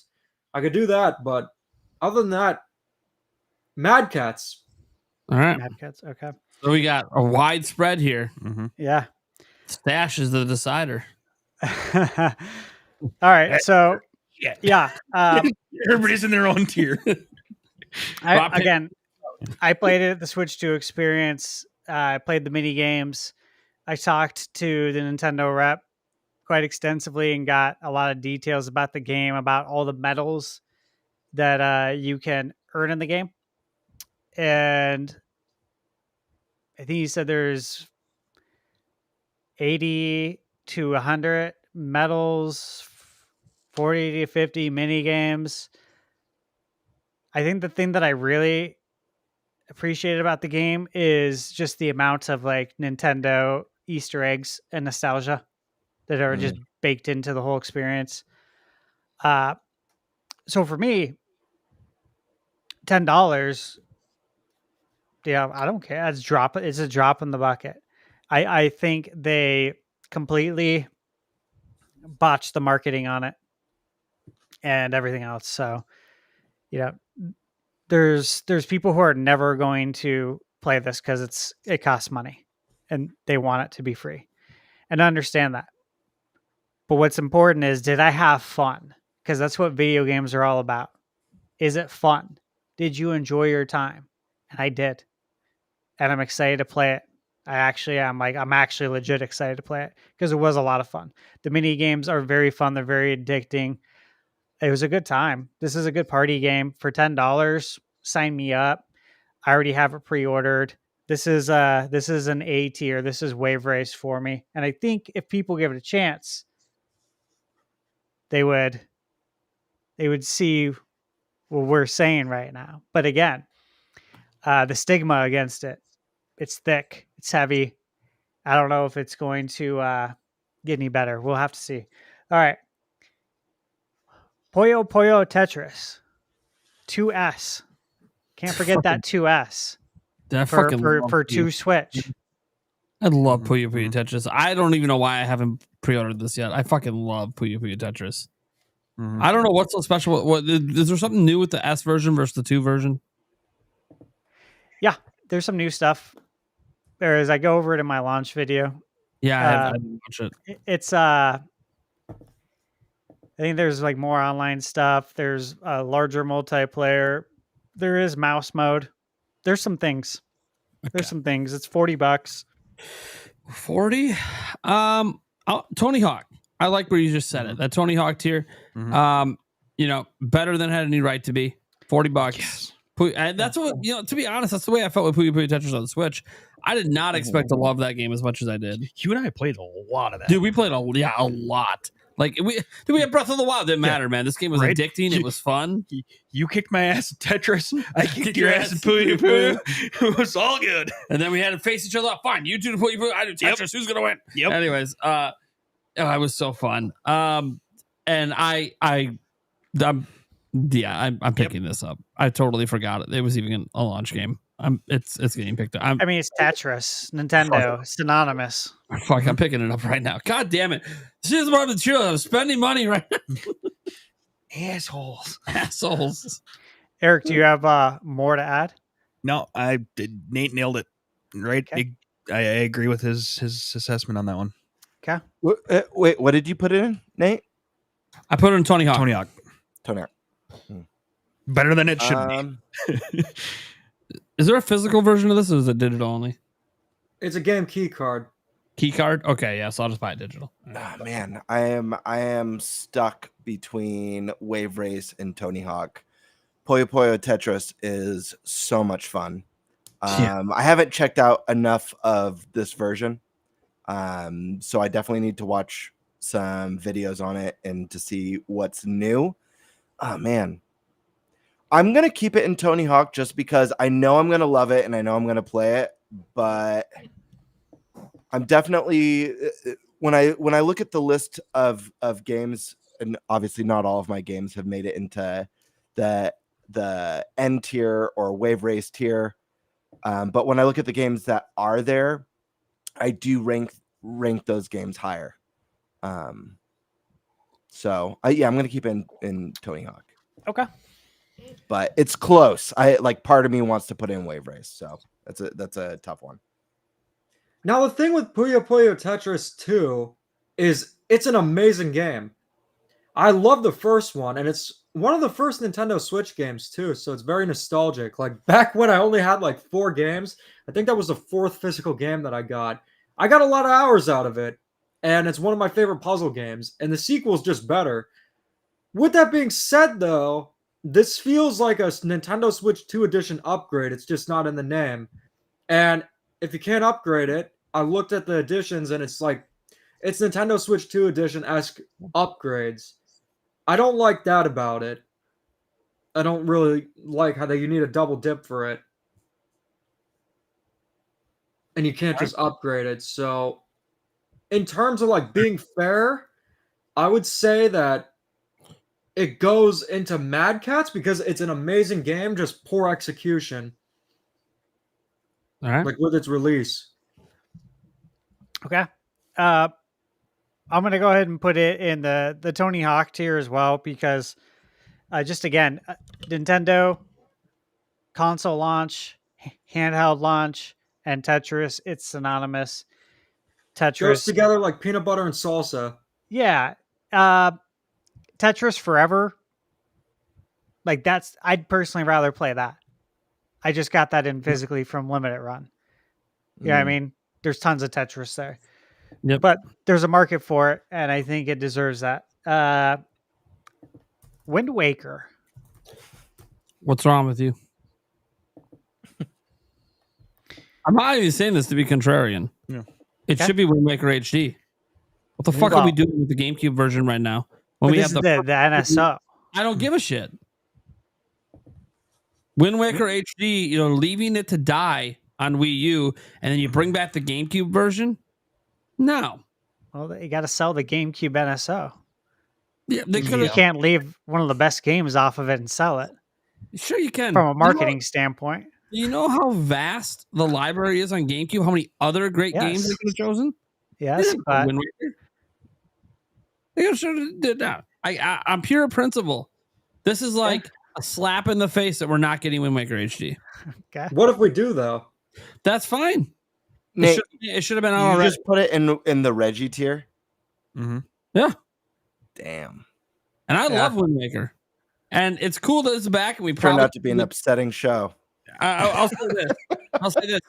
I also have a sneaking suspicion you can't do the Tingle Tuner quest. Mm-hmm. Which is the one change I hated with Wind Waker HD. They got rid of it.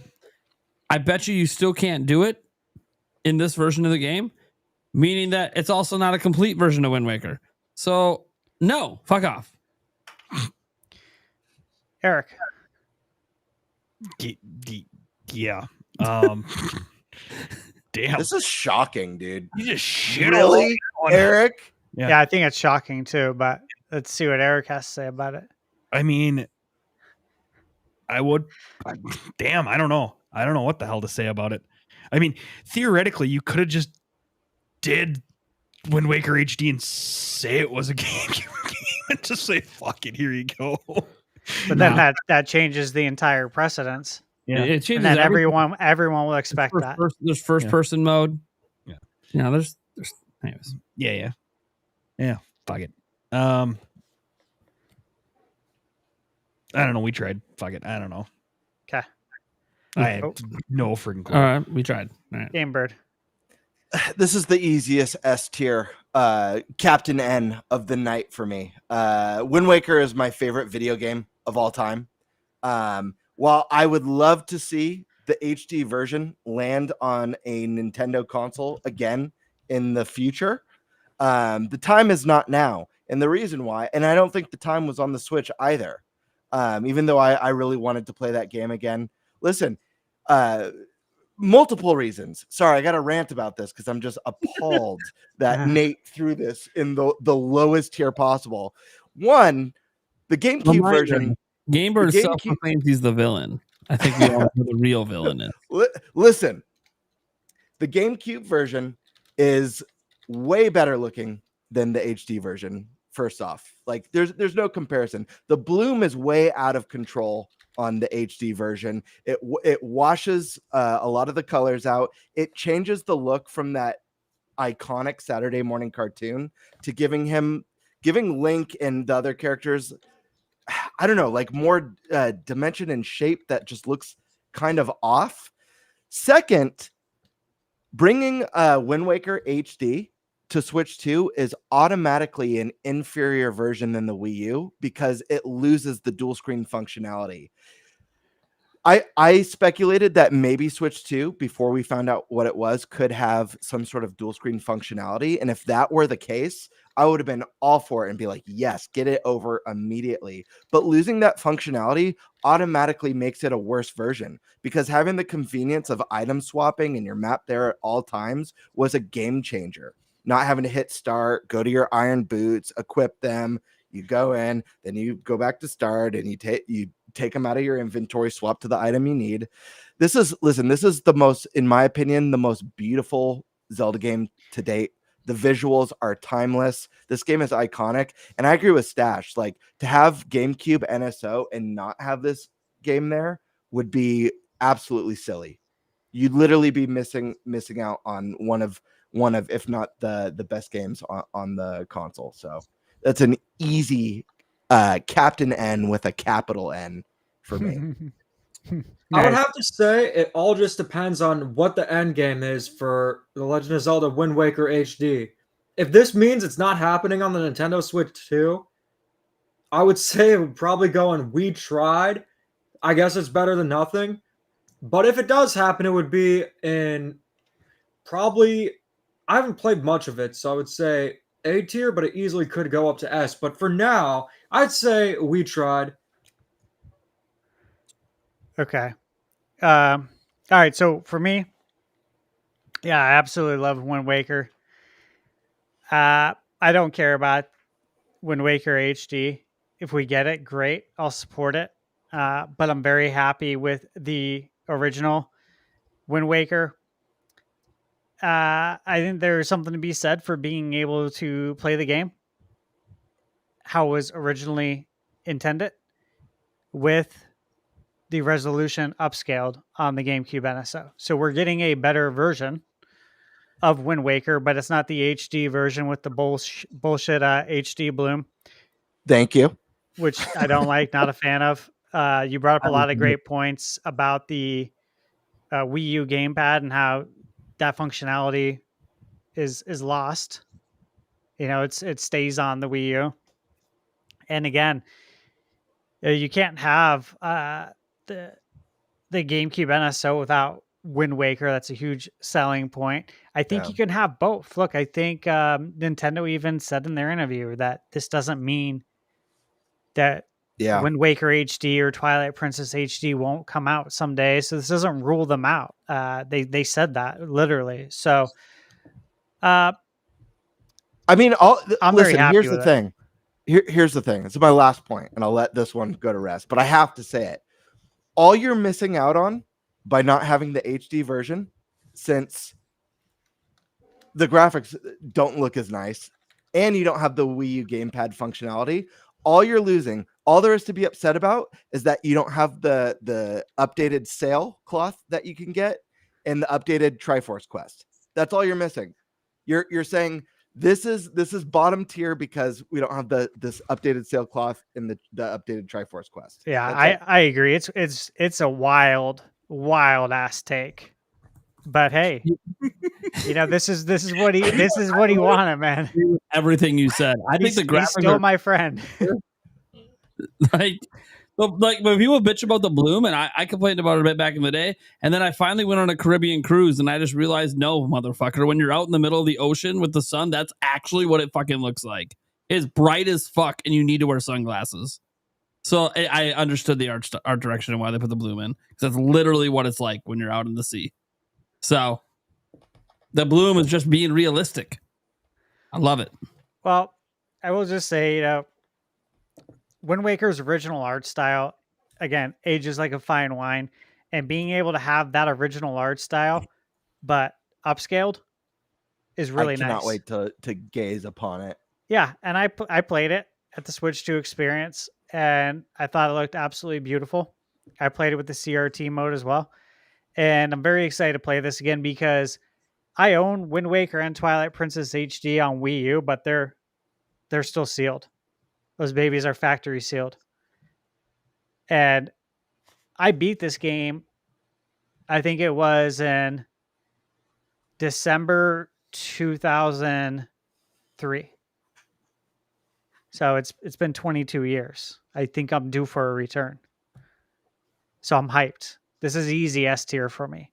Like, no, this is a no-brainer S tier. Which means we have we're all over the place. We have a tie. Yeah, Gamebird, Gamebird, you gave it an S. I gave an S. Prime, you gave it a F. And Dimitri, you gave it a C. So poop emoji. It's a coin flip again. It's a coin flip again. All right. Prime put this on the same level as Survival Kids. I just want to point that out. Yes. Okay, so what are we calling Gamebird? What are we calling for Wind Waker? Heads or tails? So let's see. Oh man. Let's say tails. Tails never fails. Tails. All right. Yeah. My man. Order has been restored. It's in the stars. I know. Thank God. If ever people thought that I run this shit and it's rigged, let me tell you. Right? Balance restored. All right. Okay. It did not go in the shit emoji. Now to the next Zelda. Tears of the All Kingdom. right. This is tough. My favorite game of all time. And I beat it. I haven't quite 100%ed it, but I'm really close. I believe the save transfer does come over, so I can just keep playing my save and finish off my 100% run. It's a little wonky. Like, as much as I'm going to enjoy, like, just like with Breath of the Wild, the frame rate increase and the resolution increase don't mean that much to me. The faster load times don't mean that much. It's the same game. But they did add story content, but you have to use a stupid app. Now there's full voice acting, and that's cool. But technically they added new story content. So this is S tier for me. It's my favorite game of all time, and you gave me a reason to play it again. Okay. That's all I needed. I don't need much to want to play my favorite game again, and you tell me new story content in a game that has, in my opinion, one of the better stories already. Let's fucking go. Okay. Sucks I gotta bring my phone on the journey. Yeah. That's bullshit. Right. But whatever. Yeah. I think for that reason I'll just put it in wave race. Because you gotta use your phone. Yeah, you gotta use the phone. phone. Put the goddamn you don't have to censor it. Just say the word fucking phone. Ah, damn. Oh my God. Off. Yeah. Gamebird, how you feeling on this? Tears is an easy S tier for me. We don't disagree on everything, man. Yeah, we don't disagree on everything. The game, and then we're good. I couldn't put Breath of the Wild in S tier. I love it. My interest in revisiting that game is much lower. As much as I loved, or I think loved is a better word for it. As much as I loved Breath of the Wild, that's been one that's been challenging for me to revisit. I think that game really did wonders for redefining what it means to be an open world game. But I also feel like Breath of the Wild, in hindsight, feels more like a proof of concept, and Tears of the Kingdom feels like the true feature-rich, dense vision fully expressed in a game. And for that reason, I knew I had to put this one higher, and I cannot wait to revisit Tears of the Kingdom on Switch 2. Yes, it is a little bit of a stinker that extra lore is going to be found through the app, but guess what? This is, wherever you rank Tears of the Kingdom in your Zelda list, I think most people at least would probably put it in their top 5. Obviously, there's exceptions to that. This is literally one of the best Zelda games ever made.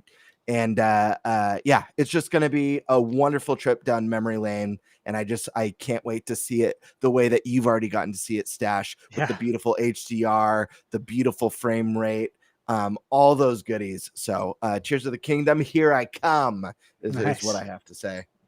All right, Demeech. I would say that I don't like the phone thing, so that's the only reason why I would be going an A. But just like with The Legend of Zelda Breath of the Wild, it felt like a new experience just playing it with enhanced frame rates, resolution. It's incredible. It's unbelievable seeing it run so well. And it's just it's very exciting. But I don't like the phone thing, and I hope they never do that again. So I'm going to say A, Wave Race. Once again, it comes down to Stash. Okay, so again, a lot of what I said about Breath of the Wild, same thing applies here. This is an easy S tier for me, very easy. As far as the phone stuff, let me frame it in a different way. We're getting extra content. I would put this in S tier even if we didn't get extra content. So for me, this only adds to the experience. So I could never knock it points because they're giving me more stuff. You know what I'm saying? Like, I'm not going to knock a game because I'm getting more. Yeah, even if it's on my phone. Voice actors, to actually come back and revoice the new stuff. That's awesome. Yeah, it's more lore, and I am hyped for it. I'm legit. I am very excited to play through these. I'm probably going to get a map printed again and go the old fashioned way. Dude, It was so much fun playing like that. I kid you not. So yeah, I'm super hyped for it. Easy S tier for me. Okay. Yakuza 0 Director's Cut. We have this, and then we have Fantasy Life, and then we're done. Okay, so I've never played a Yakuza game, and I have this pre-ordered. I am very excited. I've heard a lot of good things. I did some research on it. People seem to really like it. A lot of people think it's a great entry point for the series if you've never played. Yep. Best entry point. Yeah, my opinion. Yeah, that's what I keep hearing. And I'm not really sure why. I just never really played it before, but I don't matter. I'm really fucking excited. So I'm going to say Wave Race tier. 80s Japan. Yeah. Yep. Which is sick. I mean, I love the 80s. Who doesn't? So my pure excitement has it at Wave Race tier. Will it stay there after I play it? I don't know, but that's where I'm at. Okay. Eric. Yeah, I have no clue on these games, so I'm going to put it right smack dab in the middle. Okay. Gamebird. Man, this is a hard one for me. I'm very tempted to put it in S tier. The Yakuza series is probably in my top 10 favorite series of all time. This is my favorite entry in the series.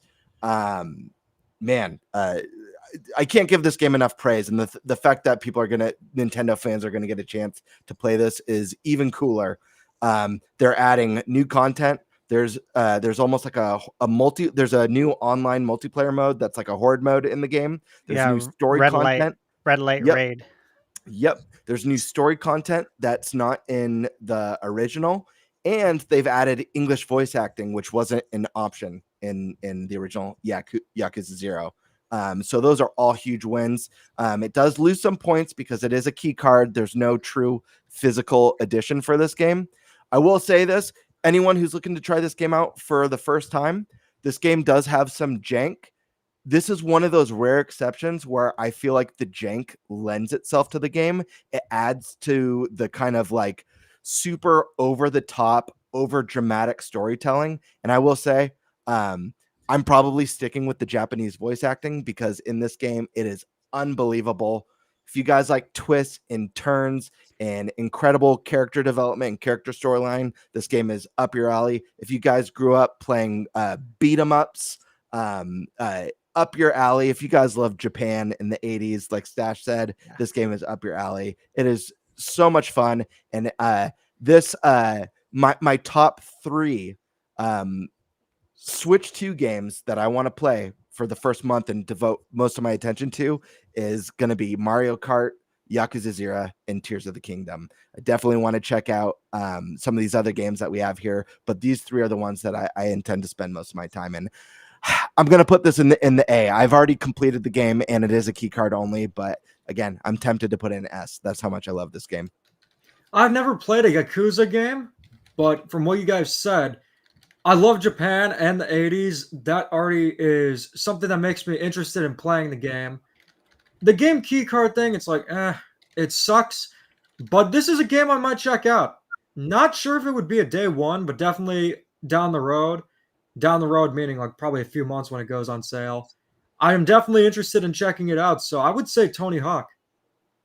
Hell yeah. And I want to add one more thing too, just as a FYI, because I know there's a lot of people who are new to this series with the recent entries. You guys, we've talked a lot about, especially with the welcome tour to Switch 2.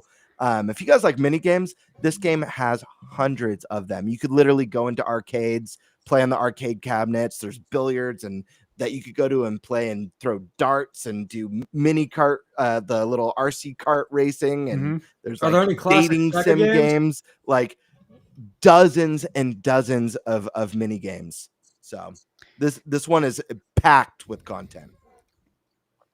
Okay. So for me, I would say it teeters a little bit into S tier territory. Yakuza series is phenomenal. Obviously, Yakuza then turned into the Like a Dragon series. It's $50. That's a good deal for what you're getting, the amount of content you're getting. If you're a completionist, the amount of hours you're getting for this is insane. The multiplayer mode, it's in 4K. This is 4K 60. So it's real close to S tier for me. Really close. I'd probably say S tier. I'm going to give it S tier, but it ain't going to go there. Oh, yeah. Because the overriding is A tier, which is right where it's at. Wave Race 64. Yeah, super hyped for that. All right, so last but not least is a game that was just announced to be coming to Switch 2. That is Fantasy Life, The Girl Who Steals Time, and $2.59 to upgrade from the Switch 1 to Switch 2. There is no physical edition in the United States on Switch 1. For a second, I thought it was like a $2.59 game. Oh, I wish. That would be wild. That'd be sick. But yeah, you're already. there's no physical. So, again, I wouldn't knock that any points because there's just no physical. It's a digital game. And I don't know if you guys have seen, there's been reviews that have been coming out over the last 2-3 days. It's reviewing very, very well. And the Switch 2 upgrade will give it improved performance. So improved resolution and frame rate. And again, it's less than $3 to upgrade it. Prime time. So I originally wasn't that interested in this game, but then I talked to, the cozy game extraordinaire Nintentalk. Yeah. Because he's very hyped. He has the game, he's played, he streamed it. Watched some of his stream on Switch. The game looks way better than it has any right to be. Mm-hmm. And looks like there's a certain appeal to it that goes beyond your normal cozy games. And as you said, reviewing very well. the Metascore is a little whatever because there's only 6 reviews on it, so it's like an 81. Yeah. But there's like 50 user reviews and it's like an 8.7. People love this game when they play it. So it is expensive. Like we talk about the $259, but if you don't own it, it's like a $60 game. It's not cheap. So a lot of people when they think of cozy games, they think of games that are like, $30 to $40. But no, this is like a full priced. Now to be clear, it hasn't been out very long. So like anyone expecting it to be discounted for Switch 2, I mean that wasn't going to happen. This game's only been out for like a week or two. Okay. Like it just recently released. It just came out a few days ago. Yeah. So like it's you can't expect discounts for it yet. It is cool, really nice that they're giving such a cheap upgrade path if you bought it on Switch 1 because this was not announced for Switch 2. So it kind of came out of nowhere that they decided, hey, we're going to do the Switch 2 version. It would have been cool if they would have just did a free upgrade because of that, because they already got that full price out of you. But what are you going to do? It's still, they're not charging that much. So that said, because of Nintendo Talk and some conversations I had with him about the game and the things I saw when he streamed it, I'm actually kind of excited. I'm not going to be picking it up for 60 because I don't know if I'm excited enough to drop that sort of money on it. But definitely if this hits a 50% off sale, I might finally dive deep into a cozy game that isn't Animal Crossing. So I'm going to give a Tony Hawk score to this one. Okay. Better than it had any right to be. Okay. Yeah. Eric. Yeah.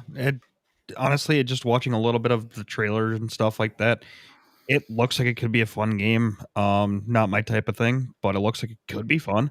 So that's where I was thinking, just putting it a little bit above we tried. So I was thinking Tony Hawk. Okay. Game Bird. So I own this game. I bought it when it first came out on the Switch. I've put about 10 hours into it. And I will 100% be spending the money to upgrade to the Switch 2 version. I've been very curious about a lot of cozy games, and a lot of them just don't land with me. I could never get too into Animal Crossing. The game always holds me for a little bit, and then I dip. I'm kind of just over it. Same thing with Stardew Valley. I will vouch for Fantasy Life. I'm addicted. 10 hours in, I think about it all the time. And my first thoughts a couple hours in is like, man, I should do an impressions video on this game for Switch because I'm having so much fun and I want to talk about it. But then with the schedule, and working on stuff. So then I was like, you know what? I've been interested in starting to do some random live streams, maybe once a week or twice a week on my channel. And I'm really leaning towards starting a new game on this and streaming it on the channel just to hang out with people. Guys in the chat, if you follow me, if that's something that sounds fun to you guys, let me know in the chat because I'm definitely considering it. But I will tell you this.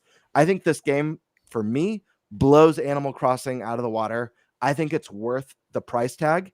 You get the things that you get from Animal Crossing, the cozy, the interesting and funny, quirky characters, but it adds those deeper RPG elements with the different job systems, the skill trees, the combat. You've got your regular attack, your strong attack, your special ability with dodge rolls. It has 4-player co-op online where you could do dungeon delves with friends and stuff online. This is a really fun game.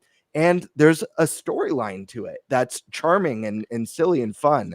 I do see areas where the Switch 2 version is going to enhance the experience a little bit on the visual and performance side. The game is a little bit blurry on the Switch. So this is an A for me. I'm really excited to play this more on Switch 2. And if any one of you guys ever decides to dip into this game and wants to try out the multiplayer, because I don't know anyone personally who has the game or is interested, I'd love to try some of the online cooperative and do some dungeon diving and stuff like that. A for me. Okay.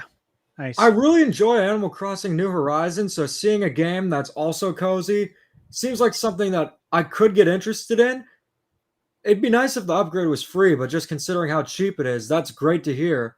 So I would definitely say Tony Hawk tier just for that. But yeah, I mean, it's a cozy game. It's good to have it. It's good having a variety for the launch lineup. So I would say, yeah, Tony Hawk's a good place to put it. All right. Cool. Yeah, I'm planning to pick this up. Again, I've seen some reviews, some impressions on it, and normally I'm not going to play a game like this because it's the type of game that's going to steal my time. And I only have so much time. It will. I legit have been thinking about it in bed. Like, I wish it wasn't so late so I could play a little bit more Fantasy Life. I'm enjoying it. So you're not even playing it and it's stealing your time. Yes. See, you know what I'm saying? Like, that's the fear. Okay. That's the fear I have, is that you only have so much time. And do I really want to let some girl steal my time that's not my girl, right? Absolutely. She demands a lot of time too. However, I think we would have a good time playing it together because she has a good time with these kinds of games. I'm a big fan of time travel. I love Back to the Future. Yep. So ultimately I think it's time that I finally step in to the cozy arena and have a good time playing Fantasy Life, the girl who stole time. So we need to figure out a good time to have a good time to play this together, Gamebird. Let's do it, man. It's a date. Yeah, I'm down to play online though. I think it'll be fun. This looks like it does look like a good time. This game has the element that's missing from these type of games that kind of keeps me away, and that's like those RPG and the personal growth mechanics that carrot on the stick, other than just trying to pay off constant debt from a crook who engages in child labor practices. All right, so where's it land? Couldn't remember. That's going to land on B. Okay, cool. Yeah. All right. So, Tony Hawk. All right, let's get to our Q&A quick here. We got 26 of these things to go through quick. Joy Pitch just wants to say, bring back Earthbound. Hell yeah. Yeah, who doesn't? Yeah. Who doesn't want that back? Come on now. Joy Pitson said, don't judge Got Breath of the Wild for the first time. I get it now. That's one, I'm jealous that you got to play it for the first time recently. And two, I'm glad you get it. Mm-hmm. I'm glad you get it. Jesus, stash. All right, good. So I just received my exchange code from Nintendo for Mario Kart World, part of the console bundle you ordered. Hyped! Nice. Congrats. We had Neptara becoming a member. Thank you so much. Attack the Backlog comes in here and says, let's go. Hope you're well, dude. Looking forward to hearing your predictions. That was earlier. Thank you so much. Lovable Idiot says, do y'all think they'll announce a new Animal Crossing soon? I would say so. Would not surprise me. I'm going to say no. As soon as this year, I'm going to say no. I think next year is when we see Animal Crossing. Agreed. Yeah, well, because I've got Fantasy Life. Right. That's what you need, more Animal Crossing this year. Right when you're done with that, all these other games that you're looking forward to on Switch, you to have take a back fucking seat, buddy. Have Fantasy Life into Animal Crossing. Karkan says, releasing Metroid Prime 2 and 3 now will create Metroid Prime fatigue. Metroid Prime Remaster was already enough. Soft reboot could be the follow-up. I mean, I don't think putting 2 and 3 like on NSO is really going to cause much fatigue. I mean, 3 technically is a Wii game, so I could see like, that wouldn't be there unless they retrofitted it to GameCube, which I don't think would be impossible to do. But they're not going to do that because they're not going to devalue that as a Wii game. They're going to save that. So yeah, we'll see. I don't know what they're going to do, if anything, anytime soon. I know that Nate the Hate said, and he was one of the people that thought the games were coming, that he said recently, well, if we get 2, it's NSO. Like he's even given up on the idea that they even ever completed the work on it. So Hmon says, do you guys think that Big N left Twilight Princess off GameCube NSO for a potential remake? It could sure use it, E3 2011 style. God, everyone wants that to come back. Grateful for all you cool dudes. My only thought on this is, no, they're just going to bring it later. Yeah, they're going to drip feed GameCube NSO. Yeah. Next year would be a great time, 40th anniversary for Zelda. Yeah. I mean, I would love for them to remake it, by the way, but like it's going to be on NSO. Like there's nothing that precludes being on NSO and being remade. We've already seen that in the past. Like Link's Awakening is on NSO, but also they remade it. So I just don't think that remake. Enough time. Well, that's what we're hoping. The remake's not here yet. We're hoping. So yeah. Let's see here. There's me. I just had to get this in there. What are you guys' thoughts on the Presents and the ZA dates? So if you don't know, there's a Pokemon Presents on the 22nd of July. They announced it nearly 2 months early. Crazy. Never done before. And then Legends ZA, October 16th, just dropped that out of nowhere. They gave us a little new art in the box art, which is cool, but like literally nothing else. It's pretty much what I expected. Yeah? That's what you thought? Yeah. I think the fact that they announced the Presents this early, it means they're trying to tell you need to watch this. This is a big one. Yeah. Mm-hmm. I agree with that. I love the release date. I love that it's not taking up the flagship November spot. Because that means, a surprise. 3D Mario, baby. Right. That's what I like to hear. Well, yeah, because you got to think like what's bigger than Pokemon. That's my mindset. Yeah, that's where I'm at. I think the surprising thing is the 2 month early announcement. Like that's pretty wild. I hope that means that there's something special cooking with this. We're going to see some really cool stuff. They're kind of building hype for it. Yep. Glad to see the release date land where it landed. That's kind of where I was predicting it. I just refuse to believe that that Nintendo was going to rely on Switch 1 games to be their big holiday, even though Pokemon is huge and they could get away with it. They got Prime coming. That's not the system seller. So I think this is exciting. Karkar comes in and says, who will be your main from Mario Kart World? Now, I've been maining Yoshi since way back in the day. It's always hard, but here's the problem. My fiance mains Yoshi as well. So if she won't get off the Yoshi, and I know we can play the different colors, then I feel like I got to grab somebody else. Now, in 8 Deluxe, it was Link because like I'm a Zelda nerd. It is what it is. He's not here. So it ain't going to be Cow. Everyone's going Cow. Online's going to be full of cows. It is what it is. I don't know. It's probably going to be a character that because there's like 50 total and then all the costumes. It's going to be one of the ones because we haven't seen all 50, believe it or not. Yeah. People think we have, but we actually have not seen all 50 new, I want to say all new, but we haven't seen all 50 of the actual characters. So it's probably going to be one that hasn't been revealed yet. For me. One that for me, it's going to be Spike or Nabbit. I've always wanted Spike in Mario Kart, and he's finally here. There. I also think that Spike should have been in Super Smash Bros. Ultimate. Well, that's a different conversation. Eric, how about you? My main is Wario. It'll probably stay Wario. Wario. Cow is freaking awesome.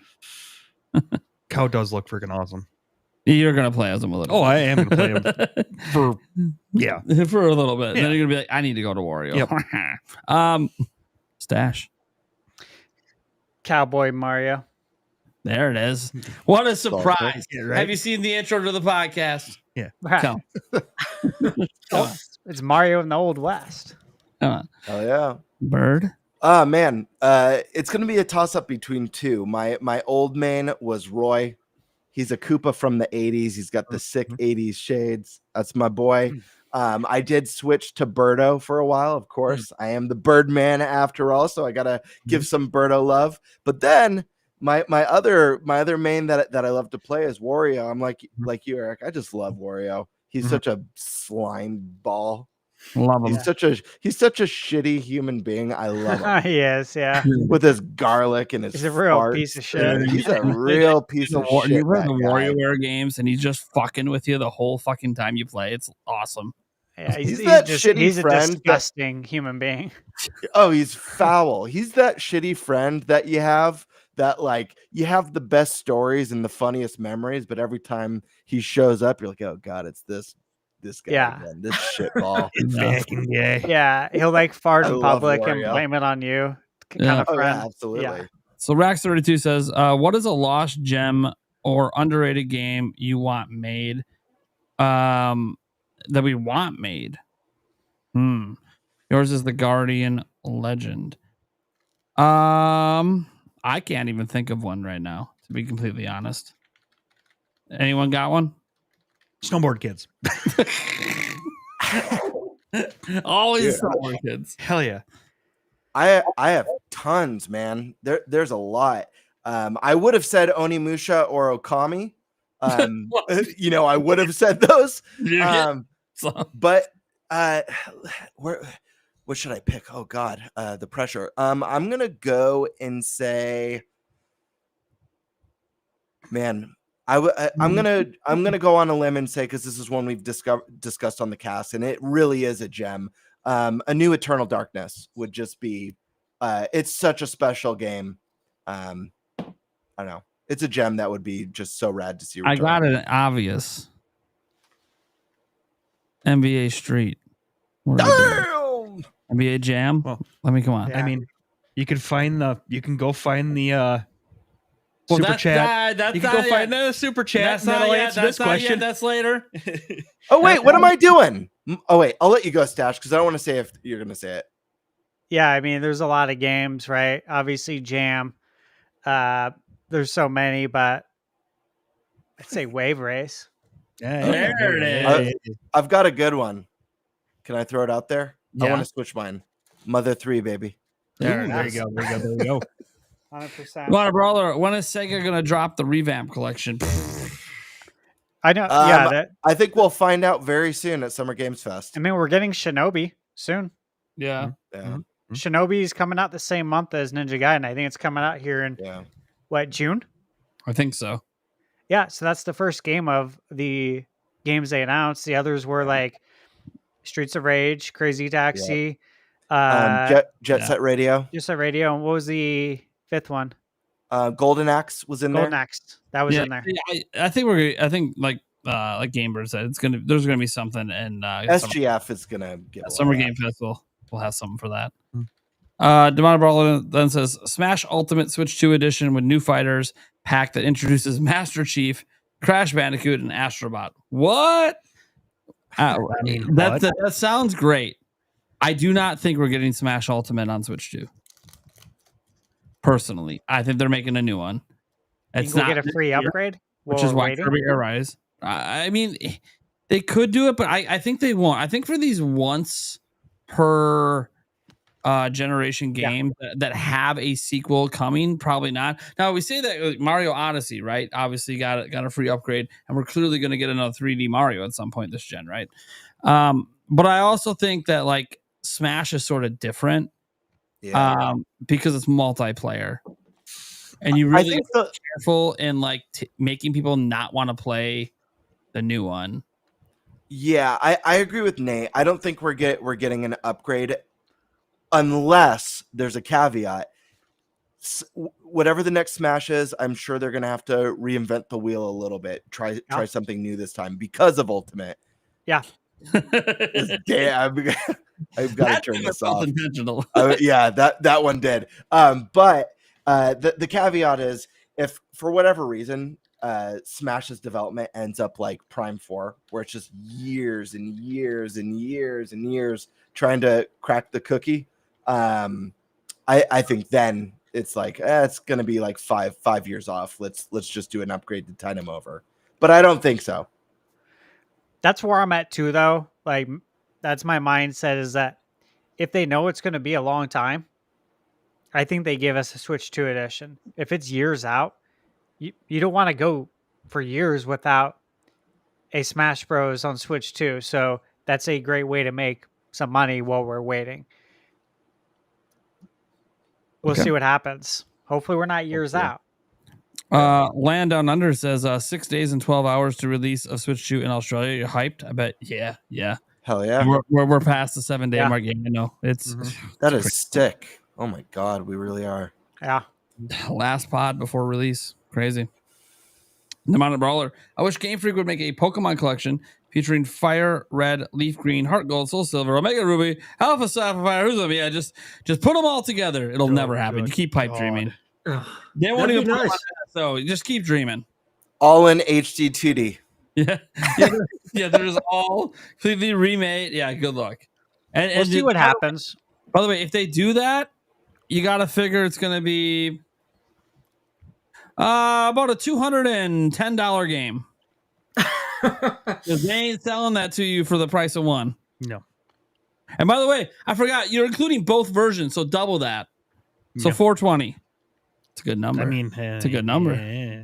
Yeah, I don't know if they're going to go into their back catalog and offer like next year's the 30th anniversary for Pocket Monsters. Yeah. And so, maybe we see something there. But the thing is that I think the last thing they want is people saying the older games are better. Yeah. Yeah. Maybe that's why they haven't released them, because I've joked about that. Oh, yeah. I believe it. I think the more likely scenario is that they dive into the older games with the Let's Go again. I think Let's Go Gold and Silver, even though I would love to see a for the ground up, like full on legit remake of that gen. I see them doing like more Let's Go stuff, Yeah. Okay. Brandon Brass says Borderlands 3 on Switch 2 thoughts. Well, we're getting 4 this year. They'll re-release it at some point in the future, probably, and put it on Switch 2 just because they can. Like a Switch 2 edition? Yeah. It's already on Switch 1. Yeah, that's what I mean. Like a Switch 2 edition. I can see them doing something like that after Borderlands 4, like if Borderlands 4 does well. Yeah. They're all for making more money, right? Yeah. Yeah. It'll depend on how many diehard fans there are. Yeah. How many diehards will spend 80? Real fans. He commented on it again, and it didn't sound any better. I just stop talking. It's like, please stop talking, Richard. Demonic Brawler. Will Nintendo put Shadow the Hedgehog on NSO? I don't think so. I mean, it's not up to Nintendo. Let's just start with that. I don't think so. But I don't think they're going to do it. But it's up to Sega, and I don't think Sega's going to do it. Yeah. I don't think so. Nice give me Super Monkey Ball by Sega, please. Yeah, they'll probably do that at some point. Xenogears or Xenosaga for Switch 2 would be great. I mean, well, no shit. 100%. Any platform that'd be great for. Dude, you can't even get Xenogears anywhere. Yeah. Can you? Is that on any? That's not even on PS5's subscription, is it? I don't think it is. I don't think so. I think it's that on is insane. It's not. Yeah, I mean, anything Xeno seems to do really well. Yeah. Shout out to the Gothic for the 5 gifted. Thank you so much. Mr. Meta used to be in more of these streams, used to go by Yeehaw Rev. Welcome back, buddy. Right. Happy to be back. Sending love from Cali. My question is, do you think there will be another VR headset or VR support for Switch 2? I don't think they're going to do a headset. Like, if you're thinking like normal, like Sony kind of thing. I'm thinking like Nintendo On. Yeah, the Nintendo On thing. Right? Will they experiment with something with VR? Will they try cardboard again? I don't know. Maybe.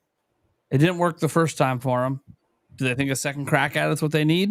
I don't know.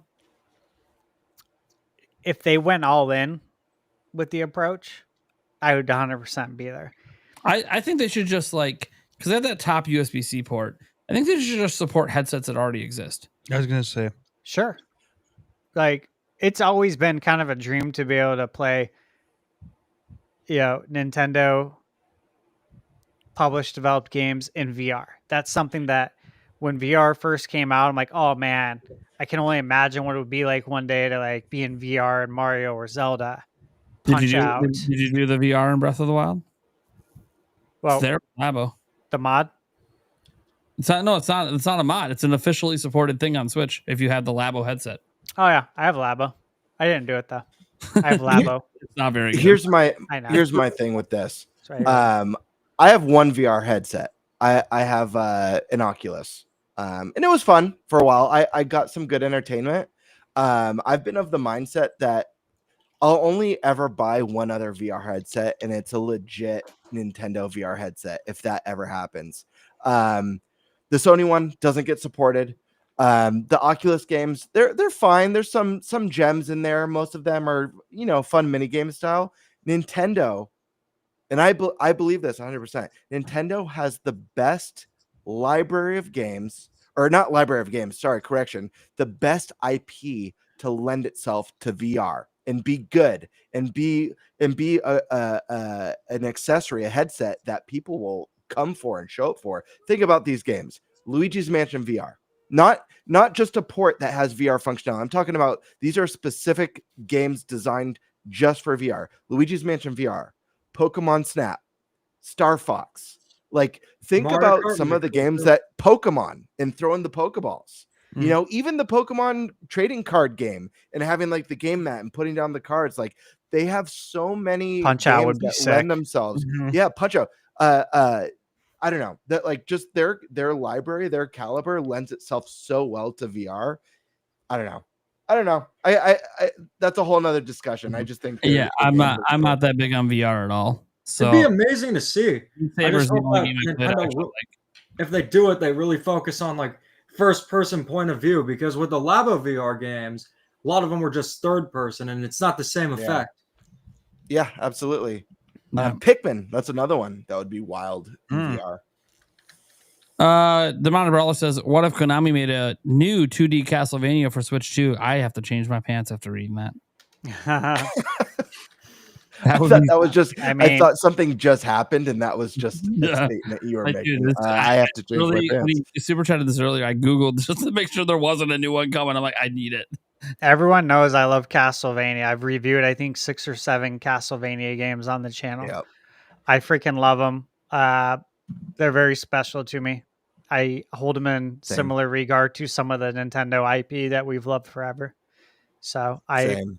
I'm annoyed that we haven't got one, that we don't have Symphony of the Night on Nintendo, and I understand why. And I have to actually answer that a lot in comments on YouTube, telling the story about the source code and how it was lost, and how Sony commissioned them to get the game on PS4, and that's why we don't have it. But man, give us like Symphony of the Night 2, anything. Give us. I don't understand how we don't have that. I just don't. Maybe agreed. I'm at a loss. What New was Castlevania would be great. What was that game? They did that Bloodstained game, but then there was a pixel game that looked like an NES that was unbelievable. So good. Unbelievable. I have it right here. Look, it's on my shelf. It's called Bloodstained Ritual of the Night. Ritual of the Night. No, it was like a spin-off of it. It was because Bloodstained is the 3D one side scroller, but they did one that has like NES pixel art and is unbelievable. Right here. Bloodstained, Curse of the Moon. Curse of the Moon. I got it in this nice Konami box. Unbelievable game. Dude. Part 1 and 2, unbelievable. Yep. They're dirt cheap, but all 3 Bloodstained games, badass. But that wasn't done by Konami. Yeah, that was done by Iga, who left Konami and formed that studio. Charles of Elwood, new member. Thank you. Hell yeah. Also, shout out again to the Gothic. I forgot to click it. He gifted 20 members earlier, so thank you for that as well. Super Christian, Me World. You have earned my respect after that debate, bro. I think he was talking to me in the debate with He Who Shall Not Be Named. Well, thank you. Yeah. I don't know what I actually said. I kind of just ate popcorn and enjoyed the show, but thank you. Wing to Van. How about Mario Wonder 2, or is it still years away? In my opinion, I think 3D Mario is coming relatively soon, like in the next year or 2 max. So I think that they will space out like a Wonder 2, or I'm going to be honest, I kind of don't really want them to do a Wonder 2. I sort of want them to go like a unique direction every time, like they used to do back in the day. Yeah. I have a feeling they'll probably do that. Yep, I agree, and I think we'd be more likely to see a Mario Maker 3 with mouse mode and maybe some Wonder mechanics than a Wonder 2. To be that could be a 40th anniversary title, Super Mario Maker 3. Absolutely. Or maybe. So I do think we're gonna get like if just in general a side-scrolling Mario, yeah, we'll get another one this gen. I think it'll be a little bit later. I still wouldn't rule out Nintendo Switch 2 version of Mario Wonder with DLC. Sure. I don't know what this says. Can anyone read Japanese? No. I can't either. Thanks, Karkun, though. I appreciate you. Karkun likes to fuck with me. And then Karkun comes in and says the first game you'll play is the Welcome Tour package. There you go. Yeah. To be honest, it's probably the first one I'll boot up on the launch day because it's what should be the packing game. Yeah. So it feels like the first thing I should play. Is it Nobunaga? That's what you put. Yeah, because I butcher saying it all the time. All right. Well, that is all the super chats. Thank you guys so much for that support in the show.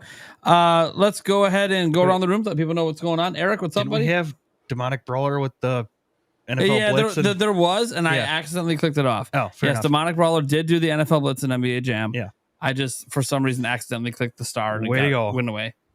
Don't worry, Demonic Brawler. We got you, buddy. Yeah. Thank you so much for keeping the tradition alive. All right, let's go around the room and let people know what we got going on, where they can find us. Let's start with our final guest that's left. There was 3, and now there's 1. The Beach. The Highlander. All right, so is this just a plug for the channel? Yep. Pretty much. Absolutely. Plug it up. Well, I'll be doing a lot of Nintendo Switch 2 content. I plan on doing a video comparing Mario Kart 8 Deluxe to Mario Kart World. I'm still doing coverage of the Nintendo Switch 2 experience, so make sure to subscribe for that. And if you love all things Nintendo, reviews that don't hold anything back and just unhinged fun, make sure to subscribe to my channel. Unhinged and thank you to Nintendo Prime for having me on. I think this has been the longest time I've ever streamed throughout my entire career being a YouTuber. I think the only time it's ever come close is when I was trying to beat the Pit of Trials in Paper Mario: The Thousand Year Door. I did it though.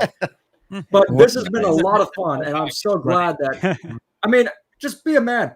Stay here. Sleep is for the weak. Yeah. There we go. That's how I feel. I'd say that this is my longest. I've done 12+ hour streams. Yep. And so this is nothing. This is like a normal, well, a little bit longer than normal, but we knew it was going to be long with the tier. The tier lists always take a long time. It's just new to me, that's all. Yeah, Gamebird. Well, first off, shout out to Dimitri, man. It is a long show tonight, so definitely appreciate you sticking around for the whole thing and having fun with all of us. Had a lot of fun tonight, despite some of everyone's poor choices in the ranking system. But no, you guys can find me over at Gamebird Classic here on YouTube. You can also find me on Twitter at _Birdmaster. I've been a busy bird, as I said at the beginning of the show, and Dimitri mentioned unhinged fun. If you guys are looking for some unhinged fun, check out my channel. More specifically, be sure to tune in to the podcast on launch day, because you'll surely be in for some unhinged fun. I can assure you. That's what I like to hear. Well, I'm excited. I was gonna say I'm scared, but I'm gonna be honest. I'm not. I've seen a brief teaser, guys, and that teaser has already been repeated on my computer like a dozen times since. Yes, can't help it. It's so fucking good. And I'm like, this isn't even the final product. This is just like, we didn't even really get into anything with it. It's like it's literally a tease. And that tease that you have is it's different now. There is a new version of that. That's why I'm like, yeah, that tease isn't even the real thing. But I have it for nostalgia purposes, baby. Oh, yeah. The Spice Lord, what's up, buddy? Not much. You find them where? Here and on our Clips channel. There you go. Then we have the Stash Man. Yeah, so I have a ton of content planned. If you guys haven't checked it out already, check out my Switch 2 launch guide. Just posted that yesterday. And in the launch guide, I kind of go over all my details about what I'm going to be doing as far as Switch 2 content. But I have impressions that I'm doing on a lot of games. I have a lot of games already either pre-ordered physically, digitally, or on the way. But there's going to be a ton. I'm probably going to be working 16, 18-hour days. Yeah. So stay tuned. Stay tuned. Check out my channel. There's going to be a lot. Thunderstash Gaming. You guys know where to find me. All right. I have a lot coming up. I've thought about making a switch to sort of like what I'm going to do, but you know what? I have so much news to cover every day. There's just no time to squeeze it in. So I'll just tell you guys what the kind of plans are coming up here for this next week. The rest of this week's normal, right? We just do our streams. We do our videos. Next week, though, is different because on Monday, we're giving away a Switch 2 during our Q&A live stream. It's being given away at the end of the stream. So you don't actually have to be there for the whole stream, but you do have to be there at the end. You got to be there live to win. And then, so that's one special thing next week. And then on the 4th, I will be going out to GameStop to their event that they're starting at 3 p.m. And likely live streaming most of it. There's some rain possibility that day, so I got to be kind of careful how I set it up. But looking to be live streaming a bunch of stuff out there for all the way up to launch till I get the system. There will be an unboxing video going up on the 5th, and then an 8-hour special live stream for launch, which is wild, right? Absolutely fucking wild. Where I'm basically gonna be the Switch will already be set up. You guys, the audience, will be super chatting and letting me know what the fuck you want to see, what you want me to do. You're basically gonna control the stream. I would have one suggestion for the next Nintenbyte podcast. You should have that lady from the Nintendo Switch 2 experience a part of it. It's the same lady. Demeech sent me the picture of her. I just confirmed it's the same lady. Yeah, it's awesome. Oh my gosh! So well, hey, at least I know it wasn't just me and it wasn't just you. Right? Yeah, it's her. It's her. It's not me. It's you. And speaking of the podcast, I've moved the podcast from Wednesday to Thursday next week. So that is also happening literally the same day I did the 8-hour live stream. So that's fun. Potentially 13 hours of live streaming that day. And then the very next day, I will have a first impressions video out. And then I'm streaming Summer Game Fest. And then who the hell knows? Guys, it's wild. There's so much going on. I'm going to leave it at that. I could keep going. There's so many more stuff planned for that weekend and beyond. So let's just say it's busy around here. And that's a good thing. This is the good kind of busy. But I'm not going to lie. If I must say, I'm not looking forward to like just one day of maybe just that's normal. Like I can't say a day off. I don't really have days off. But I can say like where I work a lot less. And I maybe don't stream that day. Like it would be nice to take a streaming night off and maybe just like get the quick news video out and be done. Because man, I'm gonna be I'm already exhausted, and we haven't even got to like guys. I don't think you understand. Like the unboxing video is being shot after the midnight pickup, so I'm not even going to bed. I'm shooting a video and editing it, then going to bed, then waking up like 5 hours later to do an 8-hour live stream. And where's then the Red Bull when you need it? Come back and do the damn podcast, which I love the podcast, but. Yeah, and then that night I still don't even get to go to bed because then I got to stay up and do the first impressions video. So yeah, it's gonna be rough. But you know what? That's why Red Bull needs to reach out and sponsor me because I'm gonna need the Red Bull for those 48 hours, 72 hours, really. Shit, because of Summer Game Fest. All right, I'm getting a B12 shot on Tuesday. Yeah. I get one every 2 weeks, but I'm going to get it next Tuesday. Yeah. And again, just in an effort to make sure my body's ready. It's going to have to be, bro. Yeah. I'm going for a 1 hour massage. Get right. Sure. I'm in good order. Nice. I recommend you all do the same. Yeah, you fucker. God damn it. I don't even have time to go to massage. All right, guys. Thank you so much for tuning in. We'll catch you same time next week. But different day. Different day. Yep. All right. Howdy ho, lads.